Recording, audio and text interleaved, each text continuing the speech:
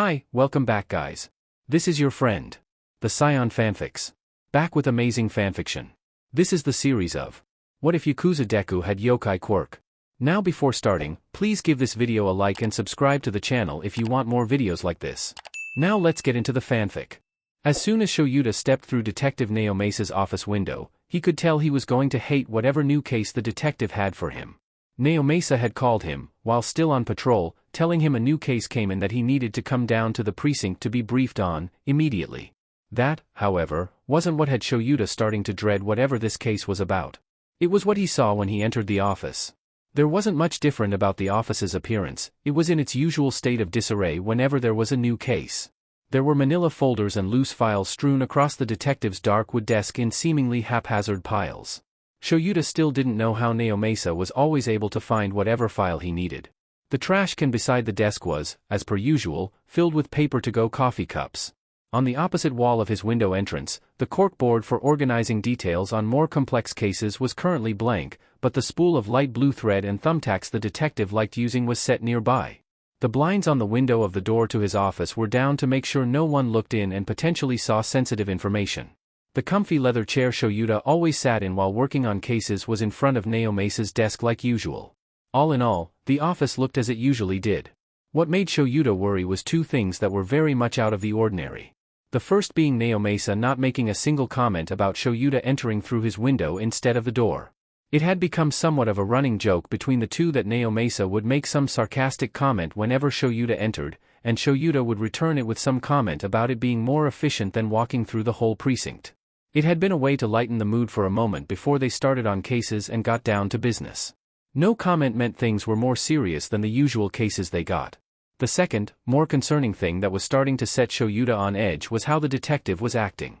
He had his head in his hands, staring down at a small stack of manila folders separated from the rest of the cluttered desk. The look on his face was, somehow, a combination of a man at his wit's end, and a man who was already resigned to his fate. The last time he saw Naomesa like this was when the force had been investigating the ever-elusive Midori no Bara Yakuza clan. During that case, the detective had taken shots of whiskey followed by chasers of lukewarm black coffee to, in his own words, reduce his stress and stay awake at the same time. If this case was just as bad, Shoyuta may wind up drinking with him. I'm going to assume whatever is in those files is the reason you called me down here, Shoyuta said while sliding into his chair across from the detective. How bad is it? Naomesa took a moment to close his eyes and collect his thoughts before looking up at Shoyuta, getting straight down to business. There's a new criminal group in town, each of the known members have already been a pain for heroes and law enforcement individually, but now that they're working together, we can currently only speculate what they'll do. Shoyuta was right, he could already feel the migraine from working late nights this case was going to give him. Even still, the sooner they got started, the sooner he could, hopefully, apprehend these people. Who are the known members, and what information do we currently have on them? Naomesa picked up the stack of files he had previously been staring at and handed them to Shoyuta. There were 5 files in total, but that did little to reassure him, given that each criminal could be highly lethal. Quality over quantity, he thought to himself. Quality criminals meant it would be a bigger hassle to capture them. Shoyuta opened the first file, labeled with the name, Ghost.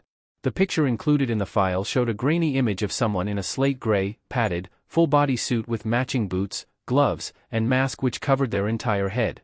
The only details that could be made out from the photo were 2 black spots for the eyes. They appeared to be running into an alleyway, looking behind them as if they were being chased. As he studied the picture, Naomesa started giving him a rundown of the file. First, we have Ghost, both gender and true identity currently unknown. Their quirk is believed to be some form of invisibility that can affect the clothes they wear and items they hold. It was originally thought possible that they had a camouflage quirk, but that was dismissed due to them being able to bypass infrared laser fields that were still fully operational at the time of their heists. Because of their quirk, the photo included is, currently, the only known photo of them. They're known for being a thief for hire, able to break into nearly anywhere without being detected, and stealing requested items. The few times they did set off the security system of the places they were robbing, which hasn't occurred in roughly a year now, the heroes that responded were unable to find and apprehend them. Ironically, the only reason we know what they've stolen is because, unlike others, they don't appear on the security feed as they're stealing. Shoyuta had heard about Ghost. They had only been operating for roughly 2 years but had shown to be highly effective at what they do. They were also adept at escaping heroes undetected. He remembers Vlad telling him about finding one of Ghost's business exchanges on patrol and how they slipped away undetected while he was dealing with Ghost's clients. They had even given Shoyuta the slip once in the past when he had responded to one of their botched robberies. He closed the file with a sigh and set it to the side to look at in depth later. Now opening a familiar file labeled with the name Virus. Next is someone we've both dealt with in the past, Virus, both gender and true identity currently unknown. They're a fairly well-known hacker and info broker in the underground that has shown the ability to get information on just about anyone and anything that can be found online. As we both know, they've also shown to be willing to make deals with underground heroes and the police given the right price. Their quirk is still unknown, but it's theorized that they have some form of advanced technomancy quirk given how adept they are at hacking and leaving no trace behind. There was a picture of Virus calling card included in the file, a neon yellow biohazard symbol, in place of where their photo would be. There wasn't a picture of Virus themselves, nor any police sketch, since no one had ever seen Virus in person. They operated purely online, usually through texts to numbers that they shouldn't have access to but somehow did, Shuta's number being one of them. Virus had been operating only a few months longer than Ghost, but had quickly made a name for themselves. Shoyuta and Naomasa admittedly hadn't put much effort into trying to capture Virus, given how they provided useful information, but it seemed that would now be changing. As Shoyuta set aside Virus file, he couldn't help but feel tense. So far, this group had a hacker and a thief, and while they were skilled at what they did, he knew they weren't the main cause of Naomasa's despair over this case. Seeing the name Blade labeled on the next file, he was quickly starting to understand why the detective was having the reaction he had, if this is the same Blade he's thinking of. Hoping he was wrong, he opened the file, his eyes immediately drawn to the photo within. The photo of Blade was better quality than Ghost's photo, probably taken by an unlucky bystander or a lucky news reporter. They wore a black full-body suit that had red stitching in various places, likely done to repair the suit after it was cut by either their quirk or someone else. They wore a white kitsune mask with red accents and, most likely, a balaclava under that to hide their hair. The photo looked to be taken while they were mid-sprint, wielding a katana in their right hand and carrying a bow staff on their back. It was obvious from their body language that they were chasing someone rather than being chased. Shoyuta couldn't help but cringe slightly. The photo was the same one he'd seen used on various news stations, confirming it was the same Blade he had been thinking of. I know you've probably seen the headlines, everyone has, but the news hasn't released all her info to the public. We know Blade is female, but her true identity is still currently unknown. Her quirk, as we know it, is the ability to create detachable steel blades of varying size from any part of her skin. Combining her quirk with her proficiency with melee weapons makes her extremely dangerous in close-quarters combat. Included in the file was a photo of one of the many recovered bloody blades. It resembled a large box cutter blade in shape, and was lying on the floor of an alleyway. The photo was obviously taken at the scene of one of Blade's bloodier fights given there were further blood splatters trailing out of frame. She was originally known as an extreme vigilante, but was reclassified to a villain when she started taking down heroes. She seems to follow a belief system similar, but less deadly, to that of Stain's, claiming she is, and I quote, taking down any and all villains I come across, even if those villains have the title hero. At this time, she hasn't killed anyone, however, over the past 3 years she has managed to apprehend roughly 63 criminals and has given 13 low-ranked pro heroes career-ending injuries. The only link between said heroes being that all of them had previously been tried for various crimes, but were all found innocent. Shoyuta had never had a run-in with Blade yet, but he was well aware of their activity, all the heroes were. When you have people like Blade and Stain actively hunting heroes, you need to keep up to date on their activity to try and make sure you weren't their next victim. However, because he knew their activity, he could safely say he was extremely confused how Blade got involved with Ghost and Virus. Ghost and Virus both worked with exchanges, it made sense for them to be involved, besides, it certainly wouldn't be the first time a thief had a hacker to support them.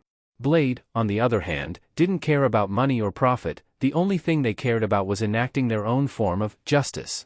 Shoyuta closed Blade's file and set it to the side with the other two before sighing and looking up at Naomasa. I may regret asking, but is Blade the worst of them, or does it get worse? Individually? It's debatable. As a collective? Open the next file and see for yourself, Naomasa said, rubbing his temples as if trying to ward off a migraine. Shoyuta opened the next file and, upon seeing the name Hellhound on the label, immediately closed his eyes and pinched the bridge of his nose, now understanding the detective's response. Should I even give you his rundown? To be honest, I probably know everything in here and more, Shoyuta replied, starting to dread working on this case. Hellhound was well known among the underground heroes for being one of the most efficient and elusive bounty hunters in the criminal underworld. He had gained the reputation of being able to track down and locate nearly anyone if given a photo, and could do it in under 2 weeks if given something with the target scent. He is also said to be adept at taking down said targets non-lethally, delivering them to his clients if paid extra to do so. He's always described as a tall, intimidating figure covered in all black clothing, wearing a mask that resembled a dog muzzle, red-lensed goggles, and at times sounded more like he was growling than speaking.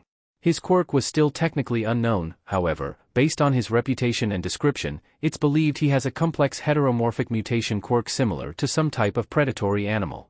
Though it's still unknown how accurate the description is given how the only accounts came from captured criminals that had dealt with him in the past. Somehow, there was no photographic evidence of anyone that matched the description, and no hero had been able to catch a glimpse of him either. Hell, Shoyuta knew some underground heroes who had tried to contact him for some difficult cases but all were unsuccessful since he refused to work for underground heroes. Anytime an underground hero was able to set up a meeting under a false identity, Hellhound would cancel right before the meeting because he was, somehow, able to realize who they actually were. Closing Hellhound's file and setting it to the side with the other 3, Shoyuta was now dreading looking at the final file he still held. This new group was already going to be difficult to apprehend given how each member seemed extremely adept at avoiding detection. Shoyuta took a deep breath and decided to just bite the bullet and see who was in the last file. However, as soon as he looked at the file and saw the name on the label, he jerked back to look at Naomasa and exclaimed, "You have got to be shitting me." "I honestly wish I was," Naomasa responded, a look of resignation on his face, "but unfortunately for us, I'm not." Shoyuta couldn't help the groan he let out as he slumped back into his chair, because out of everyone it could have been, it just had to be him. He looked back down at the extremely familiar file, labeled with the name Green Oni. Green Oni had been a constant thorn in both Shota and Naomasa's side for roughly 3 years now. He had originally been thought to be a vigilante when he first became active roughly 3 years ago. He was known to wear a black, fireproof Kevlar jumpsuit with a hood, combat boots, and a green Oni mask. He showed to be capable in both quirked and quirkless combat based off of the apprehended criminals' accounts. His quirk allowed him to create gouts of green flames from his hands, which he managed to use without causing severe injury to the criminals he apprehended. He also uses a meteor hammer attached to a chain rather than a rope, which he is capable of heating using his quirk. Even though he possessed a dangerous quirk and combat skills, his case was placed on the back burner in favor of focusing on other cases because he was a vigilante. Shoyuta was working on a case to track down and arrest one of the known members, and top hitman, of the Midori no Bara Yakuza clan, Will-O-Wisp. He had managed to locate him as he was about to commit his next hit, and intervened before he could kill his target. However, before he was able to apprehend them, Green Oni had attacked him from behind and, with Will-O-Wisp's help, took Shoyuta down. The only reason he was still alive now was because Green Oni had prevented Will-O-Wisp from killing him. Though they did leave him with the warning that, if you ever target my family again, I won't be there to save you. Since then, he has continued to perform vigilante work, but was reportedly becoming more involved with Yakuza work as well. He had been reported, by various criminals in police custody, to be acting as a bodyguard for higher-level Midori no Bara dealers. This was later confirmed by a number of heroes when each had come across deals he was guarding, and each had the misfortune of him taking them down. At this time, he has managed to successfully incapacitate 11 pro heroes, Shoyuta included. Any other activity he might have been a part of has been unknown, until now. Setting Green Oni's file with the others, Shoyuta took a moment to process how bad the current situation could potentially be. However, there was a very small piece of hope that he was still somehow holding on to, that these 5 weren't actually a group and someone had made a mistake.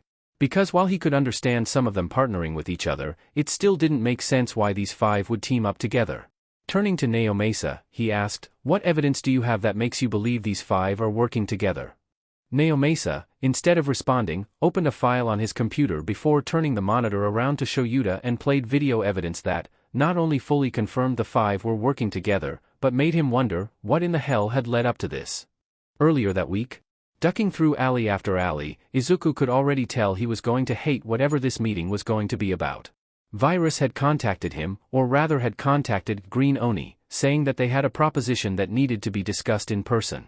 That alone was enough to set him on edge for his entire trip to the meetup location, a warehouse in Kamino Ward. He would have brushed it off thinking it was someone else posing as Virus, if it wasn't for the fact that it was through Virus' specially made communicator that he only gave to trusted clients. In other words, it was a souped-up phone that couldn't be hacked or traced. So here he was, sneaking through back alleys, on his way to an illegal deal the night after completing his first day at UA. You know, just like any other hero in training would. As Izuku continued through the back alleys, making sure to avoid view from people on the street, he kept wondering what could possibly be so important that Virus had to see him in person. They had done a number of deals over the past year as business associates. Virus would sell him info on the more problematic gangs and organizations that he could take down. Izuku would sell him analyses on heroes that he requested, which were often the ones that committed crimes but got away with it. They were useful for each other, hence why Izuku was a trusted client. When Izuku turned the last corner before arriving at the meeting location, there was an audible crunch under his boot, causing him to cringe and silently curse. He looked down to see the floor of the alley he just stepped into was covered with shards of glass. Glancing at his surroundings, it became obvious as to why. The building on his right was a warehouse in obvious disrepair. Every window was either shattered or the glass was completely missing, showing how they were boarded up from the inside. The bricks were worn down and looked grimy from never being cleaned. There was a door close by, or at least the remnants of a door. In place of a door there was a large sheet of metal bolted to the doorframe. Checking Virus communicator again, it showed that this warehouse was indeed their meeting location. Repressing a sigh of frustration, Izuku carefully made his way through the glass-covered alleyway so that he didn't create further noise. Getting to the doorway, he looked around to double-check his surroundings, making sure to glance at the roofs where he knew underground heroes and vigilantes liked to perch. Seeing no one around, he reached out for the right side of the metal sheet and pulled, just like Virus instructions said to. It came away easier than he had suspected, and swung open like a door. A quick glance showed that the bolts were purely decorative, only giving the illusion of securing the sheet to the frame. The inside was near pitch black, but Izuku stepped inside and closed the door behind him without hesitation. Reaching up to his Oni mask, he flipped a hidden switch near his eyes, activating the night vision feature. A quick scan showed the expansive room to be almost completely empty. Any boxes and crates that had been left behind were all stacked against the walls, leaving the middle completely open. To his right was a set of stairs leading up to what used to be the warehouse foreman's office, which is where Virus said their meeting would be held. Making his way up the stairs as quietly as possible, he mentally prepared himself for whatever he was about to walk in on. He knocked on the wooden door just as Virus had instructed him, 2 slow, 3 quick, and 2 slow again, and waited. After a moment, the door was opened, shining dim light out of the room. As the light hit his mask, the night vision automatically turned off to prevent him being blinded. As his eyes adjusted, he quickly took in the room, as well as the 4 people inside. 3 of which Izuku had not been told would be a part of this deal, nor did he ever expect to see them all in one location. The person who opened the door was wearing black jeans, a black leather jacket, sneakers, and a motorcycle helmet with Virus yellow biohazard calling card on the tinted visor. It was obvious they were Virus, but Izuku was currently focusing on the room's other 3 occupants sitting in metal folding chairs set up in a semicircle in the center of the room. Sitting in a hunched position in the chair on the right, closest to the door, was Hellhound. He recognized them from when the Midori no Bara hired them to find a copycat dealer selling lace drags, claiming they were a member. It was honestly surprising to see them at all, considering they had gone quiet for the past 3 months. To Hellhound's right was, or at least who he assumed was, Ghost. He had only seen one blurry photo of them, but they wore the same slate gray bodysuit and mask. The person sitting to Ghost's right, however, was the biggest shock, and solidified his hate for this meeting. How the hell Virus was able to convince Blade to meet them was beyond him. All 3 were looking at him, visibly tense, as if they were just as surprised to see him as he was to see them. They probably were, all things considered. Green Oni, Virus said, voice electronically distorted, yet still sounding pleased, it's good that you were able to come, I would have hated for you to miss out on this opportunity. If you were willing to meet in person, I knew it had to be important, he replied, his own voice modifier deepening his voice, hiding the trepidation he now felt. Izuku knew at this point, even though he hadn't stepped into the room, there was no turning back. He could try to run, sure, but he wouldn't make it far with both Blade and Hellhound giving chase. Mustering all the courage he had, he walked through the doorway into the room, Virus closing and locking the door behind him. He sat down in the only available seat, to the right of Blade, and hoped that whatever proposal Virus was about to give was good enough for Blade to not attack Izuku at the first chance she got. Call it a hunch, but he figured that the person who ended the careers of corrupt pro-heroes probably wasn't a fan of a vigilante Yakuza member. He didn't have time to think any further though, as Virus stood in front of the semicircle and started speaking. I highly doubt that anyone in this room is unaware of who each other are, so introductions should be unnecessary. I would firstly like to thank you all for agreeing to meet with me, and apologize for not informing you of each other's attendance. I thought it necessary since I did not want to risk any of you not attending if there was ill will I was unaware of. If there is, I ask that you hold off resolving it until the end of this meeting. Now as to why I have called you all here to meet me in person, I am proposing that the 5 of us form an alliance. Izuku didn't know whether to laugh or applaud Virus for having the sheer audacity to suggest Blade join a villain alliance. He could understand pitching the idea to Ghost and Hellhound, it would make sense for them to work together. He could even understand why Virus brought him in, especially with his access to the Midori no Bara's resources. However, the idea of pitching the idea to Blade was almost laughable, yet Virus seemed completely serious, and continued. I know it may seem like an odd thing to suggest, especially since not all of us share a common goal, but I can assure you that we all have common ground. With this alliance, each of us would be able to call upon the others for assistance in whatever job or mission that may need another's expertise. No one would be forced to help either. If you don't want to take part in a job, you won't have to. But before we continue, I want to make sure that I'm not just wasting my breath. As he finished, he turned around and walked back to the door, unlocked it, and stood back, before speaking again. If you decide to join, I am more than happy to explain my reasoning for this proposal, as well as why I specifically chose you for. However, if any of you would rather not go through with my proposal, for any reason, you are free to leave now. I will still be willing to make deals with you, but the alliance offer will be permanently off the table. There was a brief pause before Blade leaned forward, holding the hilt of the katana sheathed on her back, and spoke with a voice full of venom. I have a question, tell me Virus, what in the hell could I possibly have in common with these villains? Even though she said his name as if it was a curse, Virus didn't outwardly react, and instead asked in a level tone, Hellhound, you've taken on plenty of contracts on a variety of targets.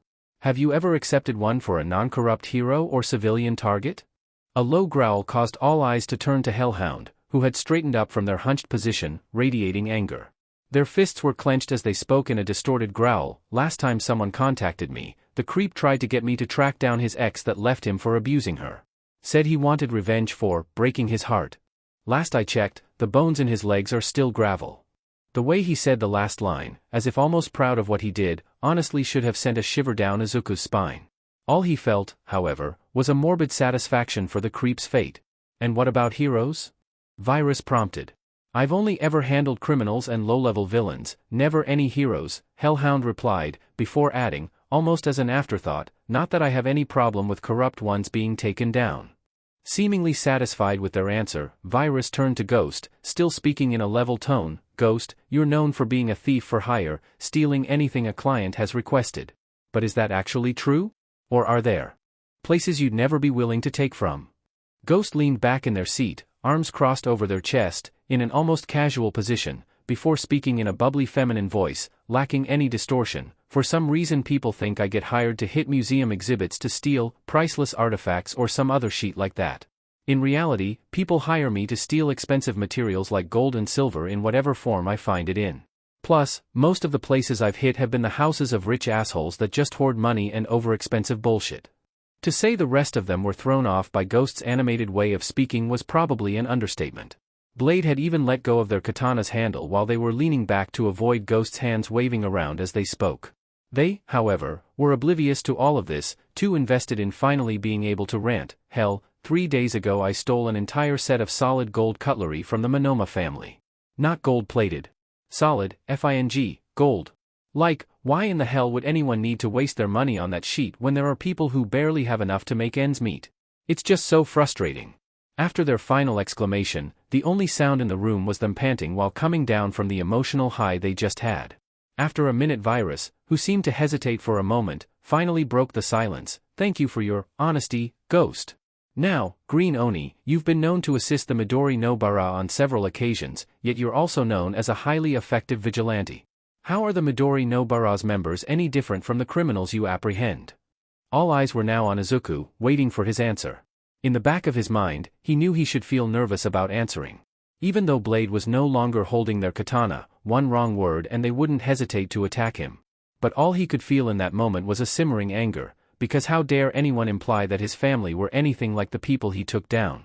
My family are nothing like the selfish scumbags I take down on my patrols, Izuku hissed out. My family doesn't sell sheet to make a profit in the underground, they sell medicine that people need in order to survive, but can't get because they're labeled villain or vigilante. Hell, if it wasn't for my family, a good majority of the vigilantes in Japan wouldn't have access to medical equipment that made sure they didn't die from one bad run-in. My family does exactly what I do, help people regardless of what the law says. By the end of his rant, he now noticed how the others were leaning away from him, and how there were wisps of smoke coming from his hands. Taking a moment to collect himself, he leaned back in his chair, evening out his breathing. Seeing him calming down, Virus turned away to look back at Blade. You asked me what you have in common with the others in this room. Each person in this room, yourself included, does what they believe to be good, even though the police and heroes label them as villains because of it. We all help people, albeit at times in a roundabout way, even if it means breaking the law to do so. If you still hate the idea of working together, like I said earlier, you are free to leave. But at least recognize that you have more in common with us than you may realize. They all sat in silence, no one daring to speak, as they waited to see what would happen next. Subtly glancing at Blade, Izuku could see her facing the door for a brief moment, as if mulling over whether or not to leave. It only lasted a moment before she shifted to look back at Virus, and nodded for him to continue. Holy shit, he actually convinced Blade, he thought, shocked by the revelation.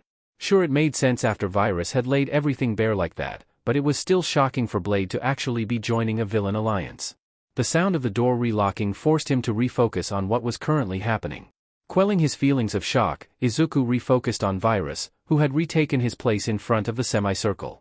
Now that you've all made your decision, I can answer the question you're all probably wondering, why you specifically? You may think it because, like I said, we all share similar directives, but that's not why I asked for you for. After all, there are plenty of other moral villains I could have contacted. The reason I chose to give this offer to you for is because it's not every day that 4 of your classmates are secretly villains, he said, and even though his face was covered, it was obvious that he was grinning. Time seemed to almost pause as Izuku processed what Virus just revealed. It didn't make any sense. There was no possible way that any of his classmates, students in the hero course, could possibly be.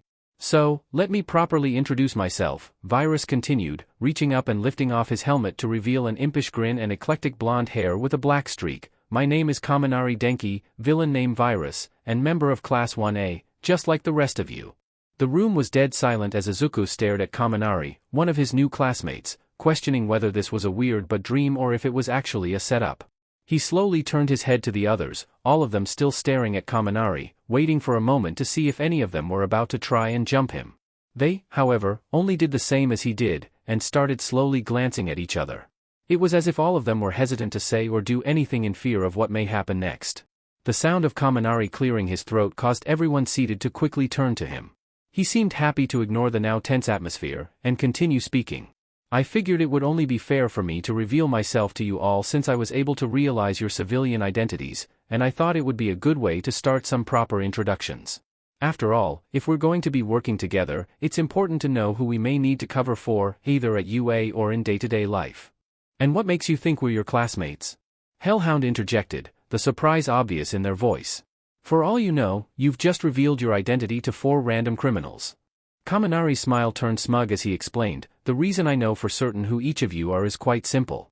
Part of my quirk allows me to read electrical signals, and each of my specially made communication devices run on a unique signal compared to all other electronics. The four-seated all had the same dawning moment of realization, but Ghost was the one to verbalize it. You got us the moment we stepped through the classroom door. Bingo, Kaminari replied. Now, with that out of the way, who would like to be the next to introduce themselves? Another moment of awkward silence permeated the room, each of them hoping that one of the others would go first.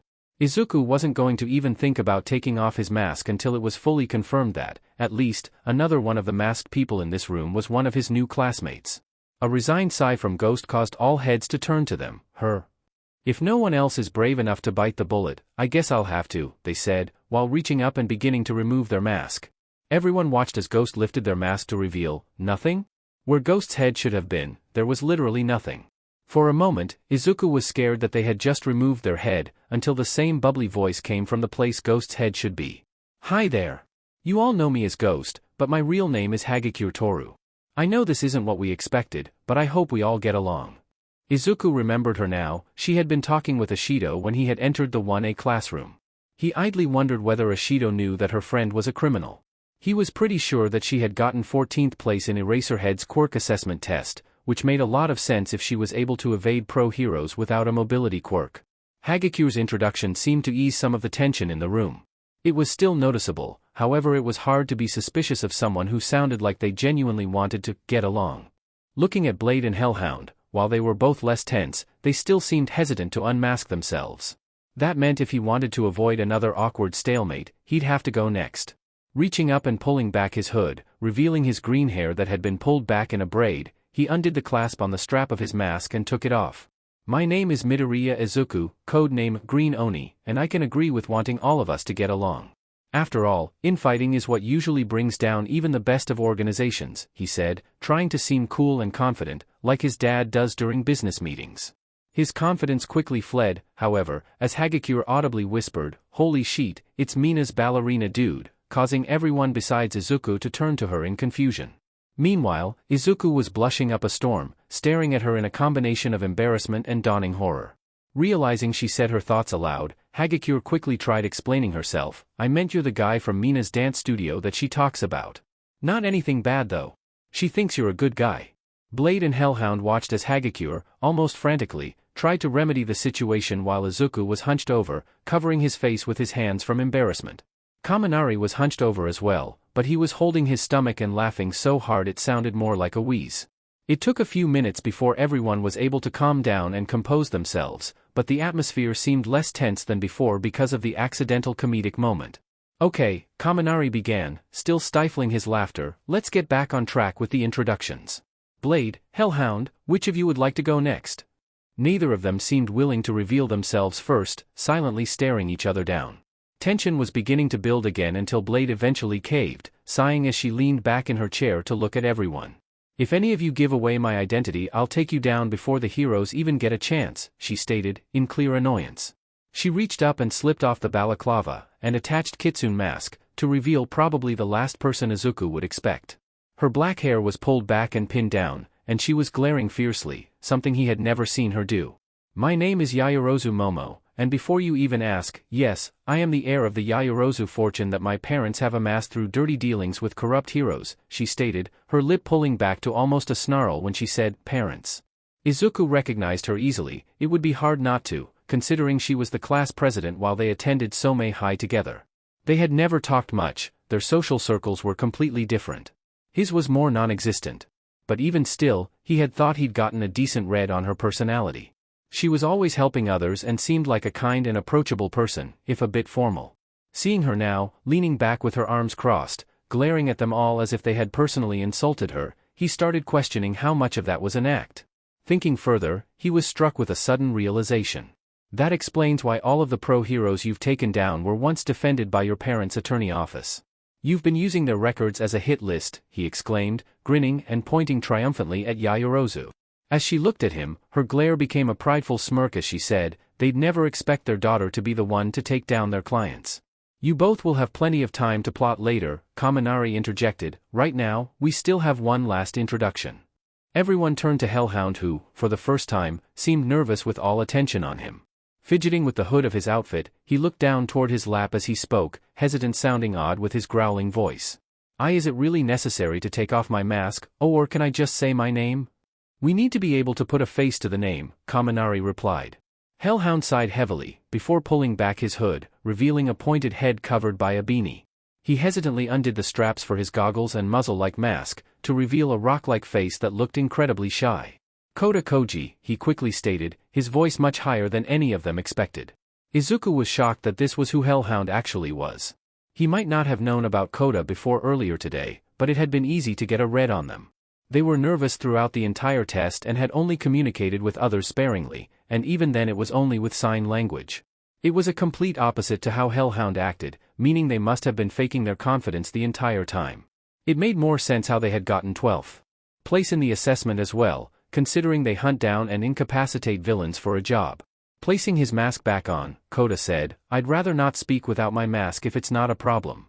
I don't think any of us will have a problem if it means you're more comfortable speaking with us, Kaminari reassured, turning to the others, who nodded in agreement. Kota leaned back in his chair with a relieved sigh, while Kaminari clasped his hands in front of himself and turned to address the group. Now that we have introductions out of the way, I think it best if you four all exchange the numbers of your communication devices, that way we'll have a secure way to discuss future jobs. About that, Yaoyorozu cut in, a dangerous smile on her face. I already have a job that we can do. And it'll double as a way to see whether or not you all are actually willing to help me. Kaminari, seemingly expecting her to do this, responded without missing a beat. Who did you have in mind to be Blade's next takedown? Her smile grew sharp as she asked, have you ever heard of the hero Death Arms? Are you? Dikairu? Midoriya? Izuku was startled awake by the shout, and could feel someone poking his back. He turned around, still sleepy and just a little angry, leveling a glare at whoever woke him. His glare meeting with the concerned dark brown eyes of Uraraka. Are you alright, Dikairu? You were asleep when I walked in. Uraraka had quickly cemented herself as his closest friend at UA, basically latching onto him since day one.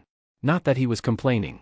He enjoyed her company since it reminded him of his older sister at times, especially when she got excited about something. She was also a very open person, which made interacting with her much easier than some of the others. He may have a secret villain alliance with some of his classmates, but there was a level of professionalism with them. Still, he could tell she was competent and capable, able to hold her own against multiple robots during the entrance exam, as well as scoring 13th during Aizawa's quirk exam. Although she needed to work on her physical ability, and should definitely work on her situational awareness. He doesn't even want to think of what would have happened if he hadn't been there to help her escape from the zero-pointer. Hello. Dikairu. What's up with you today? Did you even hear a single thing I said? Izuku snapped back to reality, blushing furiously as he realized he had been completely spacing out and analyzing her. Oh, I'm fine, I just had a late night, that's all, he replied while glancing away. He hadn't lied, it had been a long night. The new alliance had spent a few hours in that warehouse after the initial meeting. Yaoyorozu had informed them about the hero Death Arms, the dirt she had gathered on him from her parents' records, and the basis of a plan she had concocted to take him down. It was a good start, but it relied heavily on timing and the element of surprise. So they had worked together to form a more substantial course of action, finishing around 3 a.m., but ready to set in motion in a few days' time. Even though he was used to late-night patrols, the meeting had required a lot more critical thinking than a patrol, and his social meter had run completely dry. Thus, he came into class more tired than usual, hoping he'd be able to push through the day. Honestly, Dikairu, you need to take better care of yourself. Did you even eat this morning? As Uraraka continued to fret over him, he couldn't help but smile. Even though they hadn't known each other for very long, she still showed so much concern for him. It was sweet. He wasn't used to anyone outside of his family showing concern for him like this. He was taken out of his musings by a new weight on his desk, and an arm slung around his shoulder. Don't worry about Midori here, I'm sure we can get him to perk up by the end of the day. Kaminari said with obvious joy. How he was so cheerful after such a long night is a mystery. Kaminari had pointed out last night that they should figure out ways to associate with each other at UA, so if anyone got suspicious of one person, another could cover for them. The issue was they needed to make it look like the bonds formed naturally, since it would be suspicious if they all began hanging out when they'd barely spoken with each other the previous day. Kaminari and Hagakure's outgoing personalities at least made it less suspicious if they started hanging around others seemingly randomly, but for the rest of them it would be harder to explain. If Kaminari's presence was any indication, it meant he was befriending Izuku first. Which would mean he'd have to deal with two extroverts today while running on low energy. Joy. While Kaminari and Uraraka talked about the day ahead, he took the time to subtly glance around the room to see what some of his classmates were doing. Towards the front, Hagakure was animatedly talking with Ashido, who he learned was unaware of her friend's underworld dealings. On the far side of the room by the windows, just like yesterday, Ida was lecturing Bakugu about proper dress and conduct while Bakugu was yelling about beating him with the stick up his butt. It wasn't shocking to find out Bakugu hadn't changed since Izuku left Aldera Junior High, but that didn't mean he was happy about the blonde Pomeranian still acting rabid. In the back row, Kota, Yaoyorozu, and Jairu were talking, or at least Jairu and Yaoyorozu were talking while Kota listened. It was still odd to think about how different their civilian and villain personas were. Looking at Yaoyorozu, it was almost impossible to think that the polite and refined girl he was seeing had cursed out Death Arms for being a incompetent, narcissistic, quirkiest CNT. It was even harder to imagine Kota, who got visibly shyer whenever Jairu asked him a question, was the same person that had offered to break Death Arm's legs so he couldn't run away. He was taken out of his musings by the door slamming open and Eraserhead walking through, causing anyone not already sitting to scramble to their desk. It took you 5 seconds to settle down, better but not fast enough, Eraserhead drawled, looking unimpressed as usual. There's only one important announcement I have and then you can take homeroom as a free PRD. Due to your heroics teacher's lesson plans being advanced for your current skill level, I will be taking over today, and the rest of the week, to teach you basic combat training while they revise. Any questions? The mention of combat training caused everyone to start whispering excitedly to each other. Bakugu had a near-manic grin on his face as small pops set off of his hands. All of the noise was quickly silenced by a flash of Eraserhead's eyes. All of you be quiet. It will be nothing more than combat basics against sparring dummies. None of you are fighting anyone today. Do I make myself clear? When no one spoke up, he gave a nod and climbed into his sleeping bag. The room was quickly filled with hushed talking once again, and Izuku decided to follow Eraserhead's example and get some sleep. He just wanted to get today over with. Walking home, Izuku felt sore all over like he just completed one of him and his siblings' fitness contests. To be fair, Eraserhead has drilled them on quirkless combat techniques for the entire duration of class. Present Mike even let them take English as a study hall upon seeing how wiped out they all were. All Izuku was thinking about now though was getting back home so he could finally get some proper sleep. He could only give a tired smile upon seeing the building he lived in. He made his way inside and up to his family's apartment, where upon entering he was immediately tackled into the hallway by a red and blonde blur. Looking up at his assailant, he saw the wide-fanged grin and cat-like eyes of his sister. She was wearing one of her blood-red sweaters with her school uniform, with red bows tying up her hair in her signature messy buns. Aizu, you're back. Can we spar? Himiko asked excitedly, bouncing with energy he was envious of. I'm exhausted Himi, the heroics course is no joke. Ah, she sighed, before getting up and helping him to his feet, I wanted to burn off some steam by kicking your butt. A deep but smooth voice spoke up from the entryway, then go find Rappa, he's always looking for someone to fight. Glancing over, Izuku couldn't help but chuckle at the bored look their brother Kai was giving her over his black medical mask. He wore his usual all-black button-up and dress pants with matching gloves, and was standing in the entryway with his arms crossed. But all he does is throw punches. I want to fight someone who does flips and sheet like Aizu. Well right now he looks like he's about to fall if there's a gentle breeze, Kai responded, which was probably fair, but Izuku still resented the statement. Now both of you get in, Dabi's making katsudon for dinner. With a newfound surge of energy, Izuku quickly ran into the apartment, with Himiko hot on his heels. He at least kicked his shoes off in the entryway to make sure Kai didn't scream about getting the house dirty, again. Rushing past the living room and into the kitchen, he was met with the sight of his other brother Dabi in gray sweatpants, a white tank top, and a red Kiss the Cook apron. Upon hearing his entrance, Dabi turned around and smirked at Izuku. Sup gremlin, figured you'd want some good food after your first day of beach school, Dabi said, causing him to groan. I had a fine day at hero school, thanks for asking, bacon bits. Exactly what I said, beach school, now go set the table, Ma and Dad are both working late so it's just us tonight. Himi, you get drinks for everyone. They both got to work with their assigned tasks. Izuku wanted to be annoyed with Dabi over his comment, but honestly couldn't find it in himself to do it. When you work against heroes and have even seen them do worse things than you've done, you don't tend to see them in a positive light. The buzzing of a message quickly brought him out of his thoughts, causing him to pull out the device, his virus communicator. Speaking of, he thought, opening the message to see it was from Virus himself with new information on Death Arms. Apparently he was able to get a hold of Death Arms' patrol route and was planning when they would be able to set Operation Broken Arms into motion. Stashing the device, Izuku went back to his task of setting the table. He could worry about the Alliance and the operation after he had food and some sleep. He half considered telling Dabi about the Alliance and their plans, but thought better since Dabi would probably just try to join into Flambe Death Arms. So for right now, he just focused on getting ready for dinner with his siblings, besides it was still gonna be a while before the Alliance was ready to set the plan in motion. As Izuku stood on a roof dressed in his green Oni costume, hidden in the shadows of an AC unit, he couldn't help but feel like the week had flown past him. Now the Alliance was finally setting into motion Operation Broken Arms, and Izuku was getting nervous. It wasn't that he didn't believe they could take down Death Arms. While the man was a heavy hitter and had a sizable number of villain takedowns, he was also incompetent whenever he was presented a situation he couldn't punch his way out of, like the sludge villain incident. They even had a slight advantage since he was patrolling at night to cover another hero's shift and the man was typically a daylight hero, unused to fighting at night. The thing that troubled Izuku though was that he knew that no plan ever went how it was intended, and that no matter how well they planned there could always be something that caused things to go awry. He was broken from his musings by the sound of soft static coming from his earpiece comlink. Alright everyone, T-5 minutes until operation, Broken Arms is officially underway. Everyone in position? Virus asked, sounding as excited and chipper as ever. In position, ready to begin, came Blade's clipped response. Ready whenever, Hellhound followed up with. Outside Death Arms Hero Agency and ready to start, said Ghost, now outfitted with one of Virus' voice modulators, at everyone else's insistence. He reached up to press the button to activate his comlink, ready to go, and let's try to make this as quick as possible, we don't need other heroes coming in to give backup. Oh stop worrying so much Green Oni, let the hacker extraordinaire handle any calls for backup. Izuku decided to keep quiet rather than respond. He glanced over at the roof across the alley he was facing, where Blade was crouched down in the shadows like he was.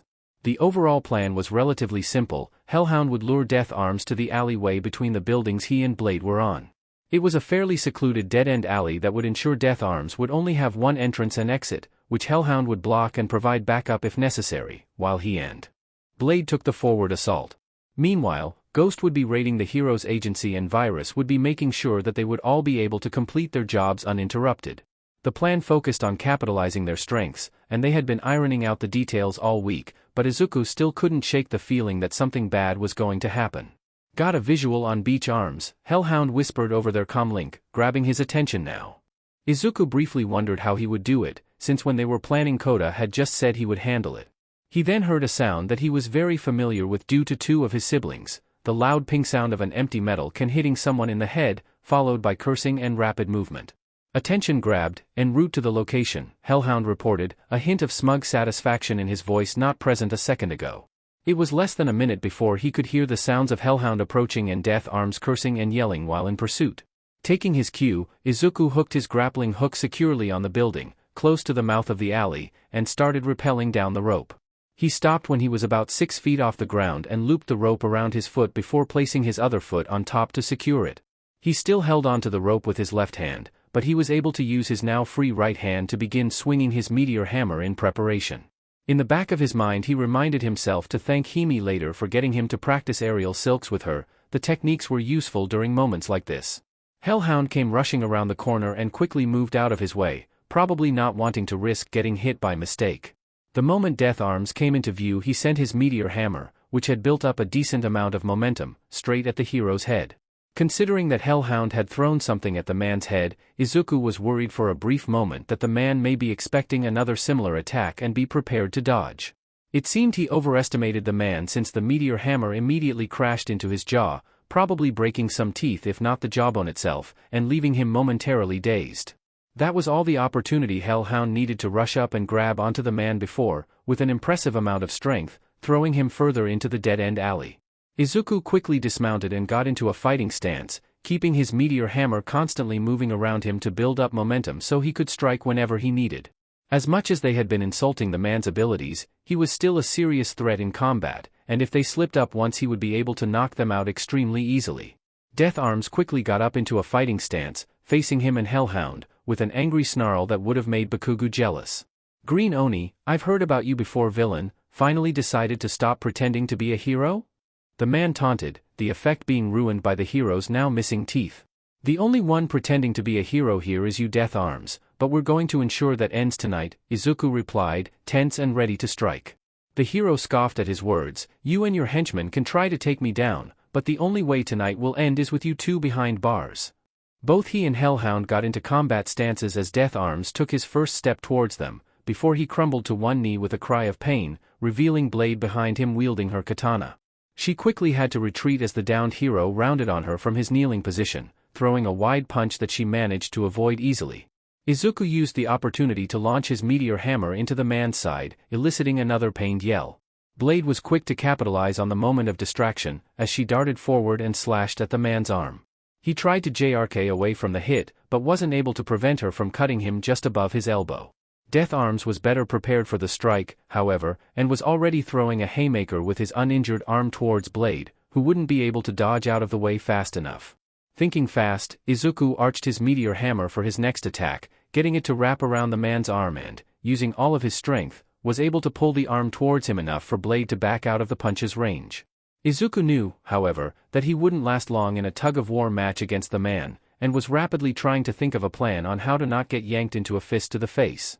Thankfully he didn't need to think for long, as Hellhound grabbed a hold of the meteor hammer chain and pulled as hard as he could, resulting in what could only be described as a sickening pop. Death Arm's scream of pain was cut short by Blade palm striking him in the neck, causing him to begin coughing and hacking as he tried to start breathing again. Hellhound rushed the man, still keeping a hold of the chain which Izuku had released in fear of being dragged along with him, and tackled him to the ground before he used the chain to secure both of Death Arm's arms behind his back. For a moment, everything was still. Blade and Izuku were both panting lightly, and Hellhound stood above Death Arms, who was still trying to regain his breath, pinning him to the ground and keeping a tight hold of the chain in his hands. They had actually taken down Death Arms without any of them taking a single hit, which is better than any outcome he thought would happen. Blade began walking around the downed hero until she was standing in his line of sight before crouching in front of him. "Do you know who I am, hero?" she asked, her voice dripping with venom. Death Arms looked up at her, and now that they weren't in the heat of combat, Izuku could see that the man was looking at Blade with genuine fear in his eyes. As the man opened his mouth, Izuku expected him to try and put on a brave face, to deny his obvious fear and say that he would still take them down and all that. "Please don't kill me. I still have so much to do before I die," Death Arms pleaded, dumbfounding Izuku for a moment. So much for the tough guy act, he thought, leaning against the wall of the alley behind Blade. "You have already done enough harm with your career, you barely sentient gorilla. Or need I remind you of the crimes you have committed?" A spark of the earlier anger Death Arms had seemed to reignite in his eyes as he said, "I haven't committed any CRI-." His sentence was cut short as Blade brought her sword down centimeters from his face, eliciting a yelp of fear. Before she spoke, "Don't you dare fing lie to me, you piece of shit. I already know how over the course of your career you were tried for 27 accounts of assault against civilians for mistaking them as villains. As well as how every time it happened, the civilian in question just so happened to have a heteromorphic mutant quirk. Not to mention how the list of excessive force charges against you is so long it's only rivaled by the number Endeavor has, with each of the 27 cases I already mentioned contributing to that number. The only goddamn reason you even still have a FING license is because you're an HPSC lapdog and they paid off the best lawyers money could buy before brushing the accusations under the rug to make sure you stayed on the streets." By the end of Blade's rant she sounded downright murderous, and Izuku honestly couldn't blame her. Even though this wasn't the first time he heard all the charges, he still felt a swell of unbridled fury every time. Hellhound seemed to be in a similar state if him tightening the chain was any indication. Death Arms was pale, shaking in fear and whimpering in pain. Izuku couldn't help the small amount of smug satisfaction he felt at the sight. "Now I can make sure that no one needs to live in fear of you again," Blade said, as she raised her katana. For a brief moment, Izuku was afraid that she was going to actually kill him. He knew she's never killed any of her victims, and some of her other victims may have even done worse than Death Arms. But Izuku still felt himself tense, ready to intervene. The katana sliced into Death Arm's shoulder where it met his arm, and repeated the action on the other side before he could even scream in pain at the first cut. She also cut his left arm just above the elbow in the same way she had done to his right during the fight. Death Arms was now crying from the amount of pain he was in, his yells and screams now hoarse. As Blade stood back to look him over, Izuku took the opportunity to do the same, having been so focused before on making sure Blade didn't finally snap. In his honest opinion, the man looked like sheet. His shoulders, elbows and the back of his right leg above the ankle were bleeding, but not enough to signify any major arteries were hit. His left arm was obviously dislocated from how limp it was, which explained the disgusting pop from earlier. His jaw was sporting a rapidly darkening bruise, and the teeth he was missing were strewn about the alley floor. Izuku almost felt sorry for him. Almost. Their communicators gave a brief sound of static before they heard Virus. "Hey y'all, hope I'm not calling at a bad time, but you need to get the F out ASAP." The sudden panic in Virus' voice startled Izuku, who immediately responded with mounting dread, "Why do we need to leave so suddenly? I thought you said you had the area secure." "Well, I did have the area secure. That is until Kamui Woods started searching for Death Arms, who was apparently supposed to meet up with him to finish their patrol routes together 10 minutes ago," Virus replied, causing all three of them to start cursing. Fighting Death Arms was one thing, but fighting an actually intelligent hero that specialized in range capture was an entirely different ballpark. Plus, Izuku wouldn't even be able to use his quirk to even the field without risking killing the man. Hellhound immediately punched Death Arms in the temple, knocking the man out instantly, before starting to undo the meteor hammer restraining him. How long until Pinocchio finds Beach Arms' location? He growled out. Virus, not even chuckling at the comment, was probably a testament of how panicked he was, as he replied, "You have less than 2 minutes before he's above you. Once you're all out of the immediate danger zone, I'll stop jamming the distress signal on Death Arms' communicator, which he tried to send out while fighting you. You're welcome by the Wadash. Just tell us where to go." Blade yelled into her comlink. "Right. Sorry. Head toward Death Arms Agency. I'll update Ghost on the situation. Make sure you all stay together and avoid the rooftops, the less visibility the better. Kamui will hopefully be too distracted helping Death Arms to search for you, but keep your eyes peeled just in case." By the time Virus finished his explanation, the three of them were already sprinting through the alleyways in the direction of Death Arms Hero Agency. Izuku was still mentally cursing as they ran because he knew something would happen. He knew that things were going too well to be true. The constant sprint through the winding alleys seemed to stretch on for eternity, all of them on high alert the whole time, preparing for a hero to drop down on them at any moment. They finally arrived at an alleyway that opened out onto the street, giving a clear view of Death Arms Hero Agency on the opposite side. The building looked like a plain office building that was only about 4 stories tall. Glancing around didn't reveal anyone, so they all took a much-needed moment to catch their breath. "We've arrived, Virus, now what?" Blade called over the comlink between breaths. There was an odd moment of silence that stretched for nearly 10 seconds before the static of the comlink and Virus' voice came through. "Ghost is on their way, heroes are scouring the area and getting closer, so there's been a change to the escape dash." The sound of a car horn blaring over the comlink caused the three to all wince, as Virus' voice came through a moment later. "Get out of the FING way, jackass. Why the hell are you even FING driving right now? I'll be there in a moment, guys." The comlink immediately went quiet again, and as Izuku looked up at the other two, even though they were all wearing masks, he was pretty sure they were all thinking the same thing. "Is Virus driving a FING escape vehicle?" said the open air next to Izuku in a distorted voice, causing everyone else present to let out a yell of surprise or, in Blade's case, throw a knife blade at where the voice came from. The knife blade clattered harmlessly in the street as the voice said, "Sheet. Sorry. Forgot to go visible," before Ghost materialized before them. They breathed a collective sigh of relief, but before any of them could get another word in, the rumbling of an engine and the brief squeal of tires was their only warning before a white van pulled up in front of them. Virus was in the driver's seat in the same outfit he wore when they first made the alliance. "Get in, Beaches, we gotta go," Virus yelled, as Hellhound immediately threw open the back door and they all began piling in. As Izuku was about to slam the door behind him, when from above he heard, "Stop in the name of the law, villains." Looking up, he immediately paled as he saw Kamui Wood swinging towards them. The man was rapidly closing in and Izuku knew that if he didn't do something the hero would be able to stretch his arms enough to latch onto the van, making their escape impossible. He whipped around and yelled, "Gun it," before gripping onto the wall of the van and, hoping that he wouldn't actually hit the hero, launched a gout of green flames from his hand out the open back door towards him. He saw the hero instinctively flinch at the sight, retracting his arms, and that gave them enough time for Virus to slam on the gas and peel out of there. Izuku lost his grip from the sudden movement, and nearly tumbled out the open back, but was saved from road rash and capture by a large hand grabbing onto his shoulder and pulling him back in. He quickly shut the door with a sigh of relief before looking behind him, unsurprised to be looking up at Hellhound. "Thanks, Hound. That's twice tonight you've saved my butt." "Don't thank me yet, we still have to get back to base," he replied, before turning to Virus. "Speaking of, why the hell did we have to take an escape vehicle instead of stealthing back?" "Because when that distress signal went off, it alerted all nearby pro-heroes," Virus explained, while speeding through the streets and making sudden turns around corners, one of those heroes being Bloodhound, and I didn't want to take a single chance with them patrolling the alleys. "Who's Bloodhound, and why are you so scared of them?" Blade asked while sitting behind the passenger seat that Ghost had taken. "Oh. I've heard of her, she's an underground hero who specializes in tracking, right?" Ghost piped up. "That's putting it lightly," Hellhound replied. "Rumor is she can track anyone anywhere, though I think people give her too much credit considering she's tried to hire me to track someone for her." "Oh, that's probably because for her quirk to work she needs to have touched the person previously in order to track them," Izuku said, and was confused when everyone was silent and staring at him, except for Virus, thankfully. "What? How do you possibly know that?" questioned Blade.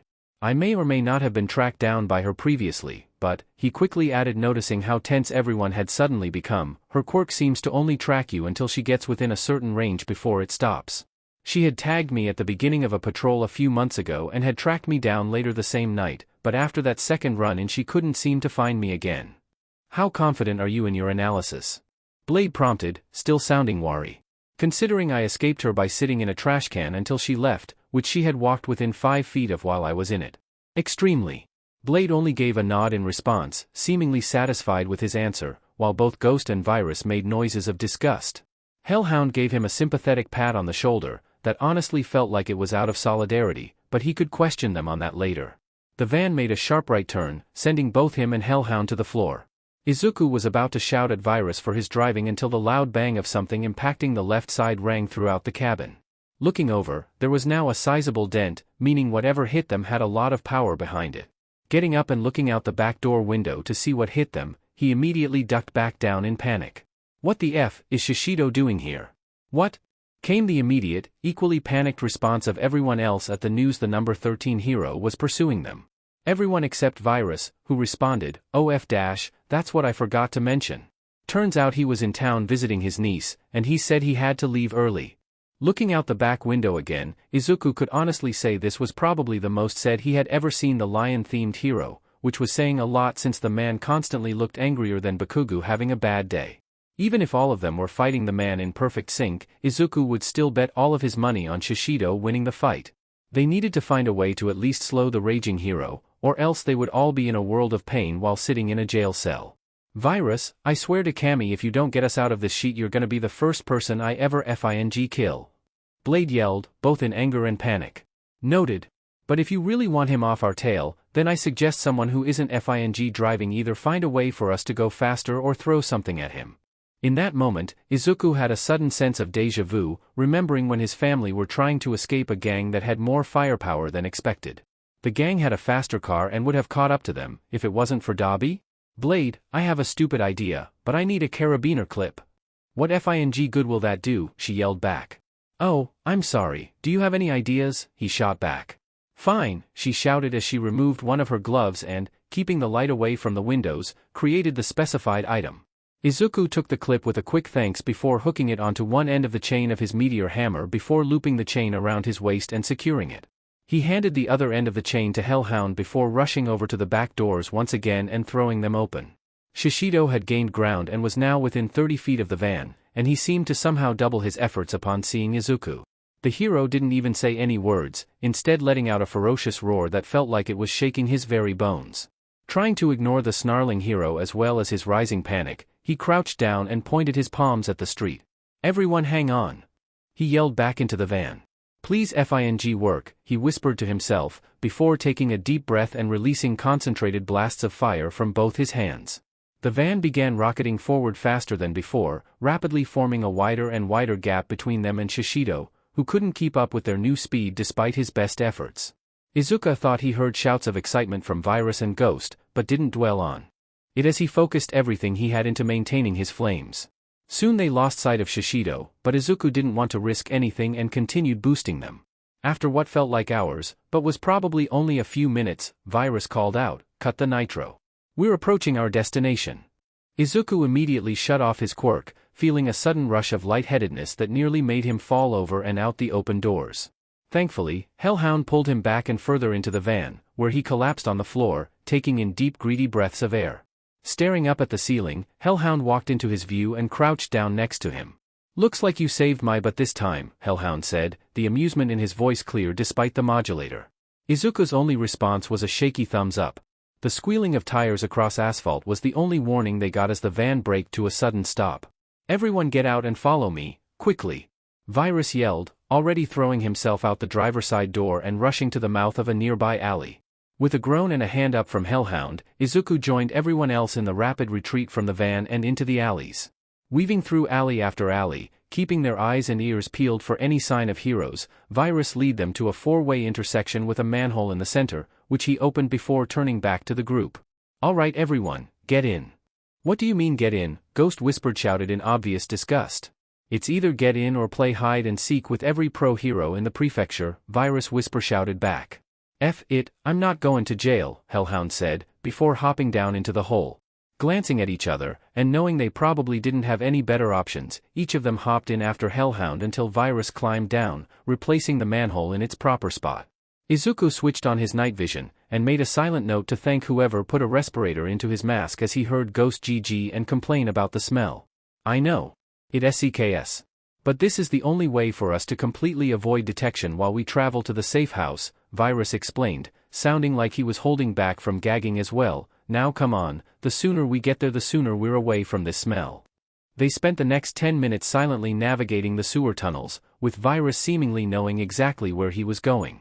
They eventually stopped in a tunnel that looked the exact same as every other tunnel they had passed through. However, as Virus pressed a hand against the wall, one of the bricks shifted. The sound of stone grating against stone echoed through the tunnel as a section of the brick wall swung inwards like a door, leaving a decent-sized opening Virus ducked into without hesitation. They all quickly followed, none of them wanting to be left behind in the sewers. Stepping inside, the group was greeted with the sight of what they could only assume was Virus' main headquarters. The room was fairly spacious and held more amenities than what you would expect of an 18-year-old villain's hideout. Tucked in the corner to the left of their sewer entrance was a kitchen complete with a stove, microwave, mini-fridge, sink, and plenty of cabinets and counter space. In the center of the room was a couch and 2 armchairs, as well as end tables between each end of the couch and one of the chairs, along with a coffee table in the center of the seating arrangement. Against the far wall where the couch and chairs were facing was a frankly impressive computer setup. 3 monitors took up a majority of metal desk space, the center one being closer to the size of a TV than a computer monitor, with 2 regular-sized monitors on either side of it. There were 2 high-tech-looking PC units under the desk on either side of where the black leather office chair was pushed in. To the left of the computer setup, tucked in the corner, was a ladder that led up to a trapdoor that likely served as the main entrance to the base. All in all, the hideout wasn't bad. Izuku had seen some much nicer ones, but those belonged to his family, so it was a bit unfair to compare them to this one. Welcome to Virus headquarters, and I think a huge congratulations is in order, considering we just completed our first mission together. Virus exclaimed while taking off his helmet. None of them replied as they all collapsed to the floor in exhaustion, thankful that it was finally over. From her place on the floor, Yaoyorozu, they didn't need to use code names now, called out, "If you ever withhold information on what heroes are in the area ever again, I will cut off one of your arms." Okay, that's a fair reaction, but in my defense I didn't know Shishido was in the area until he was already responding to the distress signal. Well then how did you know he was visiting his niece if you didn't find out he was even here until he was already on his way? Hagakure chimed in, which was a fair question now that Izuku thought about it. I was able to gain that information thanks to your efforts, my stealthy friend, he responded with a smug grin. The flash drive you had plugged into Death Arm's computer not only allowed me to gain access to all of his files relating to his shady relations, it also opened the door for me to make a backdoor connection to the Hero Net. Izuku looked at Kaminari in shock. The Hero Net was the most secure online network in current existence. Protected not only from regular hacking, there were several precautions in place to prevent anyone with even the most powerful technology-oriented quirk from gaining access if they weren't supposed to.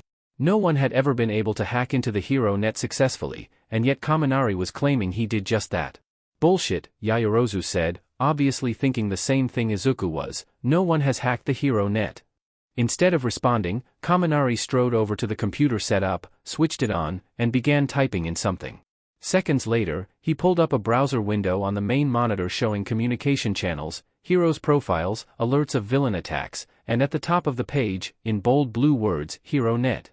On the monitor to his right, he pulled up what looked like a map of the entire Muzutafu area with markers, some moving and some not, each labeled with the names of heroes.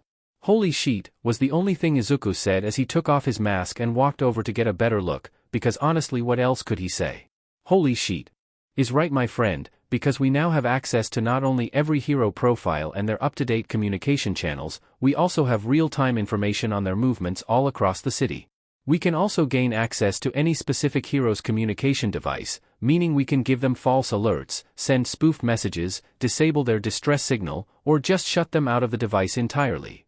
Hold on a second, Yaoyorozu spoke up, taking her mask off and giving Kaminari an accusatory look. If you're now able to disable the distress signal of the communicators, then how did you disable Death Arm's distress signal?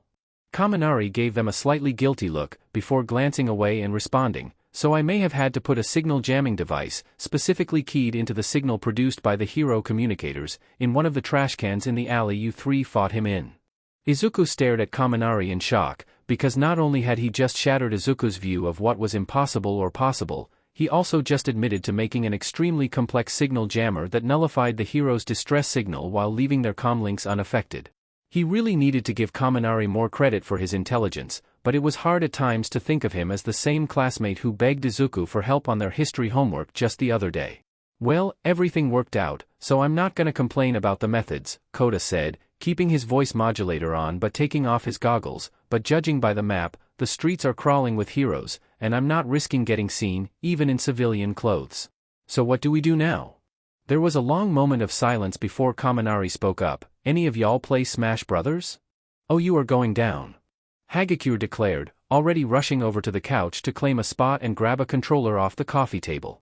Fucking try me. Kaminari yelled back with a wide grin, switching the center screen display to show the Super Smash Bros. Starting screen before rushing over to claim a seat next to her. Why not? Never played before, Kota said, earning gasps of mock offense from Kaminari and Hagakure, before claiming one of the armchairs.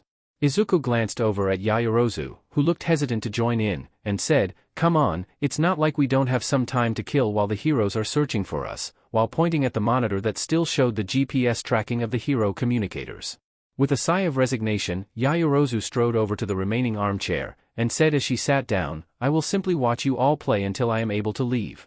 Izuku just smiled and joined Kaminari and Hagakure on the couch, honestly just happy to be doing something normal after such an intense night. Shota had his head in his hands, much like how he found Naomasa, still reeling from the security footage he just saw. What other reaction was he supposed to have to watching 5 villains escape capture in a van boosted by Green Oni's quirk? Not only that, but to also watch Virus drift the van to a stop before they all abandoned it to rush into the nearby alleys was something Shoyuta expected from an action movie and not from someone trying to evade capture. Should I tell you why they teamed up now, or would you prefer some more time to process the insanity you just watched? Naomasa asked, looking at Shota with sympathy. Might as well rip the bandage off now, was Shota's only response. It is currently thought that the group had 2 goals during yesterday's incident. One that has been confirmed as true, and the second is currently only a theory, Naomasa explained. The first goal was the assault and battery of the pro-hero Death Arms to the point of hospitalization. That immediately got Shota's attention. While he didn't know much about Death Arms, he at least knew the man was a highly capable combatant. Even if Shota didn't care for his method of punch first, ask questions never, you didn't get to be rank 63 off of brute strength alone. Unless you were the blonde oaf of course, but he put that thought to the side for now. In addition, given that the security footage showed all of the members sprinting away without any signs of struggle or pain, Shota would bet that none of them were injured, at least not severely. That meant they took down a top 70 pro hero with, at most, minimal injuries. That also marked this as Blade's current highest profile takedown to date, even if she had help. I guess having 5 against 1 would certainly skew the odds in the 5's favor, Shota said. Naomasa gave a slight wince, a nervous tick that he did whenever he had bad news, before saying, from the report that Death Arms gave after he woke up this afternoon, only Hellhound, Blade, and Green Oni were present for his assault. With Blade and Green Oni doing most of the damage to him. How much damage are we talking about exactly? Shota asked, starting to get nervous about how capable these 3 were in combat, even if he didn't outwardly show it. From the medical report that was sent in as evidence for the case, he suffered significant blood loss, a broken jaw, 2 broken ribs, the severing of 4 arm ligaments and his right Achilles heel, his left arm was completely dislocated at the shoulder, and he had a mild concussion. It is currently believed that he will recover, but he won't regain full mobility in his arms, and he will be permanently unable to perform hero work in the future. Shota took the information with grim acceptance. Every hero knew when they went out on patrol it could be their last day, either being a hero or on this earth. He did make a mental note to never engage the 3 on his own though. He also wasn't going to ignore the fact that he knew Blade chose targets that had been found innocent of substantial criminal charges, meaning there was a very real possibility that Death Arms did something to catch her ire. The nail in the metaphorical coffin, and thankfully it was metaphorical, was that he knew how Green Oni operated and who they took down. He spent too long patrolling with them to not know. For them to assist Blade and allow the former hero to receive such extensive injuries, that meant they knew, or were convinced, that Death Arms had hurt innocent people. The more he thought about it, the less sympathy he felt towards Death Arms, but he didn't need to say his thoughts out loud. Considering the man's face didn't shift at all while reading out the injuries, Naomasa was probably having, or already had, similar thoughts. Alright, what's the theory on the group's other goal? I'm guessing whatever it is involves Ghost and Virus. The bandy and robbery of the Death Arms Hero Agency. It took a lot for Shota to show outward surprise, especially twice in a single night, but this was one of those few moments. Of all the places to choose to rob, a hero agency should be at the bottom of that list. The number of sidekicks and heroes that would likely be in the building should be enough to deter any would-be robbers from even considering the building. Add a state-of-the-art security system provided by the HPSC and you have something that only the most experienced and elusive thieves would consider targeting with extreme trepidation. While he could recognize Ghost skills with stealth and avoiding detection, this still seemed outside their wheelhouse. You said this was only a theory though, what evidence do you have to contribute to it? Was there something on the security footage of the building? We're still searching through the security footage from last night to try and find more evidence, however the theory was developed due to the testimony of Kamui Woods. He was the first hero to respond to Death Arm's distress signal and provided basic medical treatment to the unconscious hero before sending a message to Death Arm's sidekicks on the man's location and condition before searching for the assailants. He was able to find them as they were piling into the escape vehicle shown in the security footage you just watched. He was unable to capture them due to Green Oni launching flames at him, which he was thankfully able to dodge, Naomasa added quickly, noticing how Shota had unconsciously tensed. Shota let out a breath he didn't realize he was holding. Even though he knew the hero was able to give a testimony, that didn't stop him from worrying that Green Oni had disfigured or nearly killed the man. He knew they would have hated themselves for it. Noticing Naomasa was waiting for him, he gave a single nod to continue. Naomasa, reminding him why he considered the detective a close friend, continued as if nothing happened. He should get the man a gift sometime soon, maybe a filing cabinet. The interesting thing, and the reason for the theory, is that he reported seeing Ghost enter the van along with the three who attacked Death Arms, even though there was no mention of her, or an invisible assailant, in Death Arms' report. The location where they were picked up was across the street from Death Arms Agency. You're telling me that 5 villains escaped capture in a vehicle they entered across the street from a hero agency? Shota asked in disbelief, how did no sidekicks spot them and try to apprehend them? With a heavy sigh, Naomasa explained, unfortunately, all sidekicks left the agency in order to rush to Death Arms' location before the group and the vehicle arrived, leaving the agency unguarded. Shota could only groan in response. Of course villains got away because people couldn't remain logical while in a stressful situation. While I admit the location and the presence of Ghost is suspicious, it's not enough to be concrete evidence that Death Arms Agency was their target. That's why it's called a theory, Eraserhead, Naomasa responded, with a faint smile. Shota sent the man a glare with no real heat behind it. Honestly, he was happy that the detective was still optimistic enough to make jokes. He would sooner cut off his leg before admitting it though. Where did they even get the van? Shota asked. From my understanding of Virus, they wouldn't have abandoned anything they invested money in, so I'm assuming it's stolen. We actually know the van's owner, not only from the license plate, but also because the owner reported the van as stolen this morning after he noticed it missing. He even had security footage of the lot where the van was parked that he submitted to assist our investigation, Naomasa said, pulling up the video on his computer and hitting play. It wasn't the best quality, but it gave a clear view of the driver's side of the van, as well as the person approaching. Despite the quality, Shoyuta easily recognized the yellow biohazard symbol on the front of the motorcycle helmet they wore. How they could see at night with a tinted visor was beyond him, but that wasn't what was important right now. Virus tried the door handle, but upon finding it locked placed their hand flat against the door over the lock. After a second of waiting, with no indicator that anything had happened, they tried the door again and it swung open. They proceeded to hop in and after another few seconds of waiting, the van started up and peeled out of the lot. Shoyuta already knew they likely had a powerful technomancy quirk, but for them to be able to steal a van without using a key in seconds took skill that he hadn't seen in most criminals with similar quirks. Hell, he had previously apprehended a thief with a technomancy quirk because the thief couldn't start the car he was trying to steal quick enough. Well, this at least shows we were right about their quirk, because there's no way he was able to do that without a technomancy quirk, Shota said. That should narrow down our list of suspects. That should be the case, however there currently isn't anyone in the quirk registry that has a technomancy quirk this powerful. At least no one in Japan, Naomasa said. So you think they're from outside the country? Unlikely. The only other person currently known to have a technomancy quirk capable of doing what Virus did is an American pro-hero by the name of Cypher.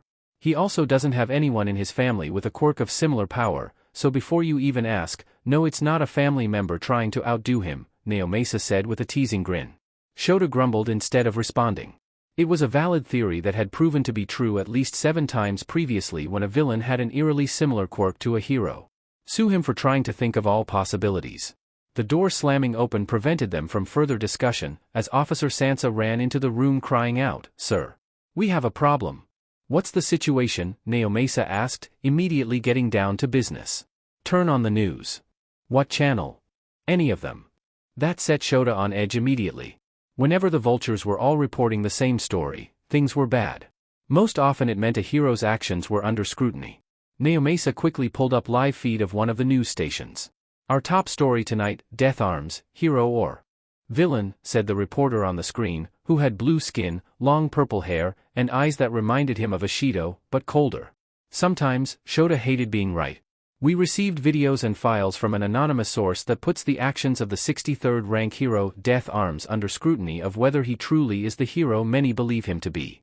Most of the videos are considered too violent to be aired, however they will be uploaded for mature audiences to view on an age-restricted section of our website.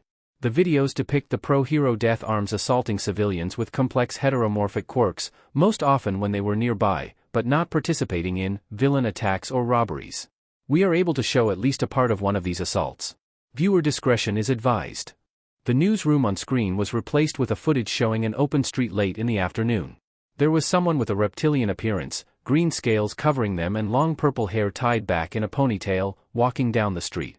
As they started to approach a building with a large display window, a clothing store from the looks of it, the window shattered. Looking as though they were thrown through the window, and colliding with a street lamp pole before falling to the ground, was a figure dressed in all black who appeared to have a knife instead of a left hand. The reptilian man rushed over and Shota immediately recognized he was searching the downed man for injuries, even pulling a bright red first aid kit out of his bag as he did so. Then Death Arms walked out of the shattered display window, calling out, "Oh, an accomplice? I'll make a handbag out of you, lizard," before rushing the man. He barely had time to turn around before Death Arms punched him hard enough to launch him across the street. The video abruptly cut there, and the newsroom feed returned, however the reporter on screen now had tears in their eyes that were threatening to fall. Taking a deep breath, the reporter spoke, "Apologies, but seeing someone else with physical mutations being attacked just for trying to help someone."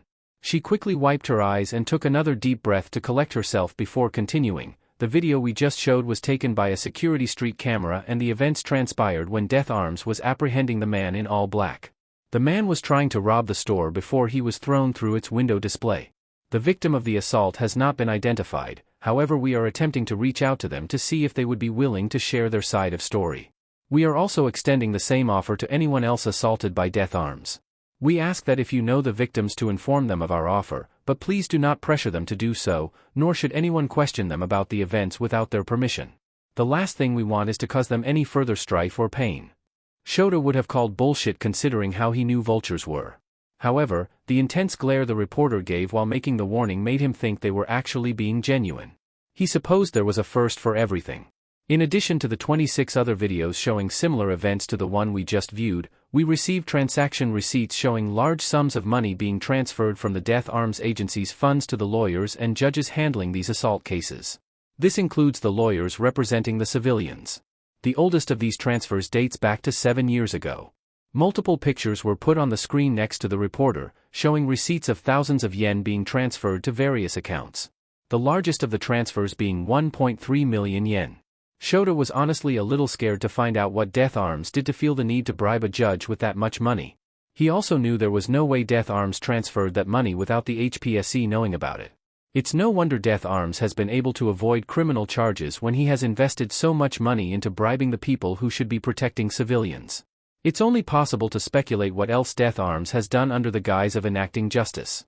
We tried to get some answers from the man himself, however upon trying to reach him at his agency, we were informed that he had been assaulted last night and was hospitalized due to his injuries. This begs the question, was this revenge from civilians pushed too far by Death Arms' actions, or was this a form of vigilante justice, possibly enacted by the same anonymous source who sent us the evidence of his wrongdoings?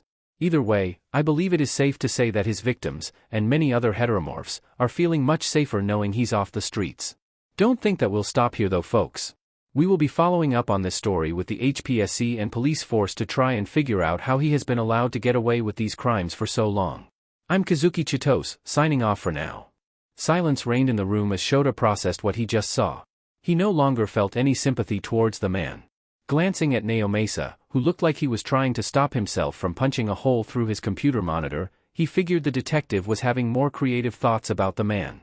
He expected Sansa to have the worst reaction, but the man just had a fanged smile stretching from ear to ear. Turning to Shota and Naomasa, he asked, "Would it be bad if I gave the group who took down Death Arms a fruit basket if we ever catch them?"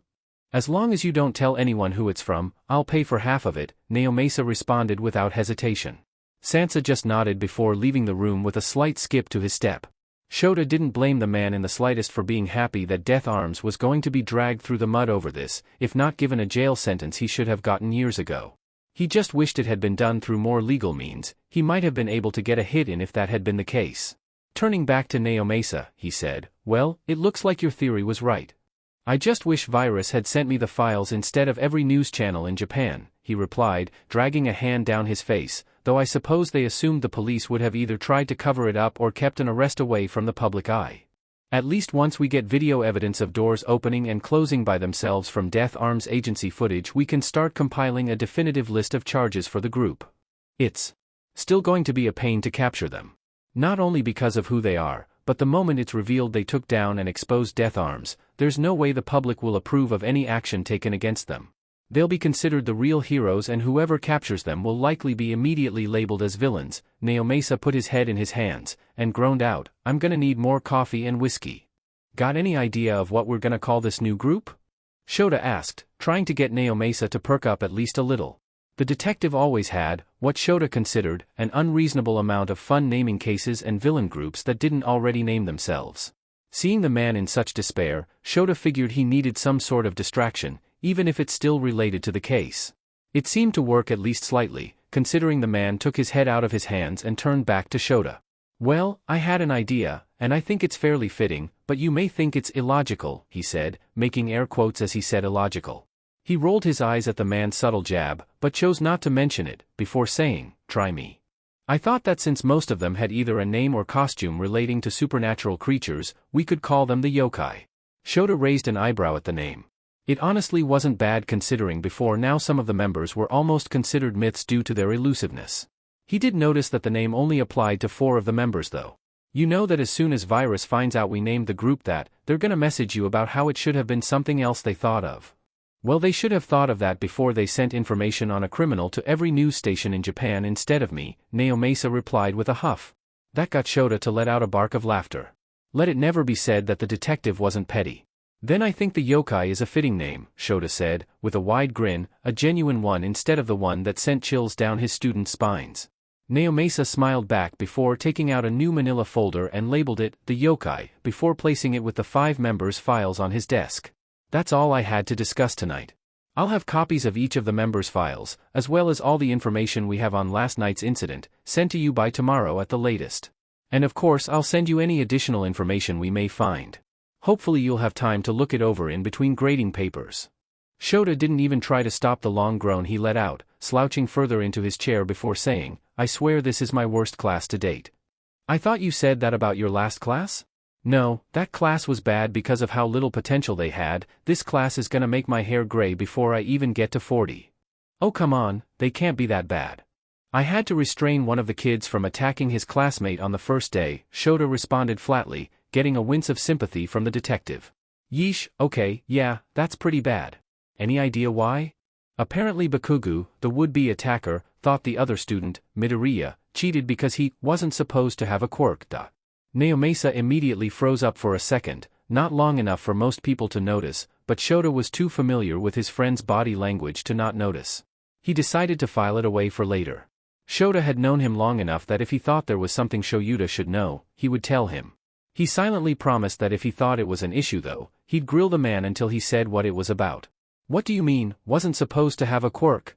Apparently they knew each other previously when Midoriya didn't have a quirk but lost contact before he developed one.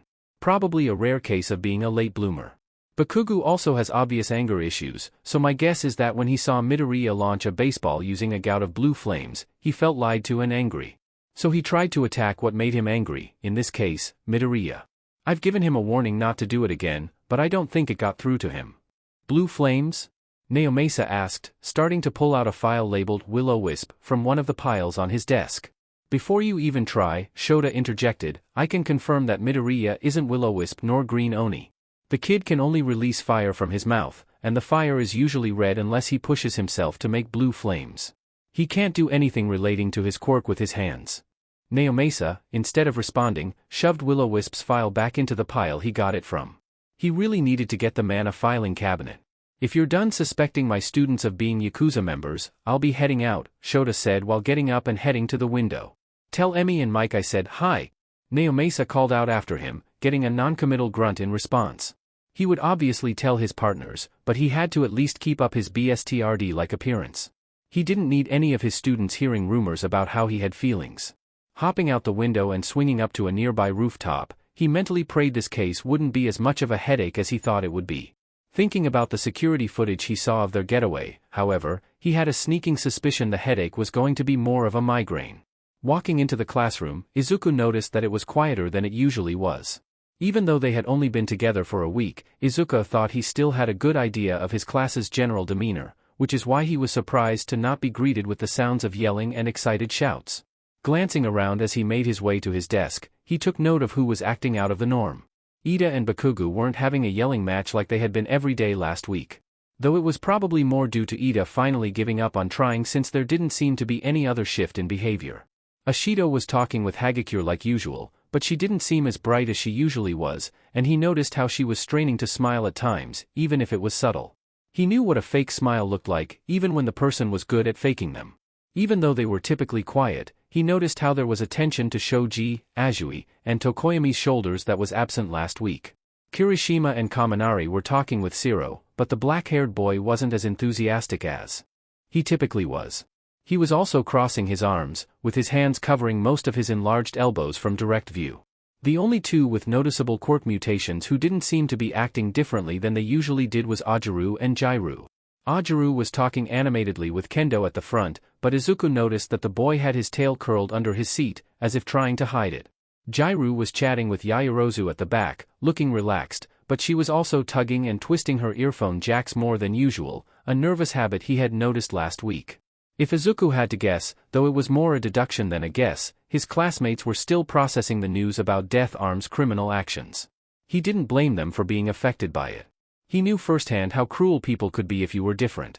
He didn't doubt his classmates with heteromorphic appearances had learned that fact earlier than they should have had too. After all, kids are often crueler than adults when someone didn't fit in. Izuku wanted to let his classmates know he was there for them, but he also knew directly approaching each of them about it would only call attention to them. Besides, they had only known each other for a week and he's barely interacted with most of them. He probably knew Ashido the best, and that was only because they went to the same dance studio and had conversations when they were on break at the same time. If he wanted to do something, he would need a more subtle way to do it. A thought struck him that could work, but as he started taking out some paper, the classroom door slammed open. Aizawa-sensei's almost here. Uraraka exclaimed as she rushed through the door and nearly sprinted to her desk. Everyone not already at their desk immediately scrambled to them before Aizawa-sensei could see. As they all sat down, Aizawa-sensei walked through the still open door and made his way to the center podium. For seconds, better, but not good enough since you all had the luxury of a warning, Aizawa-sensei said, looking at them all with his usual dead-eye glare. I have a few announcements to make before you can get ready for your next class, so listen up. First order of business is addressing something that I'm sure many of you saw over the weekend. The actions of Death Arms that were released to the public on Saturday. Izuku noticed his classmates he was worried about all tensed, some more so than others. His other classmates either grimaced, winced, or had little outward reaction in a few cases. He took mental note of the ones who didn't have much of a reaction, just in case. A few people were, or at least trying to, subtly glance at their classmates with heteromorphic appearances with looks of concern. I want to make something expressly clear. UA has a zero-tolerance policy towards bullying and discrimination. If I hear anything that would be discriminatory towards a fellow classmate, or anyone else for that matter, I will expel you without a moment of hesitation, Aizawa continued, a tinge of red in his eyes making him seem more intimidating. I refuse to have anyone in my class that would act even remotely similar to the mockery of a hero known as Death Arms. Taking a moment to look around the room, as if to ensure everyone understood him, he went on, "In addition, if anyone here is struggling with what Death Arms did, for whatever reason it may be, you are welcome to speak to me or Hound Dog at any point.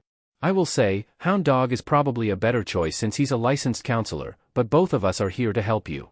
Hound Dog may seem intimidating at first, but he's honestly just a softie that's keeping up a tough act."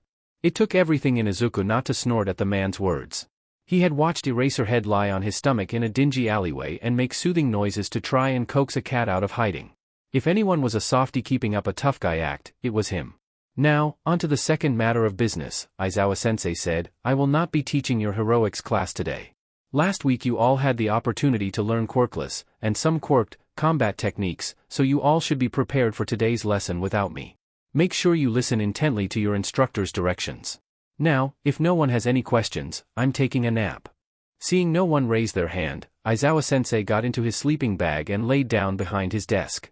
Conversation started up around the room again, but Izuku paid it little mind as he got back to work on his idea. Izuku walked back to class slightly before lunch ended to make sure he got there before any of his other classmates. While he didn't necessarily need for there to be no one around while he set his plan in motion, it would certainly make things easier. He just hoped Uraraka and Ishido didn't question why he left slightly early, but Kaminari and Hagakure would hopefully be able to assuage any concerns the others may have had. Stepping inside, he found the classroom thankfully empty. Perfect, he thought, while taking the pieces of paper with his notes on them out of his pocket. He set one on the seat of Ishido, Azui, Shoji, Tokoyami, Shiro, Ajiru, Jairu, and Koda's desks. While he knew Koda had already gotten the chance to vent his frustrations against the former hero, he still wanted to let them know he was here for them. Plus, he figured this would be more appreciated than a direct conversation. After placing the notes, he went back to his desk and began working on his Hero Analysis for the Future, Volume 14 entry for himself and ways he could improve his quirk. He was broken out of his musings maybe a minute later by the sounds of his classmates entering the classroom. Conversation was flowing and it seemed as if much of the tense atmosphere from this morning had been lifted. He sent a mental prayer to any luck gods listening that he didn't bring it back down with his notes. He made sure to keep note of everyone's reactions as subtly as he could. Ajiru, upon noticing the note, glanced around as if to ask a question, but stopped before picking it up and reading it as he sat down. After he finished, he only glanced back at Izuku before turning back to the front, but Izuku could see how the boy's tail was now raised up and swaying slightly from side to side. He's happy they weren't hiding it under their seat like they had all morning. Shoji visibly tensed at the sight of the note on their chair, and they seemed to be preparing themselves as they picked it up and took their seat. Izuku felt guilty for leaving a note now, and made a mental note not to do so in the future, but pushed it aside for now. If needed, he could apologize later. As Shoji read the note, the tension fell away as he gave a quiet sigh of what Izuku guessed was relief. The guilty feeling intensified slightly, but when he noticed one of Shoji's hands low to the ground wave slightly, he glanced down to see one of the boy's other hands had become an eye that made eye contact with him while the hand that waved gave him a thumbs up. He sighed in relief, smiling and giving a subtle thumbs up in return before glancing away once more. Jairu looked at first surprised by the note, before her features shifted into a glare as she picked it up and sat down. Izuku made another mental note not to leave Jairu notes, this one made out of fear of angering her. He did not want his brains to be vibrated into soup. She took a deep breath before opening the note to read it, and soon covered her mouth with her hand as she started shaking with silent laughter. She glanced back at Izuku and gave him a mock salute with one of her earphone jacks, which he gave a two-finger salute in response to, before she turned back to the front. Shiro looked confused by the note as he picked it up, sitting down as they read it. He let out a snort of laughter before covering his mouth like Jairu had, trying to hold in any more laughter from escaping. Kirishima asked if he was okay, but Shiro just reassured the redhead he was fine, which they accepted, even though they still looked concerned, and turned back around. Shiro looked over at Izuku, now grinning from ear to ear, and gave him a thumbs up before turning forward, shoulders still shaking from silent laughter. Tokoyami only raised an eyebrow at the sight of the note before picking it up and sitting down. As he read the note, there wasn't any notable change in his features, but Izuku could see dark shadows glowing yellow eyes start peering at him from within Tokoyami's jacket.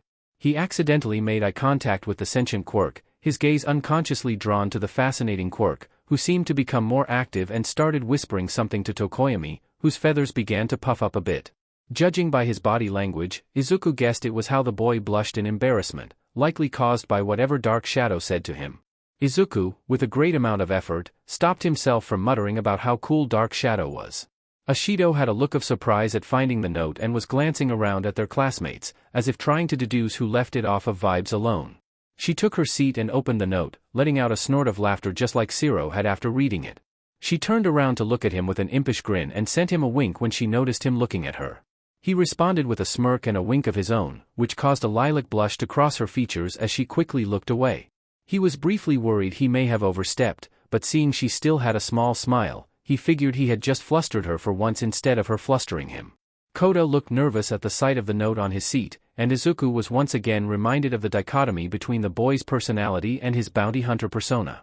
Reading the note, he seemed more surprised than anything else, glancing over at Izuku, but quickly glanced away upon making eye contact. Izuku figured if the quiet teen wanted to say anything, they would just message him on their communicators. He was surprised when a small crumbled piece of paper landed on his desk moments later. He glanced back over at Koda, who was pointedly looking away from him and had a light blush now dusting his cheeks. Opening the note, it read, "Thanks for the offer, I'll keep it in mind," causing Izuku to smile. Midoriya, Kero. He looked up from the note in his hands, putting it safely in his jacket pocket, and was met with the blank look of Azui. "Yes, Azui? Call me Tsu, Kero," she replied instantly, before continuing in a quieter voice, "Thank you for the offer, but I'm capable of handling things on my own, Kero." She began to turn back around, but paused as he said, "I used to think the same, but then I realized even if I can, that doesn't mean I have to. Of course, I won't make you do anything you don't want to, but I figured I'd at least make the offer." She stayed in her half-turned position for a moment before turning back to him. She seemed to consider him for a moment, and he met her gaze, suppressing the instinctive rise of anxiety he felt, as he tried his best to convey he was being genuine. The corners of her mouth upturned slightly before she said, "I'll keep your words in mind, Midoriya, Kero. That's all I ask, Tsu." She responded with another Kero that, unless he was imagining things, sounded distinctly happier than her previous ones as she turned back around to face forward. Izuku was just happy his notes were taken well, and leaned back in his chair, releasing the tension he didn't realize he had. His moment of relaxation was interrupted with the classroom door slamming open, and a shout he would recognize anywhere. "I am here." Entering the class like a normal person, All Might yelled, while holding onto the doorframe and leaning in, causing the class to become a cacophony of excited shouts at the sight of the number one hero. Izuku, however, only sunk further in his seat trying not to groan, now dreading their heroics class. He desperately wished that Eraserhead was still teaching them heroics, which he never thought he would wish for considering what a taskmaster the man was with training. Anything would be better than dealing with the man now posing at the front of the room though. He didn't want to think about rooftops and broken dreams. Shaking his head, he figured he should tune in and actually find out what All Might had planned for them. "We will be covering an important part of your journey to becoming heroes. Battle training." All Might yelled, eliciting more excited yells from the class. "But a hero is nothing if they don't look the part." He continued, before pulling a remote from behind the podium and clicking the center button while dramatically pointing at the wall to his right with it. The section of the wall in front of Eraserhead's desk shifted and extended to reveal metal briefcases, each one labeled with numbers ranging from 1 to 20. "Grab the case that corresponds to your seat number and meet me at ground beta," All Might said, before rushing out of the room just as quickly as he entered. People immediately began rushing to grab their cases from the wall and follow All Might's lead out the door. "Isn't this great, Dikairu? We get to learn heroics from All Might. How cool is that?" Uraraka exclaimed, shaking his shoulders from behind him. "Yep, it's a dream come true," he replied unenthusiastically. "More like a nightmare," he thought to himself. "Hey, you alright? I would have expected you to be the most excited, given how pumped you get about heroes. Heck, I thought you were gonna pass out with how excited you were about getting Lunch Rush's autograph," she said as they got their costumes and followed after the rest of their class. He felt heat creep across his face, and knew he was blushing because of her assessment. Sue him for getting excited over one of the heroes that was always there to help with disaster relief and donated both time and money to shelters all across the Providence in his spare time. The man was an exceptional hero and he would fight anyone who said otherwise. He knew he had to answer her though. After all, he understood how weird it probably is for a hero fanboy to not be excited about the number one hero in Japan. "Let's just say, I met him before and the saying, 'never meet your heroes' has more meaning to me because of it," he said, hoping it would be a satisfactory answer. That seemed to be the wrong answer, however, as Uraraka suddenly had an intense glare he had never seen her make before, and said, "If he hurt you I can throw him into the sun." It might take me a week or two to figure out the math, but I can probably do it. I swear if he's anything like Death Arms I'll dash. No, no, no. Nothing like that. Izuku quickly reassured, now realizing how his response must have been interpreted. I just asked him something and he didn't give me the answer I was hoping for. The intense look Uraraka had dropped in a second at his words before she said, "Oh, good, my parents probably wouldn't have been happy with me launching the #1 hero into orbit." He breathed a sigh of relief. In the back of his mind, he couldn't help but compare Uraraka's reaction to how Himiko had reacted when she found out about his impromptu meeting with All Might. He had to physically restrain her from rushing out of their apartment to try to find and stab the man. He's pretty sure she still has a picture of All Might taped onto the dartboard in her room. "What was the question you asked him?" "If you're okay with telling me, that is," she quickly added. He thought about it for a moment, and was about to make an excuse or lie, but then he remembered his words to Asu 2 moments prior. He wasn't ready to tell Uraraka about his past, not yet anyway, but maybe he could trust her with this. "Do you think someone quirkless could be a hero, Uraraka?" She blinked at him in surprise, before responding, "Well, of course they could. Aizawa-sensei fights quirkless and he's scary as hell, so a quirkless person could be a hero like him. They might need some more support equipment than him since he can just cancel people's quirks, but it's not like he can keep his eyes open all the time." "Why do you ask?" Izuku was still reeling at how easily she answered the question, as if it was as obvious as the color of the sky. He had only had his family tell him that he could be a quirkless hero, and that's because they knew him and his capabilities. Uraraka had just flat out said yes, quirkless people could be heroes. Maybe he had gotten lucky with his first friend at UA. He didn't notice as the intense glare she had moments ago came back with a vengeance until she asked, "Dikairu, what did All Might say?" Izuku didn't even need to look at her to tell Uraraka was furious, he could practically feel the anger rolling off of her. He silently hoped that he wouldn't have to hold her back from attacking All Might like he had with Himiko. He said that they wouldn't be able to be a hero and should think more realistically, he said, wincing as the glare became a look of righteous fury. "That fucker," she exclaimed, shocking Izuku. "He's always said in every interview that anyone could be a hero no matter what. Didn't matter who they were, where they came from, or what their quirk was. Ta think that Sunuva Beach was bullshittin' this whole time. And what kinda bullshit is that? Think more realistically. I can send shit into fucking orbit without even tryin', and you can breathe fire like a goddamn dragon. Nothin' about what we can do is realistic, but it still fucking happens. Sayin' someone can't be a hero 'cause they weren't born with a quirk is just quirkiest.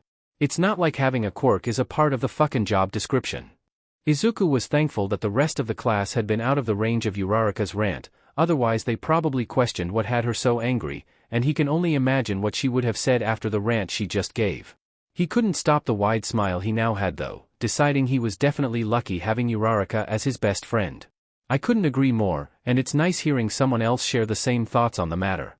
Even if it's in a more colorful way," he teased, causing her to blush and realize how much she just swore. "I grew up on a construction site," she said defensively. "My dad and his coworkers didn't exactly censor themselves when they got hurt, or really at all, so I picked up how they spoke. I never said it was a bad thing. Just a bit surprising since I don't think I've heard you swear before," he reassured, deciding not to comment on the accent change, trying to make sure he didn't make her feel self-conscious. "I try not to, since I know a lot of folks don't think it's proper manners," she explained, using air quotes, "but I just can't stand when people act like quirkless people ain't as capable as quirked people. My uncle's quirkless and he's the toughest Sunuva Beach I've ever met. I'll take your word. But as far as swearing goes, I don't think anyone will have an issue with it considering we have Bakugu in our class. I'm convinced if he tried to say something, without swearing, he would keel over on the spot from his brain overloading." Izuku burst out laughing at the assessment, which Uraraka joined in a moment later, and they spent the rest of the walk to Ground Beta in companionable silence. Izuku wondered what he did to deserve a friend like Uraraka, but he certainly wasn't going to complain. Walking into Ground Beta, he was hit with the sudden realization that he was really at UA. And fulfilling his lifelong dream. Sure, he already knew he was here and that he was studying to be a hero, but something about walking out in his hero costume made the reality of the situation fully sink in. He looked down at his costume, still in awe of it. The outfit consisted of a full dark green bodysuit with black accents and a scale-like pattern covering the entire thing. It didn't cling to his body and restrict his movement, but it wasn't baggy enough for it to feel awkward and in the way, making it a comfortable fit that allowed him full range of movement. The material was a tough, almost leathery material, but was still light enough for the suit to not weigh him down like real leather would. It was made to be both cut-resistant and fire-resistant, which would ensure he didn't accidentally burn it to a crisp. His forearms were covered in black, metal-plated gauntlets that had a flat, curved spike that functioned both as elbow protection and an improvised weapon in case someone attacked him from behind. His boots were made of a thick and durable black leather made to match his gauntlets. He also had matching black metal-plated knee pads to go along with the rest of the protective gear. He would have had the boots go up to his knees with metal, but figured it would weigh him down too much for his mobile fighting style.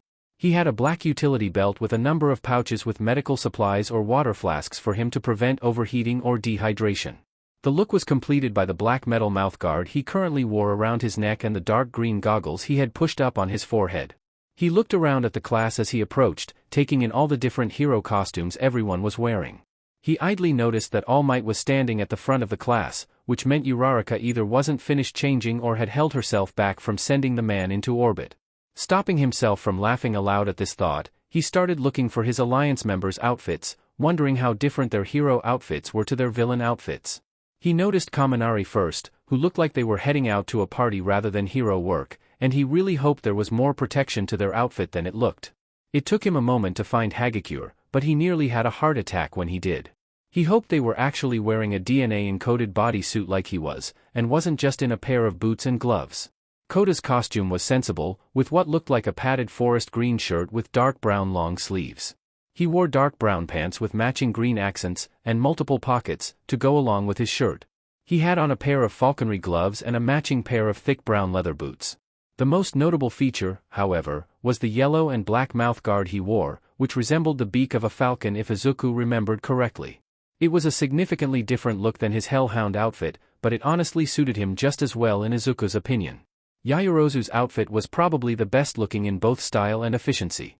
She had on a red sleeveless bodysuit with a number of black zippers all across it.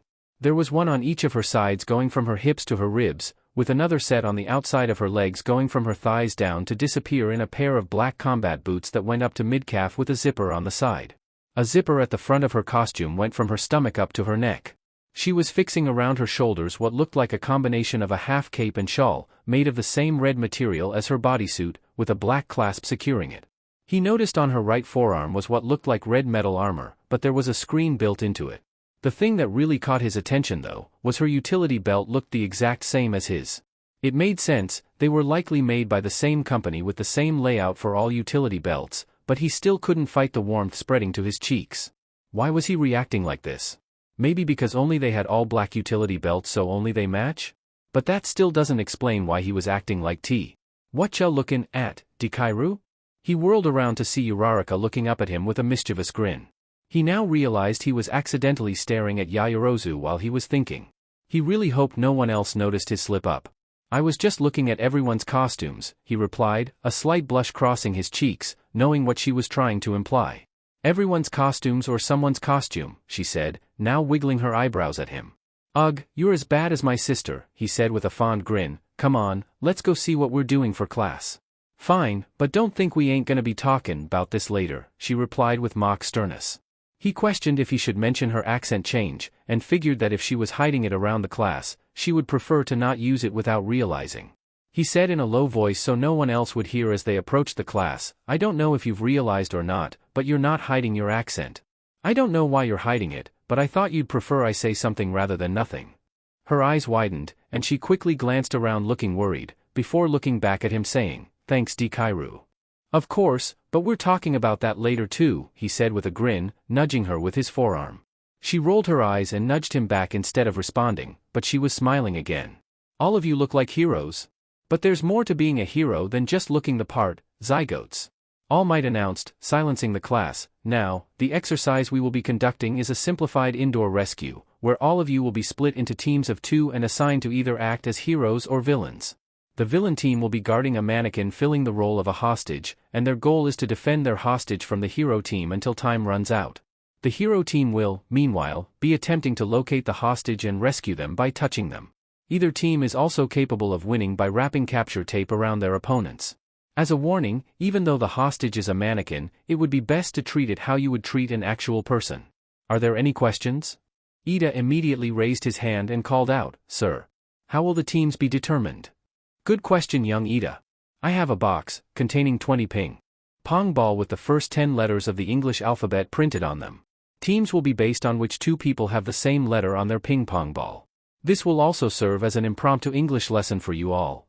All Might said, smiling despite some of the students groaning at the last part.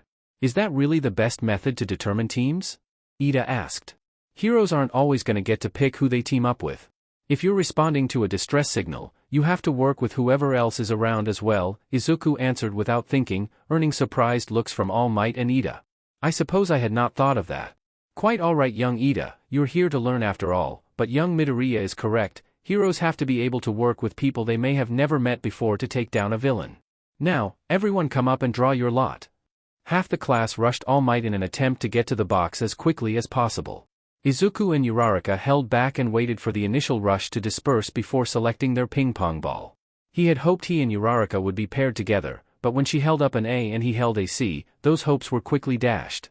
Next hope was he would get paired with one of the alliance members, but that was quickly dashed as well as each attempt turned up with nothing. Last hope was for him to just not get paired with Bakugu or Ida. He didn't think he could deal with either of them during their first training simulation. Hey, Midoriya, you've got a C right? A voice said behind him. He turned and was thankful his last hope came true, as he saw Kendo holding up a ping-pong ball with a C that matched his. I look forward to working with you Kendo, he said, holding up his ping-pong ball. He looked around to see who was the unlucky one to get paired with Bakugu and nearly burst out laughing at seeing Ida standing next to Walking Bomb, the two of them already arguing. It looks like everyone's paired up. Now I'm going to randomly select teams to face each other, All Might said, collecting one of each team's ping-pong ball and putting them back in the box and shaking it before selecting two. Team J is villains and Team E is heroes. Izuku looked around to see who reacted, and nearly laughed when he realized Koda and Hagakure were Team J, as Hagakure ran up announcing it while she dragged Koda along with her. Koda looked horrified at having to go first and was shaking slightly with everyone's eyes on him. Izuku looked around and saw Kirishima and Mineta step up, meaning they had to be Team E. Izuku hoped Kirishima would be able to keep Mineta in check. He hadn't known the diminutive boy for long, but he didn't like most of the things Mineta said. Glancing at Koda, the Rocky boy was no longer shaking and was now slightly glaring at Mineta. Good to know Izuku wasn't the only one bothered by the boy. I will guide you four to the building being used for this exercise, the rest of you stay here and when I return I will start the security cam monitoring system so everyone will be able to see what is happening. The cameras do not have audio, however I will be able to hear you through a device I will hand out once we get to the exercise building, All Might explained, before guiding the two teams out of the observation room and into ground beta. Izuku would have wished his teammates luck, but he figured that they probably didn't need it with Mineta. Regardless of who fights the grape-themed boy, he's certain it will be entertaining. Koji was dreading this exercise already, especially since he had to act as the villain. The irony was not lost on him, and he would have probably laughed along with the universe if he weren't so worried about messing this up in front of all his classmates or acting like he did as Hellhound. The only reason he hadn't completely frozen like a deer in headlights was the fact that he was able to tap into some of his anger when he realized Mineta was on the opposite team. Ever since the first day he has heard the diminutive boy making suggestive comments about the girls in the class and every word always made Koji's blood boil. It reminded him too much of some of the creeps who had tried to hire Hellhound to track down their ex or some random girl who caught their eye. He felt his hands start to clench into fists and knew he really needed to calm down before the exercise started. He didn't want to slip into his Hellhound mindset while at hero training, or else something bad would definitely happen. You alright Koda? He quickly looked up to where Hagakure's voice came from, trying to look where he knew her face would roughly be. The earpiece All Might had given her, matching his own, helped guide his gaze. They were in a corner room on the 4th floor of the 5-floor building they had been guided into. The mannequin hostage was tied up in the back right corner of the room, furthest from the door. He started to hold up his hands to sign, but remembered that she didn't know sign language from when he suggested the team use it for on-field communication. He adjusted the dial on his mask, making his voice slightly lower but not to the same depth as his Hellhound modulator. I'm just nervous about this. I don't want to mess up on camera, Koji said, deciding not to mention his anger. I'm sure we'll do great as long as we work together and make a decent strategy, Hagakure easily responded, confidence clear in her voice. Now, do you have any suggestions for what our strategy should be? Koji thought for a moment, glancing around before his eyes landed on a spider in a web under the camera in the top right corner of the room, sparking an idea that made him grin. I have a thought, but I need to outsource some help, he said as he walked over to the corner where the spider was and switched off the modulation. Hey there, would you be willing to gather some other residents like yourself to help me and my friend? You all wouldn't have to do much, just tell me what the two people that are coming into the building are planning and doing, Koji said to the spider, which he now recognized as a Joro spider.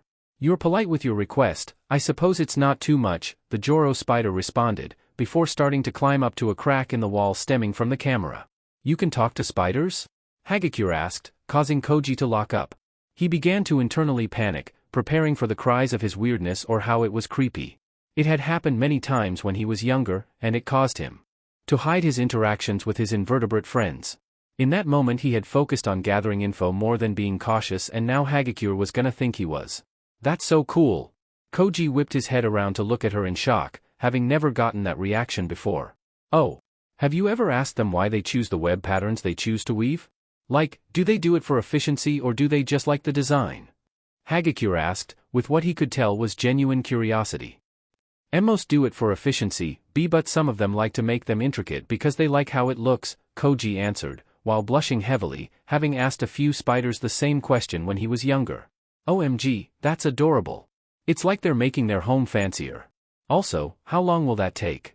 Koji went to speak to Hagakure, but stopped when he realized he hadn't re-engaged his voice modulator, and rushed to do so. She waited for him to adjust the dial to his preference without any comment or indication of impatience, which he greatly appreciated. Once he set the dial back to where he had it before, he looked back to where he thought her eyes were. Hopefully not long, but in the meantime, we can plan a way to deal with Kirishima and Mineta, Koji said, doing his best not to growl as he said Mineta's name. I was thinking about that, and I honestly think the best thing to do is to separate them and deal with them individually, Hagakure suggested, surprising Koji. Easier said than done, besides, they'll try to prevent a 2-on-1 at all costs. They probably don't have much combat experience, but anyone understands being outnumbered is a bad thing. Oh, no, I mean we separate them so it'll be 2 sets of 1v1s, she said, causing Koji to raise a questioning eyebrow. Is splitting up really the best option? Listen, I can take care of myself when push comes to shove, so you don't have to worry about my safety. My thinking is, no matter if we face both of them or one of them, we would both be fighting in an enclosed space, which means we have to avoid each other while aiming for our opponents. And that is made harder with me being invisible and you can't see when I'm in the way. The best way to mitigate risk is to fight separately. Koji stared at Hagakure for a moment, impressed that she identified an obstacle he hadn't even considered. Thinking about it, he really should have expected something like this from a skilled thief since they have to think of every possibility of a heist. He'd remember not to underestimate Hagakure in the future, even if he already wasn't. It still served as a good reminder. Alright, who do you want to deal with then? Oh, definitely Kirishima. I may have invisible clothes on, but I am not risking that purple midget trying to get handsy with me. Sounds fine to me, Koji replied, trying not to sound too eager over the prospect of fighting Mineta. Alright, we'll need to set up some event to separate them. Maybe I could try to lure Kirishima into a fight while you stealth take down Mineta from behind? That only works as long as Mineta doesn't scream and he isn't immediately eliminated, so All Might doesn't announce it to Kirishima. Oh, right, forgot that he would announce eliminations. Well, do you have any ideas? Koji paused in thought, before asking, how high of a fall do you think Kirishima can withstand?